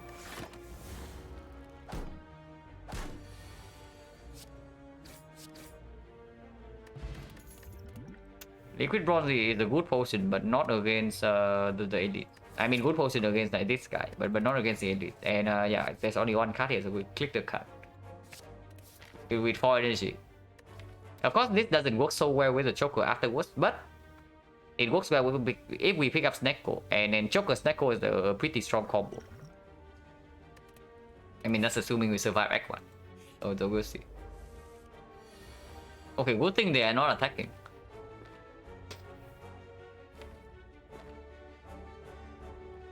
Yeah, very good thing they're not attacking this turn. But we can do a few things here. If we do this and put 15 here, Eviscerate will still kill. So I guess there's no reason not to kill this guy. Because one single strike in here will never kill if we are weakened. Because this is only 27. And then strike only deals 4. So it makes no sense. Eviscerate will kill, otherwise we have full block.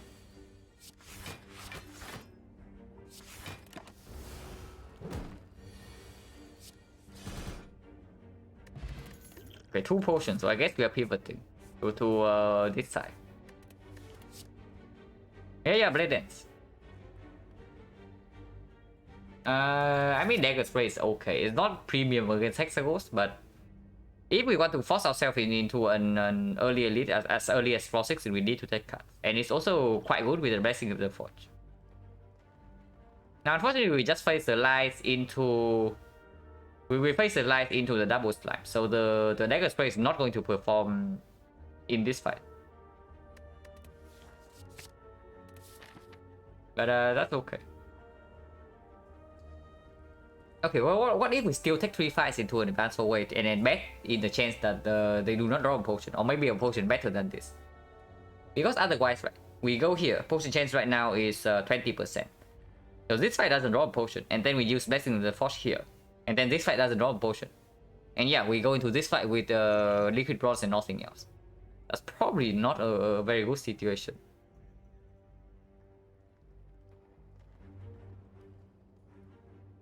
When tracking within sample, die early in Act 1 run, have to use the reduce wheel bonus. Or the streamer reset the bonus. For this boss swap thing, I use Shield to the Spire, so I never get like 2 options. But of course, when I do normal runs, then whenever I die in Act 1, I take the DL Lemon and max HP. When doing normal runs, I do not use mods that change the gameplay. But for now, for this is boss swap only. So of course we don't want to waste time with like runs that die in Act 1 and then we have to play until the end to get the boss swap. So I just use the mod for that, Filter the Spire.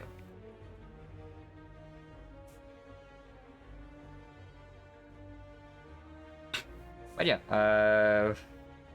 potion chance 20%, 30%, 40%. So what's the chance when we miss a potion in 035?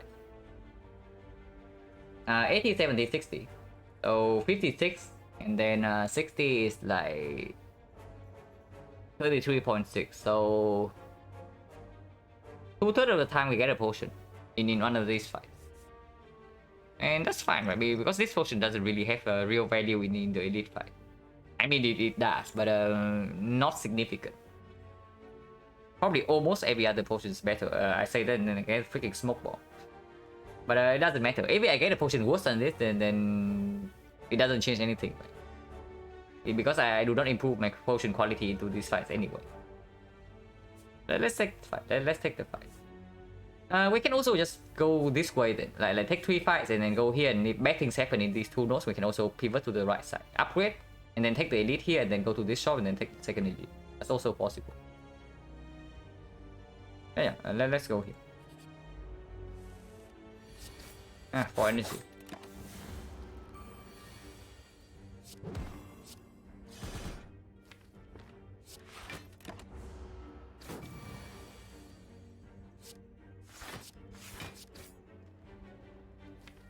Probably take 1. Probably take 1 just to make sure that 1 strike is lethal. Actually no. If I don't draw 2 strikes next turn, then I always draw enough block to block 16. Yeah, I will always have enough block to block 16 because I have like 4 energy and Ascender's Bane's already gone. So no reason to take this 1 damage. It's just true. Yeah, why take 1 when you take 0? Okay, this is getting weird. But yeah, second eviscerate. I mean, we can pick up aggro. Any aggro we can still pick up even with the choker. And second eviscerate. It's not like Sticky Strike we can play together on the same hand with this anyway. So might as well just pick up a second eviscerate. So we are on 4-3 but we are only like Steko out of our minds.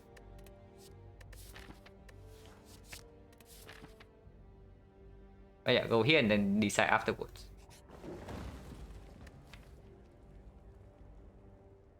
Oh, hardest event in the game.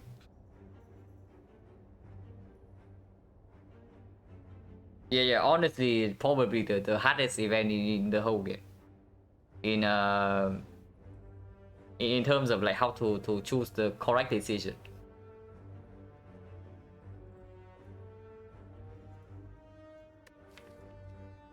Now, normally this early on transform is probably the best, but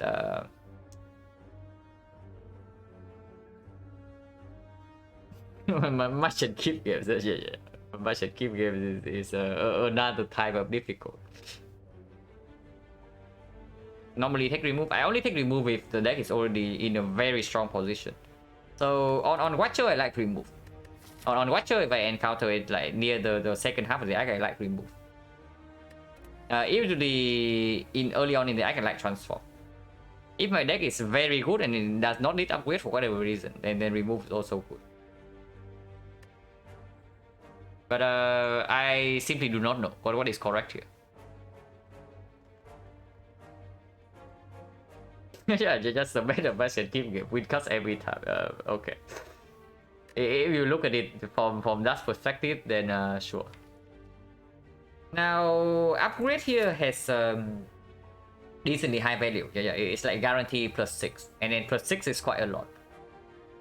But we already have an upgrade potion. So in the immediate elite fight, the upgrade here will not like play that much. So into red form, is red form even good here? I mean, of course it is, but is it really the best we can get?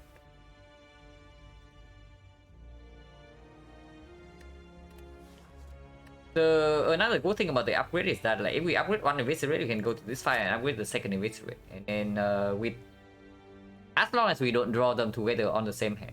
In the same hand, we can probably just kill whatever elite this is. Remove probably makes no sense in this situation because the deck still needs like a lot more, and I don't even know. If we remove a defense still. Because on 4 energy, like normally when after adding 3 attacks to the deck, like removing or transforming a strike is okay. But not when we don't have a starter relic and fetch 4 energy. If we face the knock, we need to convert all our energy into attacks. And yeah, cannot remove a strike right now. So yeah, probably transform a defense still. Any upgrade target we can do here. So even something like prepared, yeah, prepared would be actually pretty sick. We can upgrade the prepared here.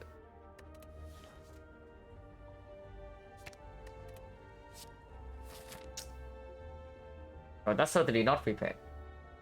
So I need a prepared right now. Just saying. I really need to have a prepared my deck right now. Yeah, transform to regret. I mean, honestly, the defense transforming into reflex is not like... It really doesn't make a difference in the knock fight.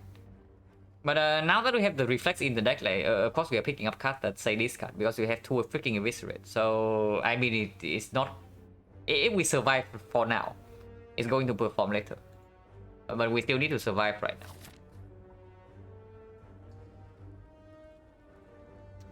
Yeah, it's question mark. Potion chance right now is 30%.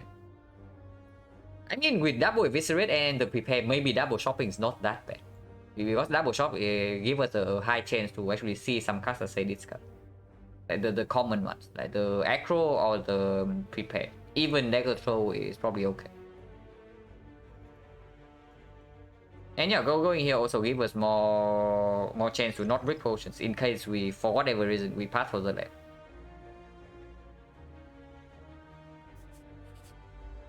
Slime boss. Okay, next turn we are facing 18. And we are frail with no weakness. We cannot split. And yeah, bad things happen next turn.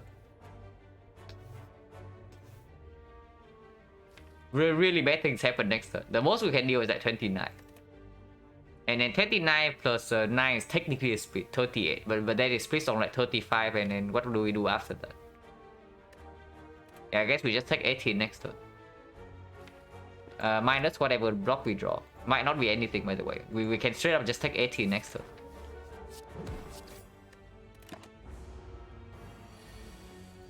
Wow, reflex. Yeah, look at the reflex perform.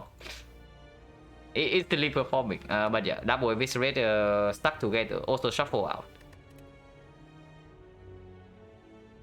So that's not fun because it also means that we cannot use the eviscerate to split unless we split immediately next turn, and then we only have like 27 damage. So even with double attack here, it's like 14, so it goes to 50 minus 27 goes to 23. 23 split with eviscerate and then 2 strikes. Double eviscerate and double strike shuffle out is not very good. So we can also not defend this turn and then split on like 18 next turn instead. 17. But 17 is not much better regardless. We shuffle out all the attacks, and with the dagger spray it goes to 9 each, and then what? Yeah, still nothing good happens. And we just preserve this HP.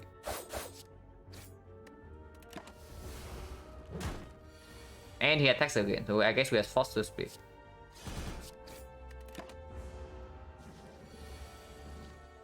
At least they don't attack this turn, but we cry next turn, by the way. Unless we draw super well. If we draw super well, we don't cry. If we bottom deck the dagger spray, we probably cry.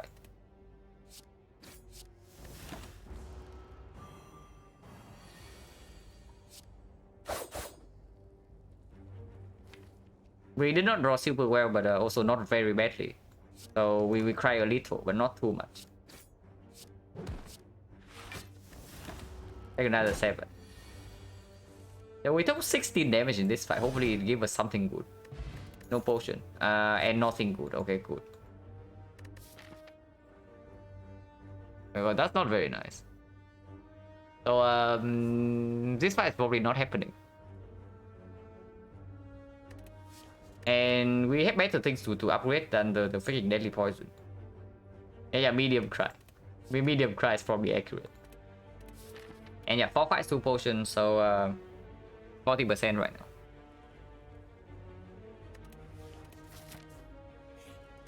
We still upgrade though, because sometimes we don't even take this fight.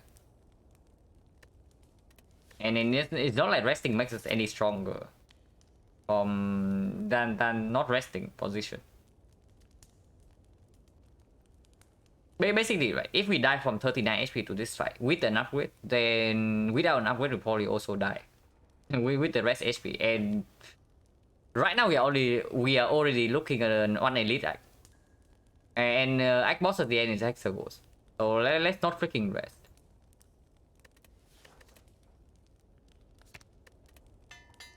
Could have been dagger spray first.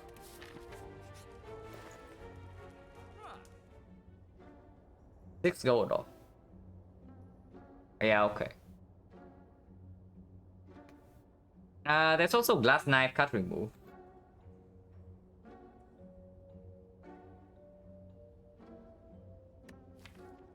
Yeah, we can buy a glass knife and remove a strike, I guess. And then if we draw into glass knife, we can blessing of the force and then win whatever this fight is. There's also a line where we do glass knife leg sweep. Okay, how the hell are we killing Hexagons? I guess I trust all the Taunt's potion, but maybe this is how we kill Hexagons. Because right now it's not looking good. Also, we are forced to do another shop, so not spending all our gold here is also reasonable. But yeah, probably gas knife remove. Removing is still... Okay, if we do gas knife remove, it's like 158. So we are left with 8 gold. 38 gold here and...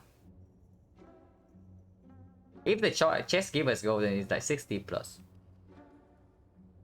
If not, it's 53 here, and it's not enough to buy a potion. Everything's bad.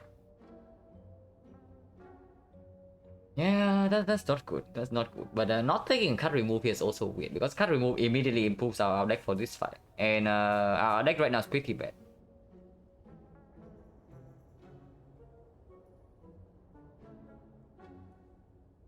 I mean, remove is fine. Remove probably is just fine. We accept a death flow.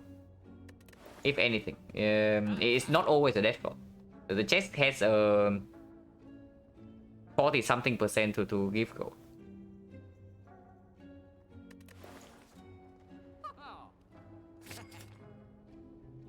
Yeah, with glass knife added, we definitely remove a strike. Even running into the knob, because we already have one defense gone already. Not even the knob. I mean, I was saying that we saved the upgrade potion for the glass knife, but what about here? Probably not worth it, right? Because we already have full block in our hand, and reflex upgrade doesn't play. So dagger spray upgrade is nice and all, but honestly not that good.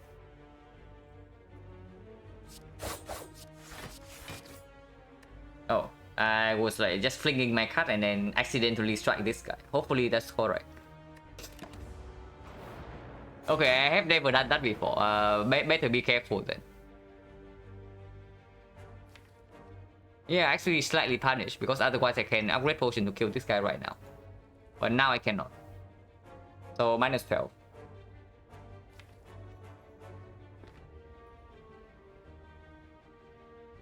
How did that even happen?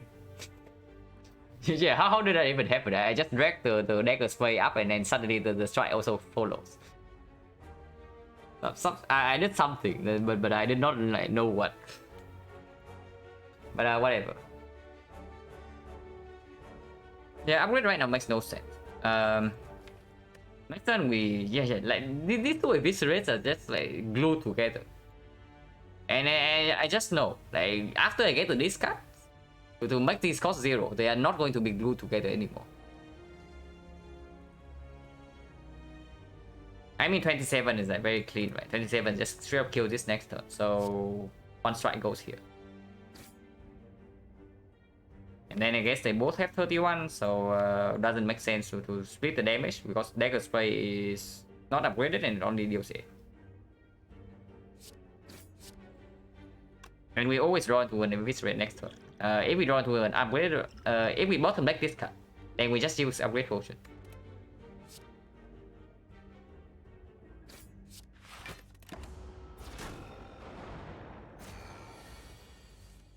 Yeah, glue together, and we bottom deck the freaking glass knife. Yeah, nice.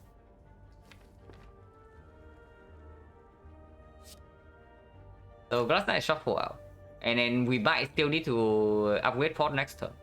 Actually, we don't, because we have 16 in the glass knife, so neutralize here guarantees a lethal next turn with our upgrade port.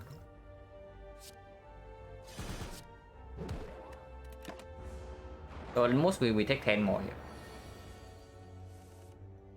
I guess we take 10.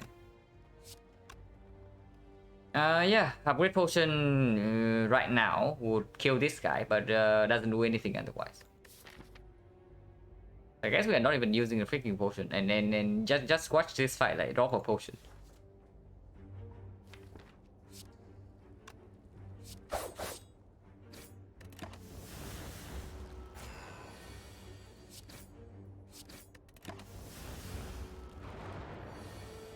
Oh, we take another 5 because yeah, why would we draw a Eviscerate? Or block. Man, I love freaking sentries. My favorite elite fight in the game. And yeah, what did I say? Potion. Another reflex, by the way. Now with Lantern, the skill gets a little bit better, but we already have so freaking expensive card, and then yeah, we already have the 2 Eviscerate that's so expensive, and reflex never. And yeah, apparently we are like almost dying now. So what's the plan? I don't know. Because our deck against Hexagon is still very bad. Take a reflex? No, I transform into it. I transform defense into it from the living world. We're only on this guy. No, I don't do that here. I only do that if the situation is extremely desperate and I need to play for high rolls. But yeah, skill cannot be good, right? Because without an upgrade, it's also like super mediocre. And entropic brew is just better than this. If we say that we do not take a second edit and we go into the Hexagon fight and use this, and then afterwards we break the entropic brew. And the important cards are upgraded mostly anyway, like Glass Knife and Eviscerate Plus. So go here. Probably always the fire over question mark. Because right now we don't even have HP to spend for life loss anymore. And maybe this relic allows us to sometimes go to the right path. Okay, at least we get some gold. Yeah, 12 HP, this is not really doable. So we go here and we probably still have to rest because yeah, these can be fights. And maybe it's like Dead Adventurer or something. And then we can take those.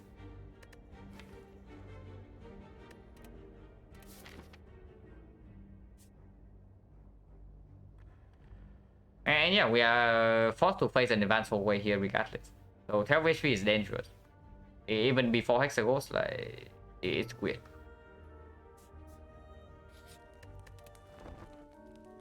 $62 gold might be enough to buy a common card. Like this one. Oh, okay, that's good. At least something good happens in this one. Hopefully this can be enough to do something good.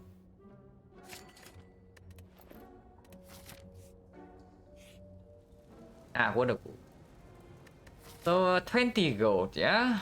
We are only losing 11 if we leave this behind. But oh, that kind of sucks. So losing more gold and not having an actual shop at all is super weird. And it is Hexagons. But we have to face another advanced hallway fight before the Hexagons. So 20 HP. I have died to this event once before. Like, this event has killed me once before. Not that like after I click this I instantly die, but I click this like the life loss matters in Act 1 and I died afterwards. And this is probably the same situation. And honestly, this deck only needs no, this deck needs to remove. Removing is very important in this deck, so the gold value even goes up. Gold value doesn't go down in this one, it goes up. And taking the gold here also opens up the cleric event. And yeah, it can also be like the donuts or something. I mean donut, then maybe we take the relic. I mean if we die, we die.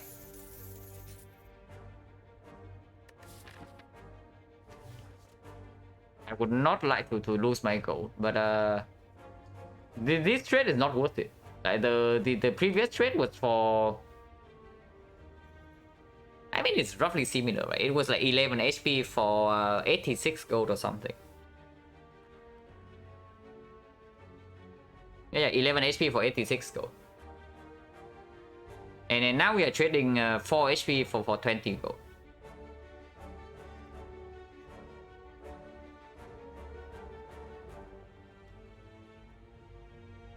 Yeah, I guess we losing 4 more HP is like really dangerous.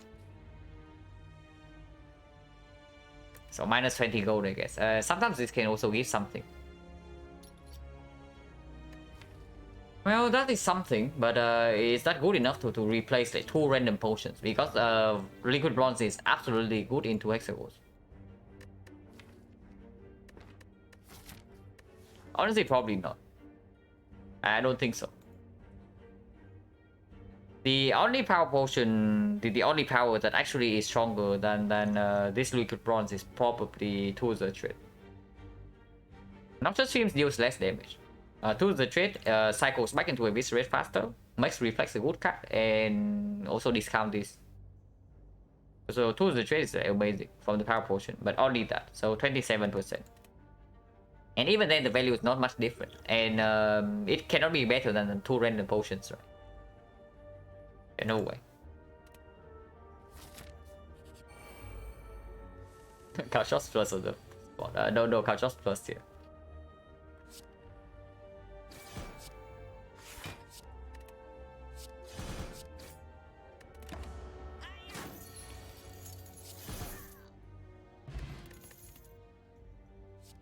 Wallet plans. I mean, wallet plan is like okay. I still upgrade class 9 probably. Wallet plans will perform in this kind of deck. If we do not get enough card draw. How good is it into hexagons? Honestly, not so good, but sometimes we can hold like survivor to discount eviscerate while still blocking. But that's about it. I don't like it at all. I think our damage is already behind in the hexagons fight. Could have taken the goal, yeah. -4 is going to be 13, and then 13 is pretty sad. So it's not even that good. Yeah, if we have like a piercing wheel or something, then maybe this wallet plan is fine. Because then we can extend the fight by 1 turn and we can always block Inferno. But right here, I think that the wallet plan is just breaking. It's just going to slow us down, basically. But it does prevent one exact situation is when we draw both eviscerate in the same hand. But if we hold the eviscerate and then the deck reshuffles, and we also shuffle out the eviscerate anyway. So how good is it? Honestly, not that good. It's probably not good. And this is the first time I died to the freaking hexagons in like 130 runs or something.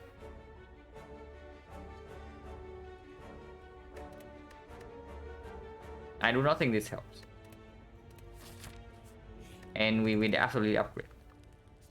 8 damage, 6 damage. But this card we can always play. This card we sometimes we cannot play because we draw it together with the other eviscerate.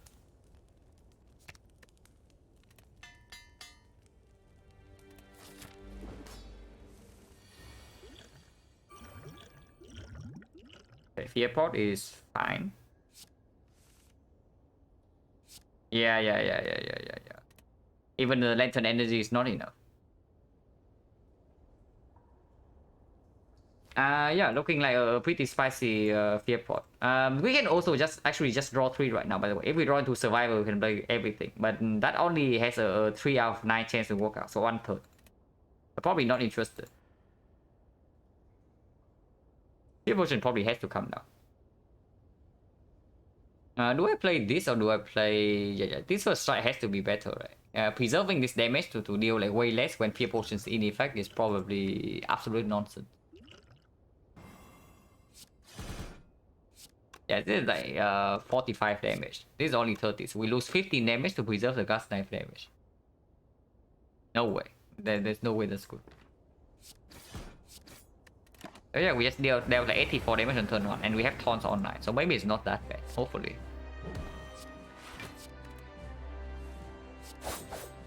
Code energy.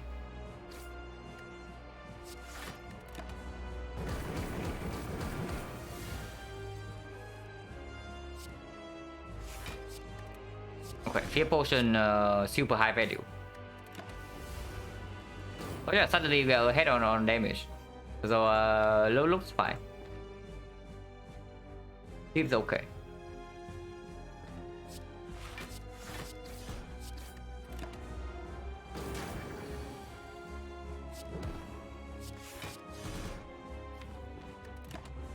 Man, Fear Potion is actually ridiculous on that turn 1. And yeah, we win the fight like even before the 9 times 2. But that potion is pretty strong. You guys still not dead to the hexagons like ever, so that's good. Yeah, here's a freaking Envenom for the eviscerate, yeah, multi-hit. Poison potion, like all has synergy with the Envenom. But yeah, probably not. If we pick die here, if anything. Yeah, can't go infinite. Choker. We pick die here, if anything. The grand finale. If I have taken the Violet Plans, then maybe grand finale. But in this spot, probably not. And yeah, all the AoE source is unupgraded dagger spray, which we are probably not even going to upgrade. We upgrade this first.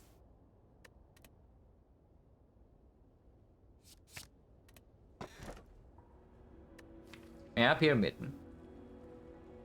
Should I pick the grand finale, I guess. So now concentrate is a mega cut. Concentrate is like completely insane, and prepare is also good, but like for sure. I mean, we don't say no to this when the other two options like complete trash, and it also works with the deck.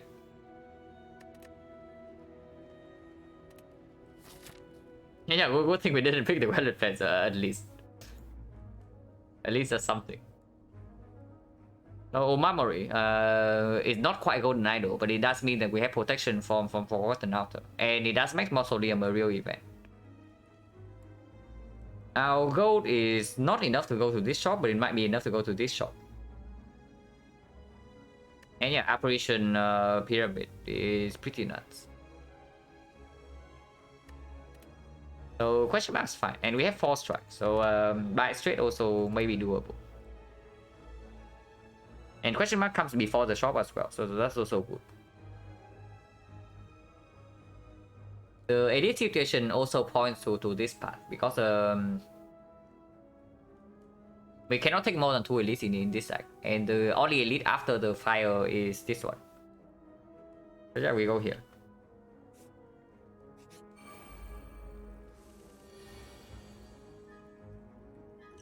Yeah, Pop Potion. Yeah, the draw potion already has less value in the with the pyramid, and right now we are facing 17 with our potion use. Yeah, welcome back, Fantasy. You just in time to witness a run where we get like kind of wrecked.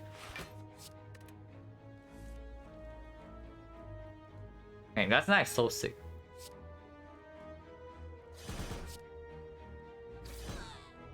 Yeah, we just straight up killed this guy from full HP, so that's good.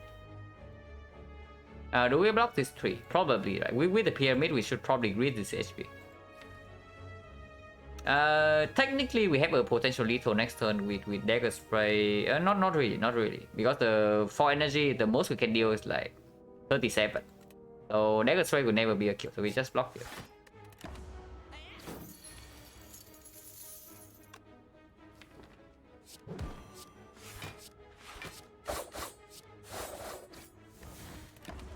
And next time we always kill.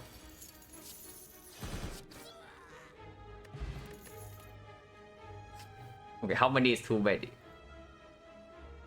Honestly, it's not even good right now. Not before we have a way to discount this. And expertise with the pyramid is yeah, not really. So backtrip if anything. And of course, backtrip value also goes down with the pyramid. Probably just bad. And then it's not like we are screaming in energy. We have 4, but that's it. And then our attacks are freaking expensive. If we pick up card draw, it's probably going to be Echo, just because we discount these 2.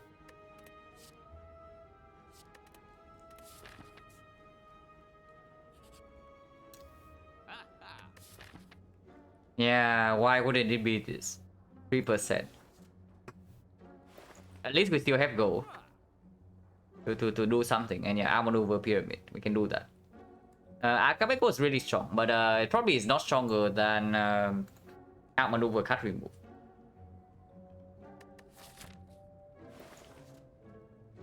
Ghost Ball, yeah, Ghost Ball is very good, but probably too expensive right now.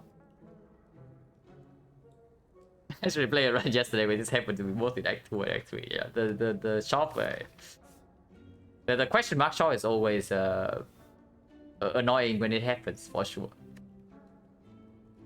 And you just remember the time it happens, like definitely, because like yeah, you are just like preparing your passing for a shop and suddenly the shop just shows up. The spy just like spits in your face and say no, take another path. Make it with the pyramid is like reasonable, but only if we don't have enough damage. We probably have enough damage, especially after we remove more garbage.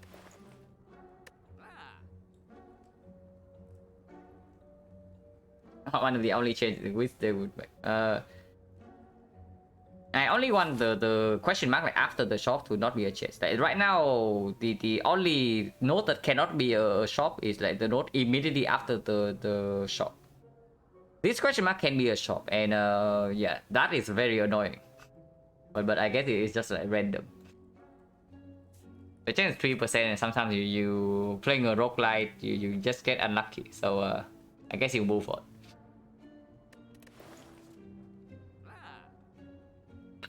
But yeah, our maneuver card remove. Do we ever need to buy a footwork right now for the champ? It's not stronger than remove, right? And it's also not stronger than our maneuver.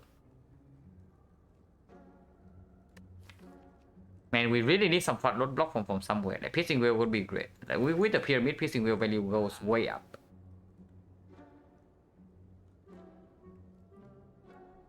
Just also we're doing note after, but not before. I guess because the game will not know where you are passing to, right?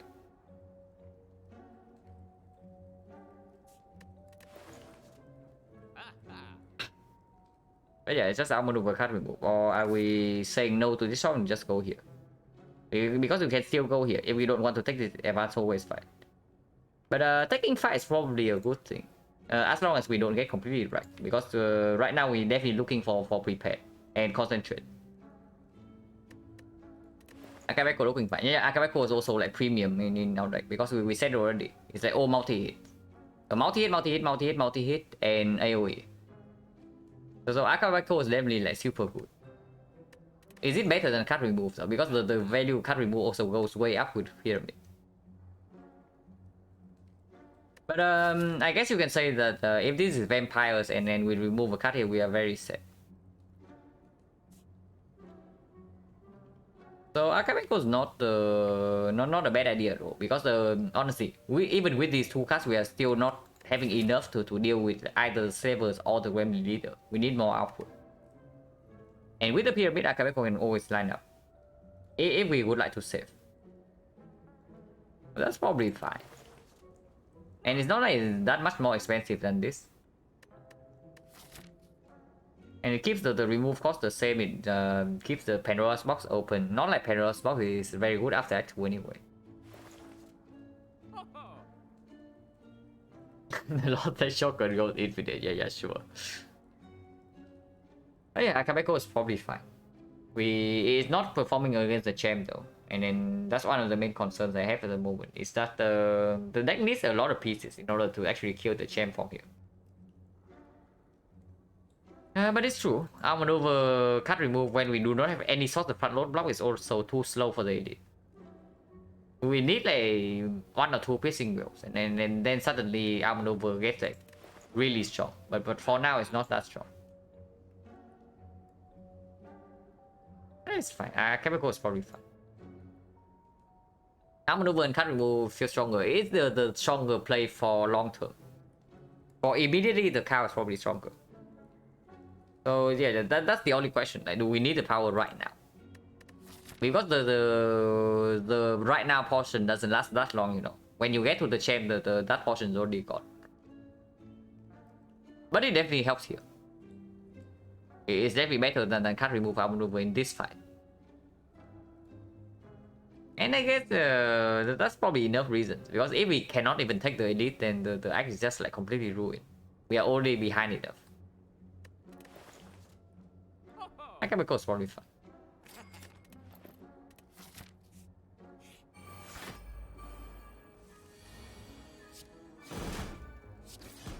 And yeah, Akabeko.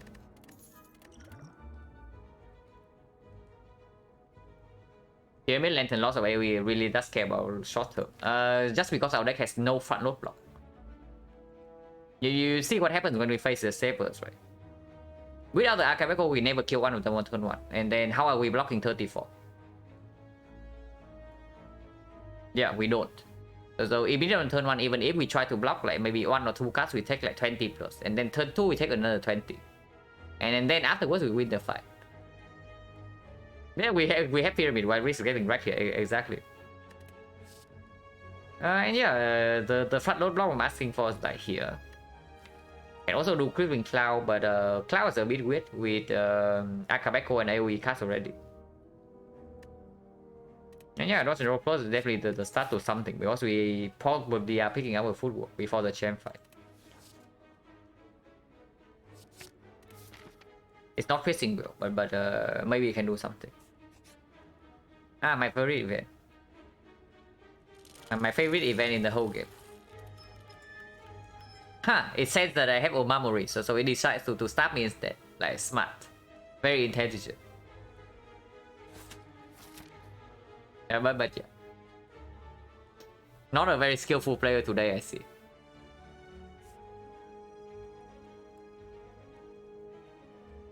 Okay, so Shrine garbage. It means that we cannot even rely on this question mark to give us apparition anymore. So that's nice. Probably still go here. We want more cards, and with the follow from Akabeko, taking whole wave fight is not so bad. I mean, I say that and then run into a freaking snake plant.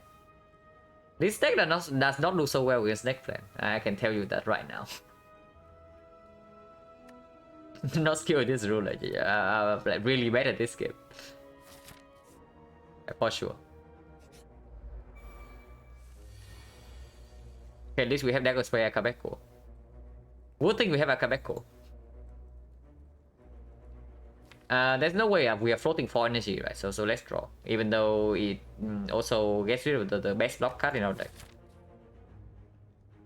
So 2 fights here and 1 potion drop. Was it 1 potion drop? Did the Hexaghost drop the potion?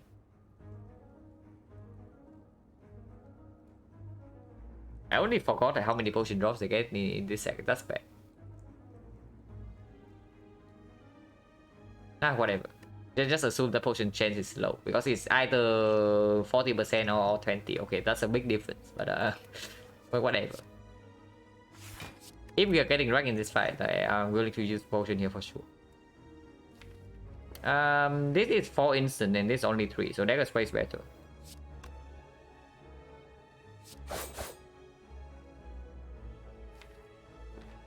And probably still have to kill the cultist first. That is coming up though, so we can leave this guy on 10 HP for now. That is coming up? Question mark? Okay, maybe that is not coming up. And we are weakened next turn, so that deals 9 damage. So we actually have to put damage here. Yeah, okay.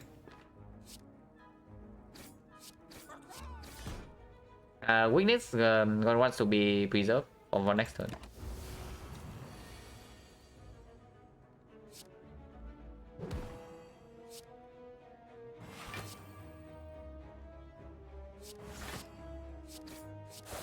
If we don't block for 1 to get 1 more days. Honorable is here. Oh yeah, I guess double Viscerate is like 1 damage off, but we can still block once here. Because next turn we have 4 energy. So not so bad.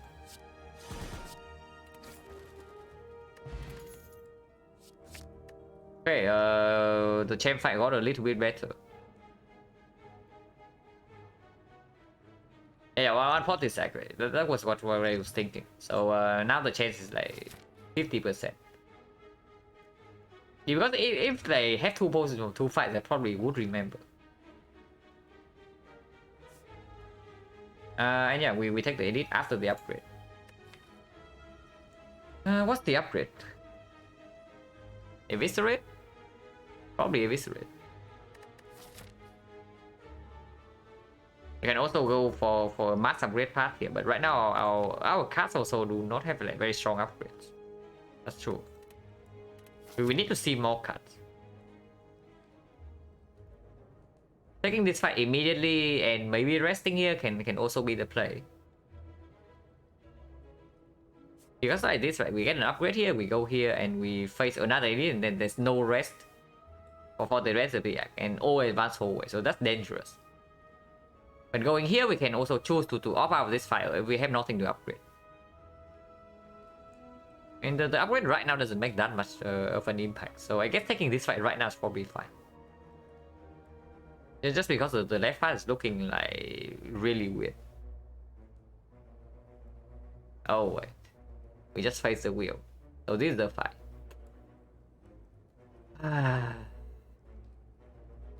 Man, the wheel. The wheel always gets us one way or another. But that doesn't change anything, right? So this part is even worse because it's like 4 advance always in a row. Yeah, not interested.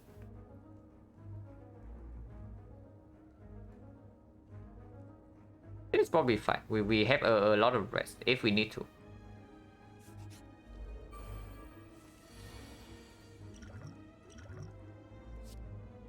Okay.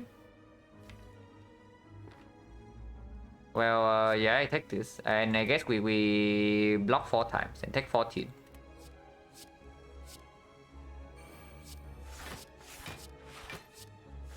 And probably should still kill this guy because we need to survive another turn.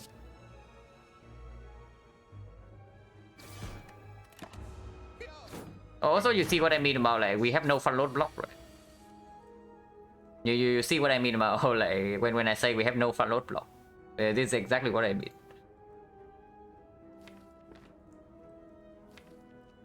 So we have to block another hit. Double strike here will kill this with the bomb. Yeah, leg sweep? No. We need piercing wheels. Maybe leg sweep for the champ, but and then maybe footwork for the champ. But right now the best front load block card we can get is piercing wheel, for sure, with the pyramid. Also, yeah, we can also just draw into some blocks, but I guess we drew into like 4 blocks on turn 1, so cannot complain too much. No reason to kill this guy whatsoever. So let's kill this guy. I was only hitting this guy because I was scared of the vulnerable this turn. Maybe shouldn't be, but this guy also hits harder if he attacks.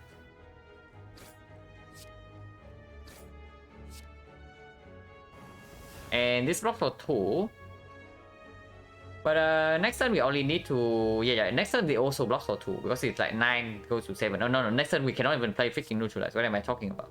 We do this here.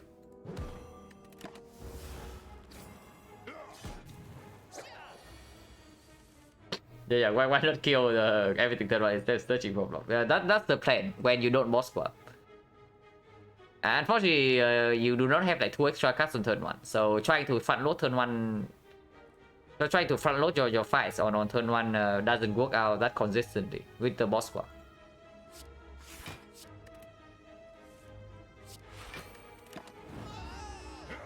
Okay, so if the potion did not give the bomb, we would die in this fight. Good to know. More bang, exactly what we're looking for. More AoE. We just fought the Slaver, so the value of this card goes down. But we have Pyramid, so the value of this card goes up. And yeah, it's true, Corpse Explosion is block. You're not wrong there. It's probably fine. We take Corpse, we rest here. And with the power Poison Potion, maybe we can do some poison stacking in against the champ.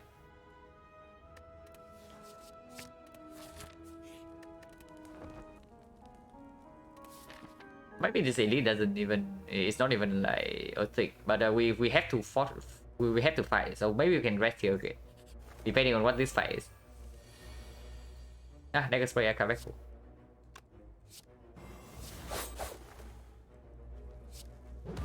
Might as well down this bird.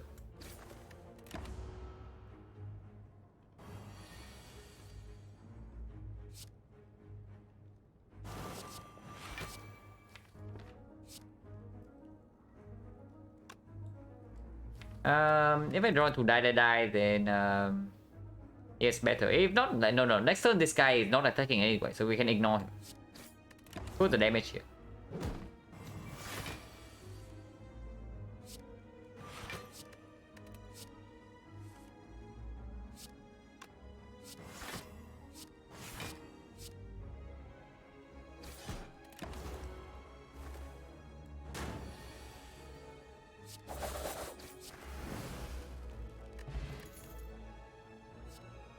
Yeah, Outmaneuver is back. It's still slow, but it's probably okay for the champ fight. I think maybe not. Our block density is not high enough to... Actually, no. If our block density is low, then our maneuver is even better than before. Because like, yeah, we can empty our... We can play the garbage attacks, and then we draw back into the blocks. But I don't know. The boss is slightly weird with the choker, but not that weird. Potion chance 1, 2, 3, 4, 5 fights. 5 fights, one potion. Really. So for 170%. Yeah, outmaneuver if anything. It's outmaneuver good enough. It's not going to perform super well into this fight. We're stabbing or Gremlin Leader. I mean, outmaneuver against Gremlin Leader might play, and both stabbing is so rough. I don't even know what the hell are we doing against the book. Yeah, one piercing wheel would actually make this deck like so much better. Not against the champ, but against like basically every other fight right now. How are we killing the champ, by the way? Because right now I also have no idea. Yeah, how are we killing the champ? Also, where's not prepared or the second acro? Would be nice to get those.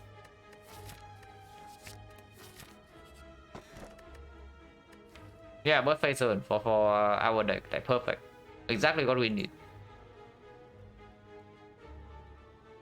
Okay, real talk. Do we actually skip this? Because this relic is like so freaking good in Act 3. Okay, maybe not in Act 3, but whenever we get some powers, it's actually so good. Relics are carrying. Yeah, we have like one relic that actually can do things. I guess Lantern's okay, but this relic is doing things, but we bought it.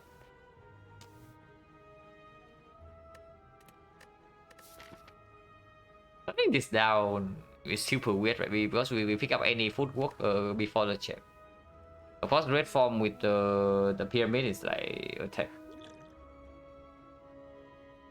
And I guess we have to rest before the book. If this is the book, we need to trade our HP. Oh, it's the neutralize upgrade. I mean, maybe neutralize upgrade is fine. Then we rest here instead. Neutralize upgrade is going to play in the book fight and in the leader sometimes. We have like 31 HP. How bad can it be? Yeah, it can be really bad. But neutral upgrade probably blocks like just as much as resting against the book. It's true. And we can save it until the some bad multi hits with the pyramid.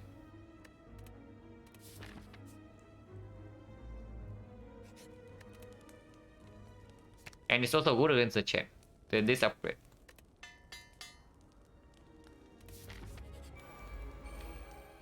$171. Okay, that is like almost the maximum value, as far as I know. At least we draw terror turn 1. 60 damage. Okay, that's pretty good. Survivor might want to be kept in hand for the Viscerates. Yeah, Survivor might be one might want to be kept in hand for the Viscerates. What I'm thinking about is whether to Poison Potion right now. Poison Potion against the champs only 12 damage more into the split. But regardless, we are doing this now. So now we can think about other things.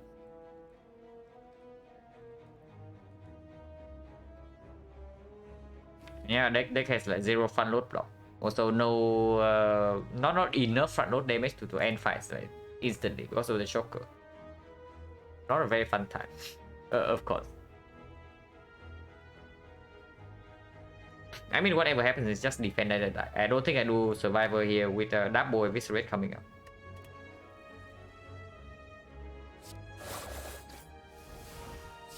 Yeah, it's probably defend.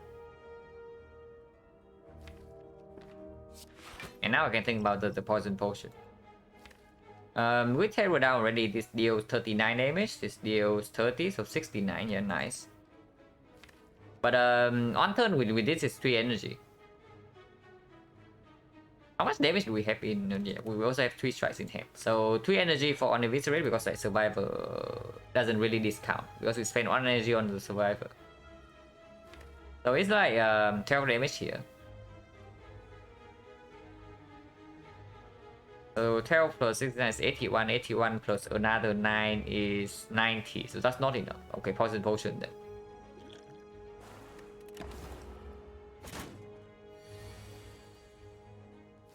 Okay, that's slightly weird.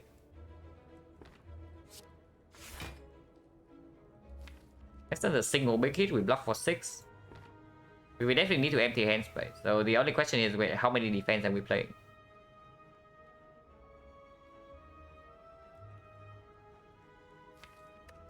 Yeah, 69 over 2 turns. With plus 6 is 75. 75, 5, 4, 3. Okay, we get full block here.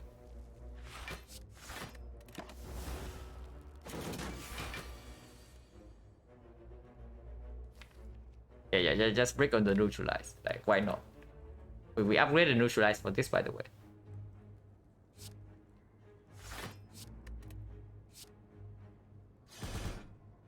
And we kill next turn.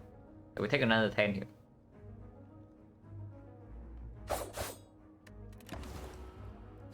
But yeah, we block as much as we could and they don't have a kill a turn earlier regardless, so it's fine. How we play this fight.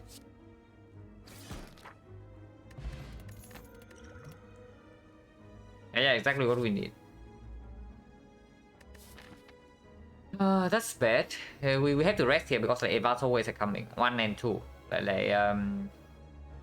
Both advanced always are coming. Unless it's like shop or chest. And right now we are just freaking dead to the chest. Is it ever a second dodge and unupgraded? That is like so freaking weird. But we simply do not have enough block like ever. But even with this, like, we don't have enough block. We need a footwork. There was a footwork we passed in the shop, but it was for Akabeko.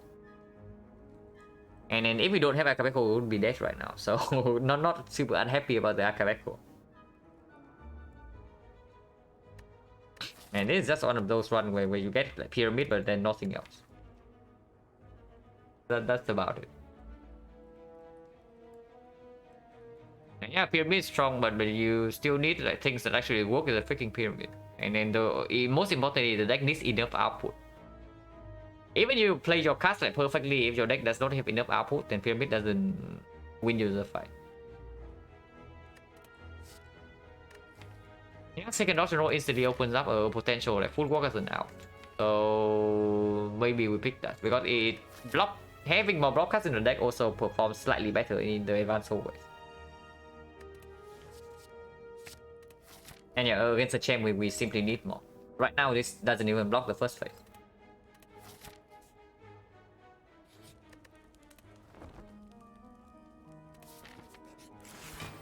Exactly the fight we're looking for. Neutralize also wastes Akabeko, but if we don't neutralize, we are taking 6 more immediately. And okay, we are floating energy. Next turn, this guy also this guy attacks every single turn. No way with potion here. The potion is reserved for the champ fight because it can be apotheosis, and apotheosis will probably bail us out because all the blocks are upgraded. So it's basically a footwork that also gives us damage. Magnetism can also bail us out against the champ, like for sure. Yeah, but magnetism birthplace zone. Okay, that's actually pretty cool. It is a full heal. Magnetism birthplace zone is actually a full heal.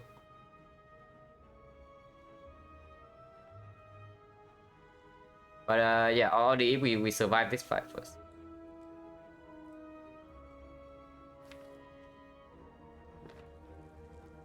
How interested am I in, like, first of all blocking 6 and then wasting a Quebeco? Because this guy also needs to die first. I cannot block this guy when I'm being vulnerable.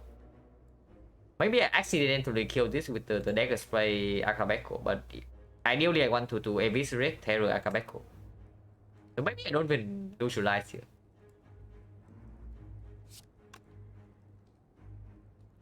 And if I don't neutralize, I should just discard this strike. Got 3 energy. That's not very good. Because there's another fight incoming. But not a lot to do with this deck. Like 13 already. So there's not even a guarantee that I get out of this fight alive. But I think playing neutralize is like pretty losing. And that's the main problem.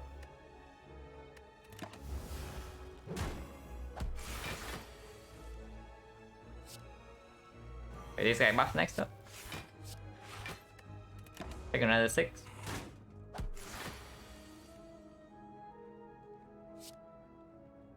Yeah, we kill this guy immediately. Because we preserve Akabeko. And we don't even need to use the upgraded eviscerate for that. We can use this to kill this guy next turn. So we kill this guy with this and we kill the other guy with this. 66 plus 36. Yeah, it's definitely a kill.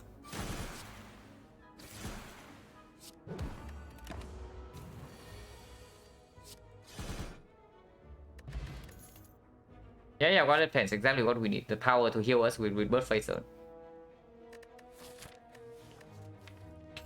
Yeah, I don't know, like, what's happening in the next few floors. Hopefully we don't die instantly.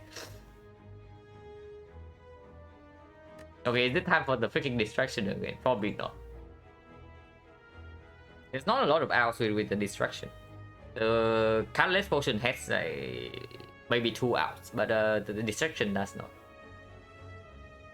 Distraction has like even concentrate doesn't help us right now, because right now we were scared of dying to the champ in the first cycle, not even the second one. Second out maneuver not even good. The first one I don't even know how well it's going to perform.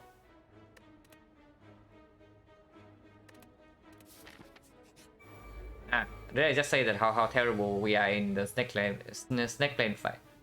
And yeah, we go to 2. We go to 2 HP. Unless I use a potion right now. If I potion right now and miss, even if it hits, we are still probably straight up dead to the champ. But right now this doesn't kill the champ without the potion help. But if this guy attacks again next turn, I'm forced to use potion anyway. So I don't know.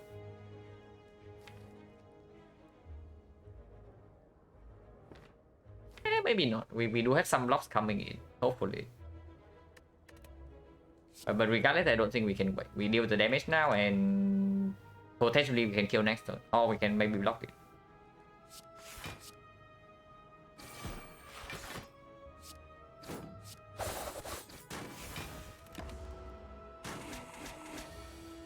Yeah, we can kill. Okay, skill potion. Not exactly what we need. I mean, Cow Game Boy is okay, but we are on 2 HP, so we cannot upgrade. I would love to upgrade this Cow Game Boy, and maybe we have something to do with like 2 Eviscerates and Reflex in our deck. But on 2 HP, upgrading into the chain probably means that we die almost instantly. Because right now this deck cannot really block to fail. Even if the color spot hits like Apotheosis, we still take chips sometimes.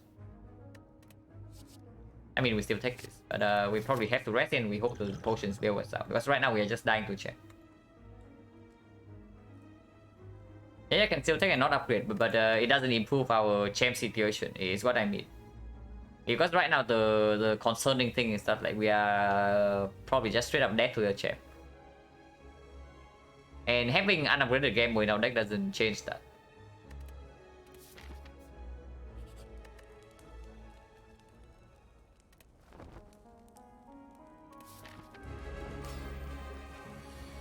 Yeah, 18 on turn 1. Apotheosis, yeah? Okay, no Apotheosis. So, what's the plan here? Because I'm out of plans. Maybe Skill Potion can be something. I mean, Good Instinct is probably the pick here, but it doesn't help that much.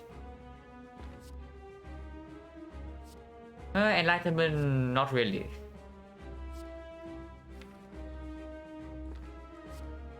So, Sadistic Nature... Yeah, no. What about this? Okay, what can this be?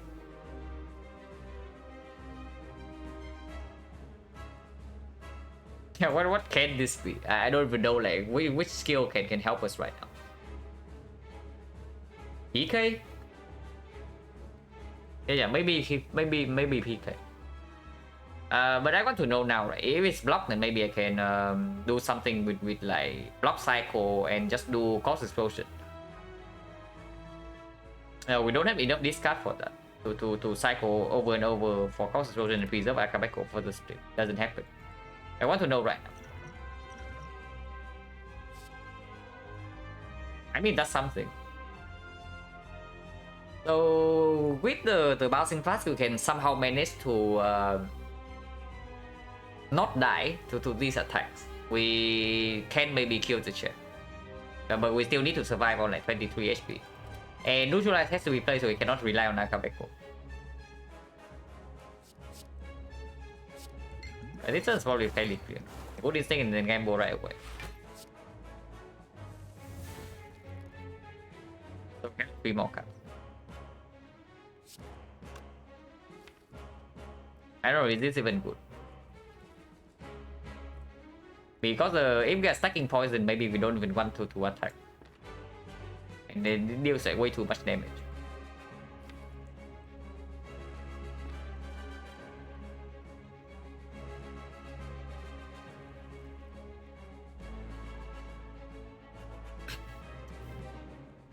I mean, I don't know. And Count Gamble Plus would actually win this fight, but Gamble Minus is gone now, so we cannot cycle back to our poison anymore without playing attack.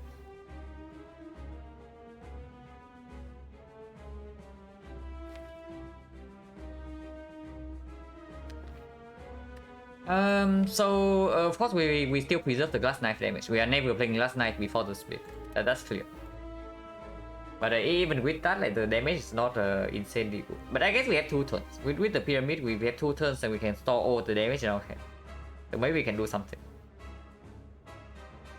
But what I do know is if we stay in even in the first phase long enough, we just straight up dead. So maybe pushing damage is not that bad.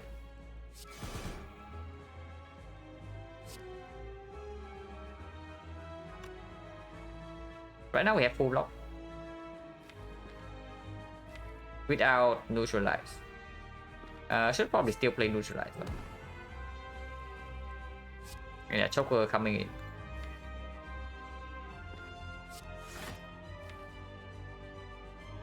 Probably want to play echo to cycle back into the bouncing fast.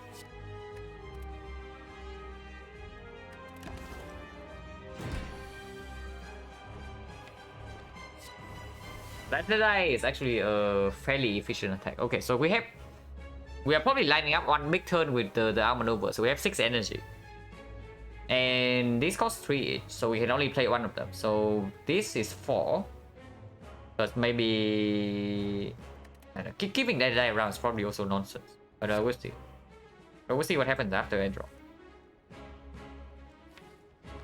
Dodge and roll is probably for next turn because we are still not frail. Actually, no. Dodge and roll next turn doesn't make sense because the turn after is like the weakness. So if we play anything, if we play dodge and roll plus, it's this turn.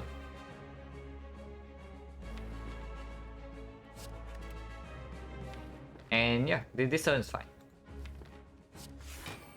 Redrawing into dodge and roll plus is also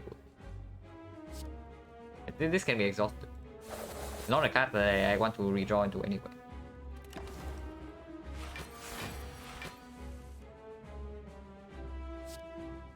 Dodge and roll here is bad because next turn this guy never attacks. So it's like this and shuffle the cost back in.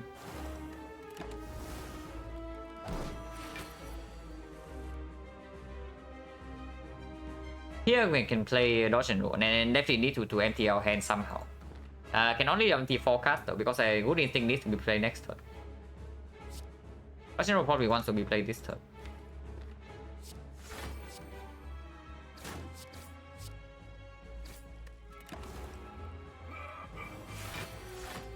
Not even attacking.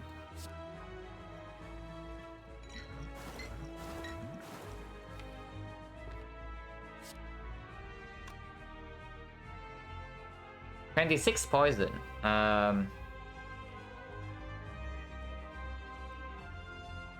So 26, 25, 50. Then we get weakened again. I mean, it's not going to line up very nicely, but not much you can do.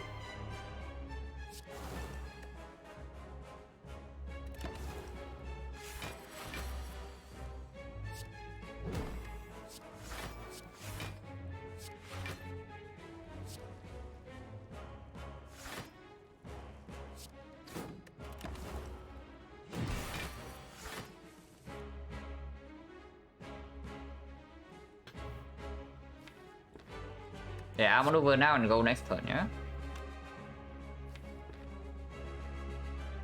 Because next turn we're still not weakened. We get weakened 1 turn after that, so it kind of sucks because it's the turn before the execute. But it's the best we can get.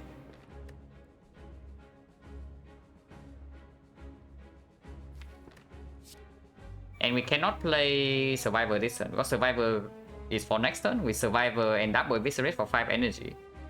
And we got knife for 6. And then that's our whole turn.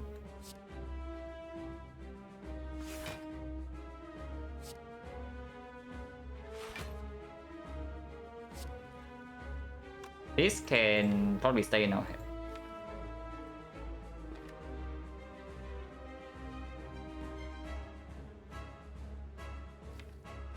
Yeah, I don't know. The damage looking like super weird, but hopefully it can be enough. This is only 69 plus 36, so this is like 105, and the champ is going to split at like 70 HP, and afterwards we have no terror. We have to block execute somehow, and I have no idea how.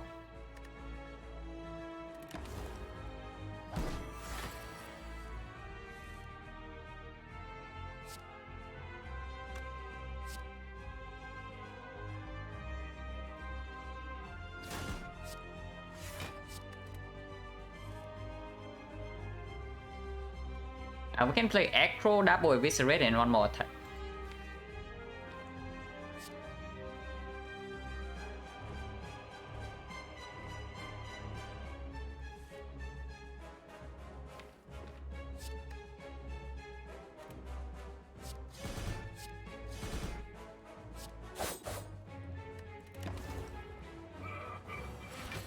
Yeah, we are going to be vulnerable but not fail. And we have 6 energy to block for the execute, so hopefully that can amount to something.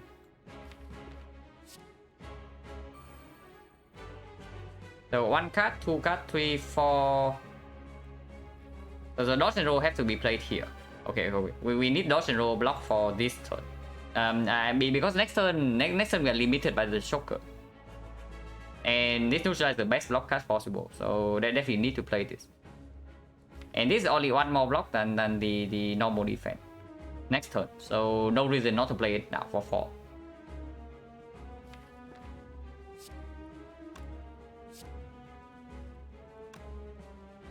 And I guess the strikes can go.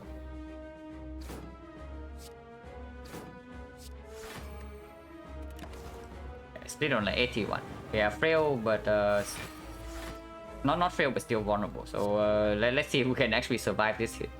It's not easy.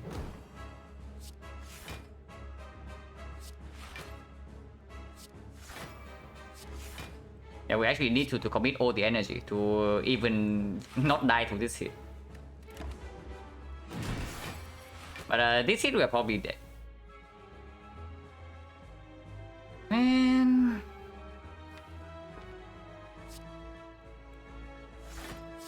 This guy is weakened already. So yeah, we simply do not have enough luck. So we just die to the check. And yeah, saw this coming. I definitely saw this one coming.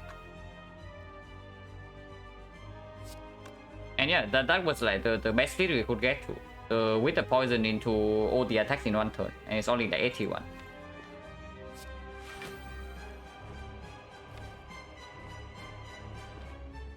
And yeah, one skilling card would do it. Like any skilling card besides the terror.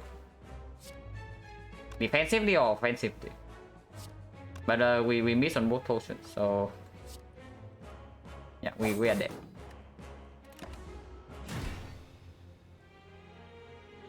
But yeah, apparently the correct play was actually to buy the football and dodge all elite. Because elite did not give us anything. And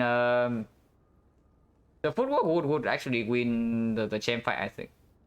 I think with the football we would actually win the champ fight because we also have a lot more HP going into the fight. And then afterwards, like we high roll the boss reward or something. But this one's just like completely under the curve from the start of Act 1. And at the end of Act 2 we have like not a real deck and one relic that plays besides the pyramid. Well, Dion Slaver didn't have Acapulco. Yeah, that's what I'm saying, right? In with hindsight, the correct line was actually to buy the football and then dodge all elites. Because you see what the elites gave us. Yeah, more back. Did nothing. What phase Earth? We have 0 powers. And yeah, strawberry, cool. Amazing. I mean, birthplace Earth was even from the chest.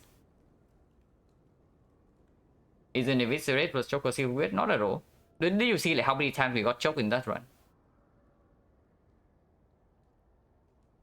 Yeah, maybe 1. But potentially 0. The problem has nothing to do with like Eviscerate or Choker. It's just that we have like 0. We have no deck. Leaving Act 1 and then in Act 2. And potions also do not bail us out. So we die. With the deck that simply does not have enough output. And you see, right? Even on the turn where we outmaneuver, have 6 energy, we still do not get choked. Yeah, and then we will only get choked if this card game was upgraded, but it's not. If it's upgraded, we actually do not die to the champ, by the way. But it's not. The correct play was to get full heal on the wheel. Yeah, the wheel also stabbed us. That did not help. And yeah, Omar very unused. Like what a surprise. So this runs just like one of the garbage ones, and I don't know how much of that is due to the boss squad. Because the boss squad was taken over like Transform 1. The Act 1 pathing was extremely weird. That's clear. And I guess without the boss squad, we might have done slightly better in the advanced hallway fights.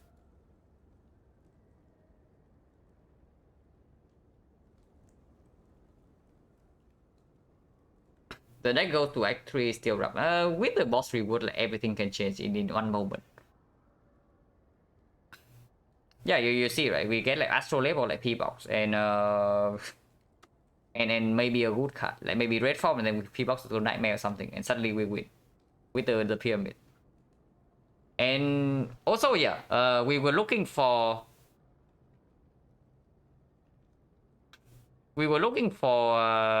prepared from the start of this run, and yeah, guess what?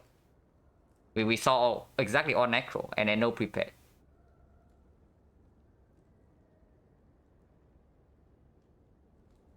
Didn't take first elite. You mean in Act 1? Yeah, in Act 1, after the advanced hallway fight like garbages, we had to path differently. And that's a problem with the Act 1 pathing, right? There was like 1 elite in the second half, and it was the burning elite. So it is either super early elite, which does not work well with the boss squad, by the way, and or on elite in the whole act. And then I guess that's what we ended up with, and that was not enough.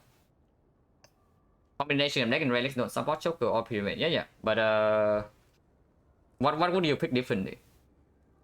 Because I don't think we get offer non-garbage in this run.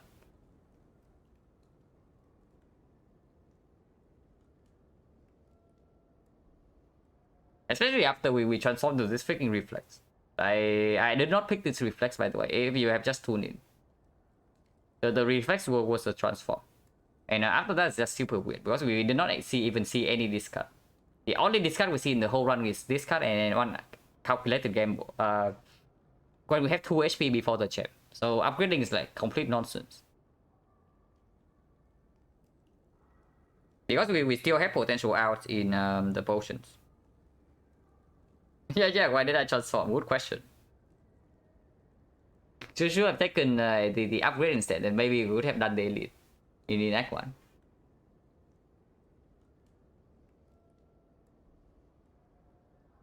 But Joker did not hurt us in this one. If anything, the way Joker hurt us was indirectly. By yeah, getting rid of the starter relic and also the thing. Also the no Neo bonus. With the different Neo bonus, we could have maybe taken the more aggressive path in Act 1. Because yeah, very early shock with ring of stack and a good potion is usually enough to take a floor 6 elite. Consistently at this. I'm not saying we can never take the elite on floor 6, but it's not consistent. And also we got complete garbage by the advanced 4-way fight. So that was not good. Play better on the wheel. That one I have no idea how to do. You probably watched seen enough of the stream to know that how bad I am at that event, and I cannot do anything about it. Now, if there's anything you can point to the card pick, it's probably this one. This card did not do anything, but it also did not hurt us in the champ fight. If anything, it gave us a slightly better speed, but that was still not enough. And in the Bird plus Chosen fight, it delivered. But Bird plus Chosen it actually performed and did not break us in any fight. So skipping this was not will not change much. Our maneuver gave us slightly. Yeah. This was just for the speed, and even with the energy from this, we still split on the 81, and it was not enough. I wanted to give real sample. Yeah, please no. Not super unhappy with the dodge and roll. I think the dodge and roll was the right call, but simply not enough. If the attack pattern was slightly better as well, like if we are not vulnerable for the execute, we could actually block it even afterwards, and then we can stack poison maybe, and then maybe it will win. But not really.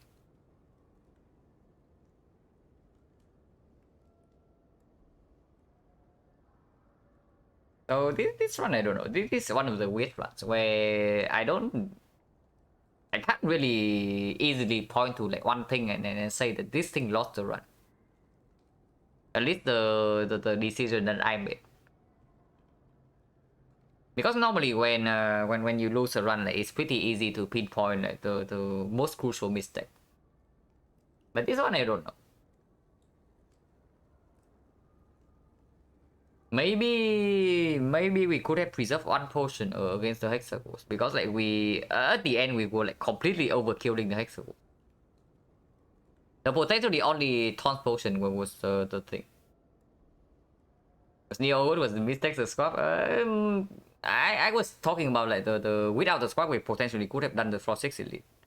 And take less damage from the advanced 4-way fight. But that's not like super relevant here, because if you want to talk about like the detrimental boss swap, then we would not even be doing like this sample in the first place.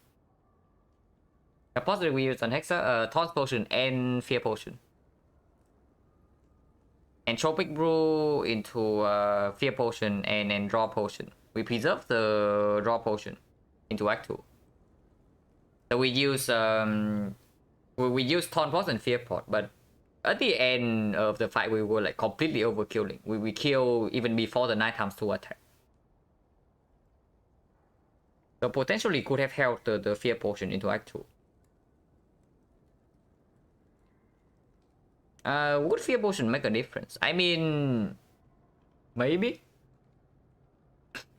Maybe it's that, because here's the thing, right? The slavers fight. Immediately on turn 1, we were facing 34 damage and we block for 20, but we take 14 from the red slaver. Only because we could not kill the red slaver with the glass knife. But with the fear potion, the glass knife will instant kill with Akabeko. So we would have like 14 HP more, if we manage to preserve the potion. And plus 14 HP is a massive difference, because it might actually mean that we get to upgrade the scout gamble. And yeah, if we get to upgrade the scout gamble, then maybe the chain fight goes like very differently. That could have been it. Like maybe it's just like over preparing for hexagons. Potentially. But I mean, without the fear potion, I don't know, because fear potion did. Okay, what did we play? What did we play? We play Eviscerate Plus, and Glass Knife, and 2 more attacks, like Dagger, Spray, and 1 Strike. It's run 2, yeah, it's run 2, and we just died to the chair.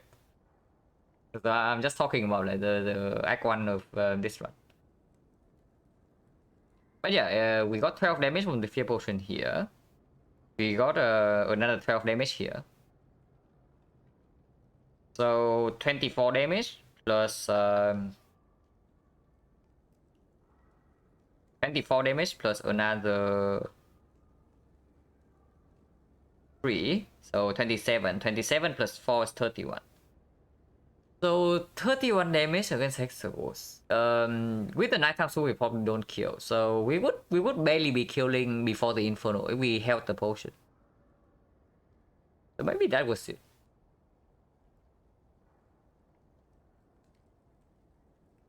Don't want to be result oriented. That's besides the point. You see, because we know that our opening hand is very good for the fear potion.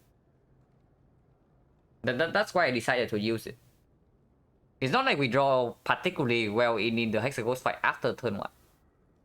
Our turn 1 hand was exceptional. That's why I decided to pop the fear potion right away. But at the end of the day, we did not even need the fear potion. Because afterwards, the draws were like average. And it's not like we were even close to the Inferno turn. This is not a case where we like top deck poison or anything like that. And then we say that, oh, maybe should not have rested. It's not like that. We had perfect information before I decided to use the potion. And turns out it's just not necessary. So maybe that's the difference. It's true that we might have been forced to throw away a poison potion before the slavers, but poison potion did not really perform, right? We use it in the book stabbing fight, but also it did not end up mattering. So even if we are completely down the poison potion, it's fine. Relics didn't help. Yeah, that one is clear, but that one he cannot do anything about. So no point thinking about that.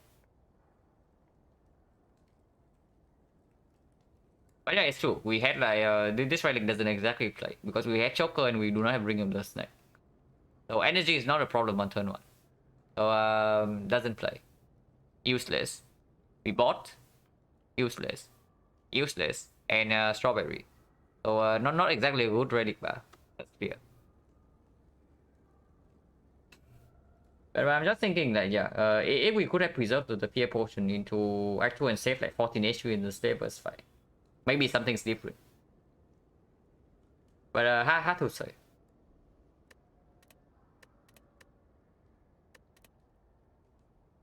But yeah, Choker no longer 100% win rate. So the only relics that had more than 1 swap and still have not lost would be the Snecko, the Coffee Ripper, and Slaver's Collar. Chain Bullet, yeah. Our deck had like no scaling. Our deck had no scaling. We did not have any functional relics, so And then we don't have like the premium cards like the catalyst or PK or anything like that. So even with the pyramid, we could not do anything here. Also, yeah, good event. This event damages for way more than 9, by the way, because like if not for the shrine garbage, we do not run into this garbage here. I mean, we would have run into this garbage like here, but again, we would save like 19 HP. So this event actually cost us like 28 and not 9 damage. It cost us like 28 HP, and then that's like just complete garbage in Act 2.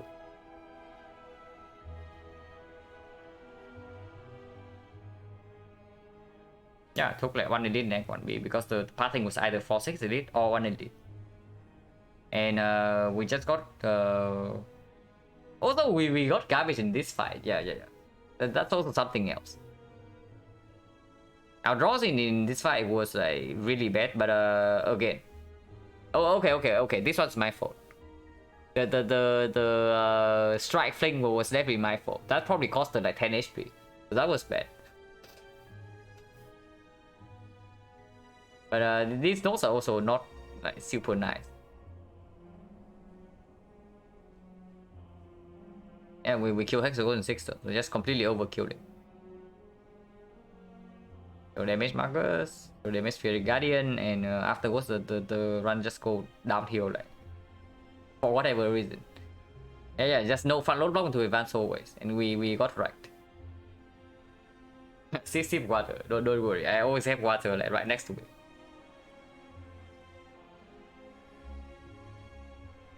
But yeah, maybe yeah. This is definitely my fault. But this one is like not calculation error, so I don't feel that bad about it. I honestly only feel bad if I make a miscalculation and then I lose. But here this is like the mouse error. I mean, it's not like the mouse went wrong, but I clicked wrong. But that is easily fixable. Let's say it like that.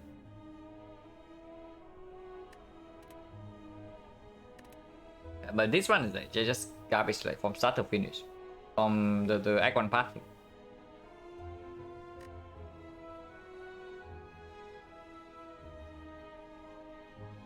But yeah, 18 and 10.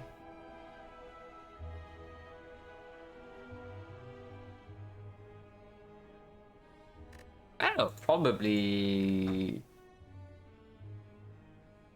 should not play another run after this, because the either it's like a very quick loss or I'm going to stream for like too long.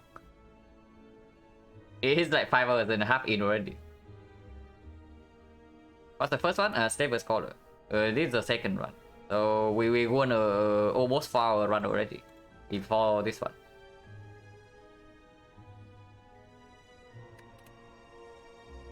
But yeah, let's see if there's yeah, may miss it. Don't worry. My boss are always available. I mean, I say always available. That's not true. Twitch will auto delete it after 2 weeks, but it's on YouTube. If you don't want to watch Twitch bots. But yeah, let's see if there's anybody streaming. Okay. Papa is streaming. So okay. Why is Papa in my chat when streaming? But yeah, we are ready, Papa.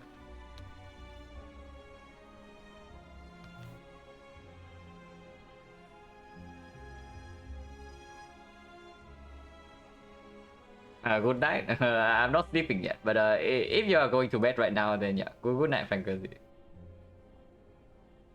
Would be interesting to replay Lucid with our boss squad. Probably not. Honestly, probably not, because you just like kind of have high side knowledge of what relics are coming. Even if you don't actively try not to look at it, your brain will still register something. And kind of, if you remember why the run is difficult in the first place, to choose the seed to replay, then you already know what's coming. Like the what elite is the first one, for example, and then what cards you get, what boss relic you see. That's not going to be very, very productive, I don't think. But yeah, as always, like, thank you everyone for hanging around and for watching, like, especially the ones who were here like all the time from the start of the first one, almost the whole 6 hours. So that's amazing. Stream time still earlier than preferred time. Not that much earlier. Like because normally, right, I wake up at around like 9 a.m. or something, and then either I do something in the morning. Wait, back. Cancel. I finish talking this first, and finish the raid. But yeah, I wake up at like 9 a.m. and then either I do something else and then start stream at after lunch, around like 2 p.m. which is the time I usually stream. But sometimes I just feel like streaming in the morning, so even immediately after I wake up, I just stream from maybe 9 a.m. or maybe 10 a.m. Which is roughly today. Today I started stream at like 8? Yeah, 8:30. So it's not that much earlier. I woke up earlier than usual, but I did not start stream that early. This time is really good for me participating you guys. Okay, good to know. But yeah, let's do the raid again.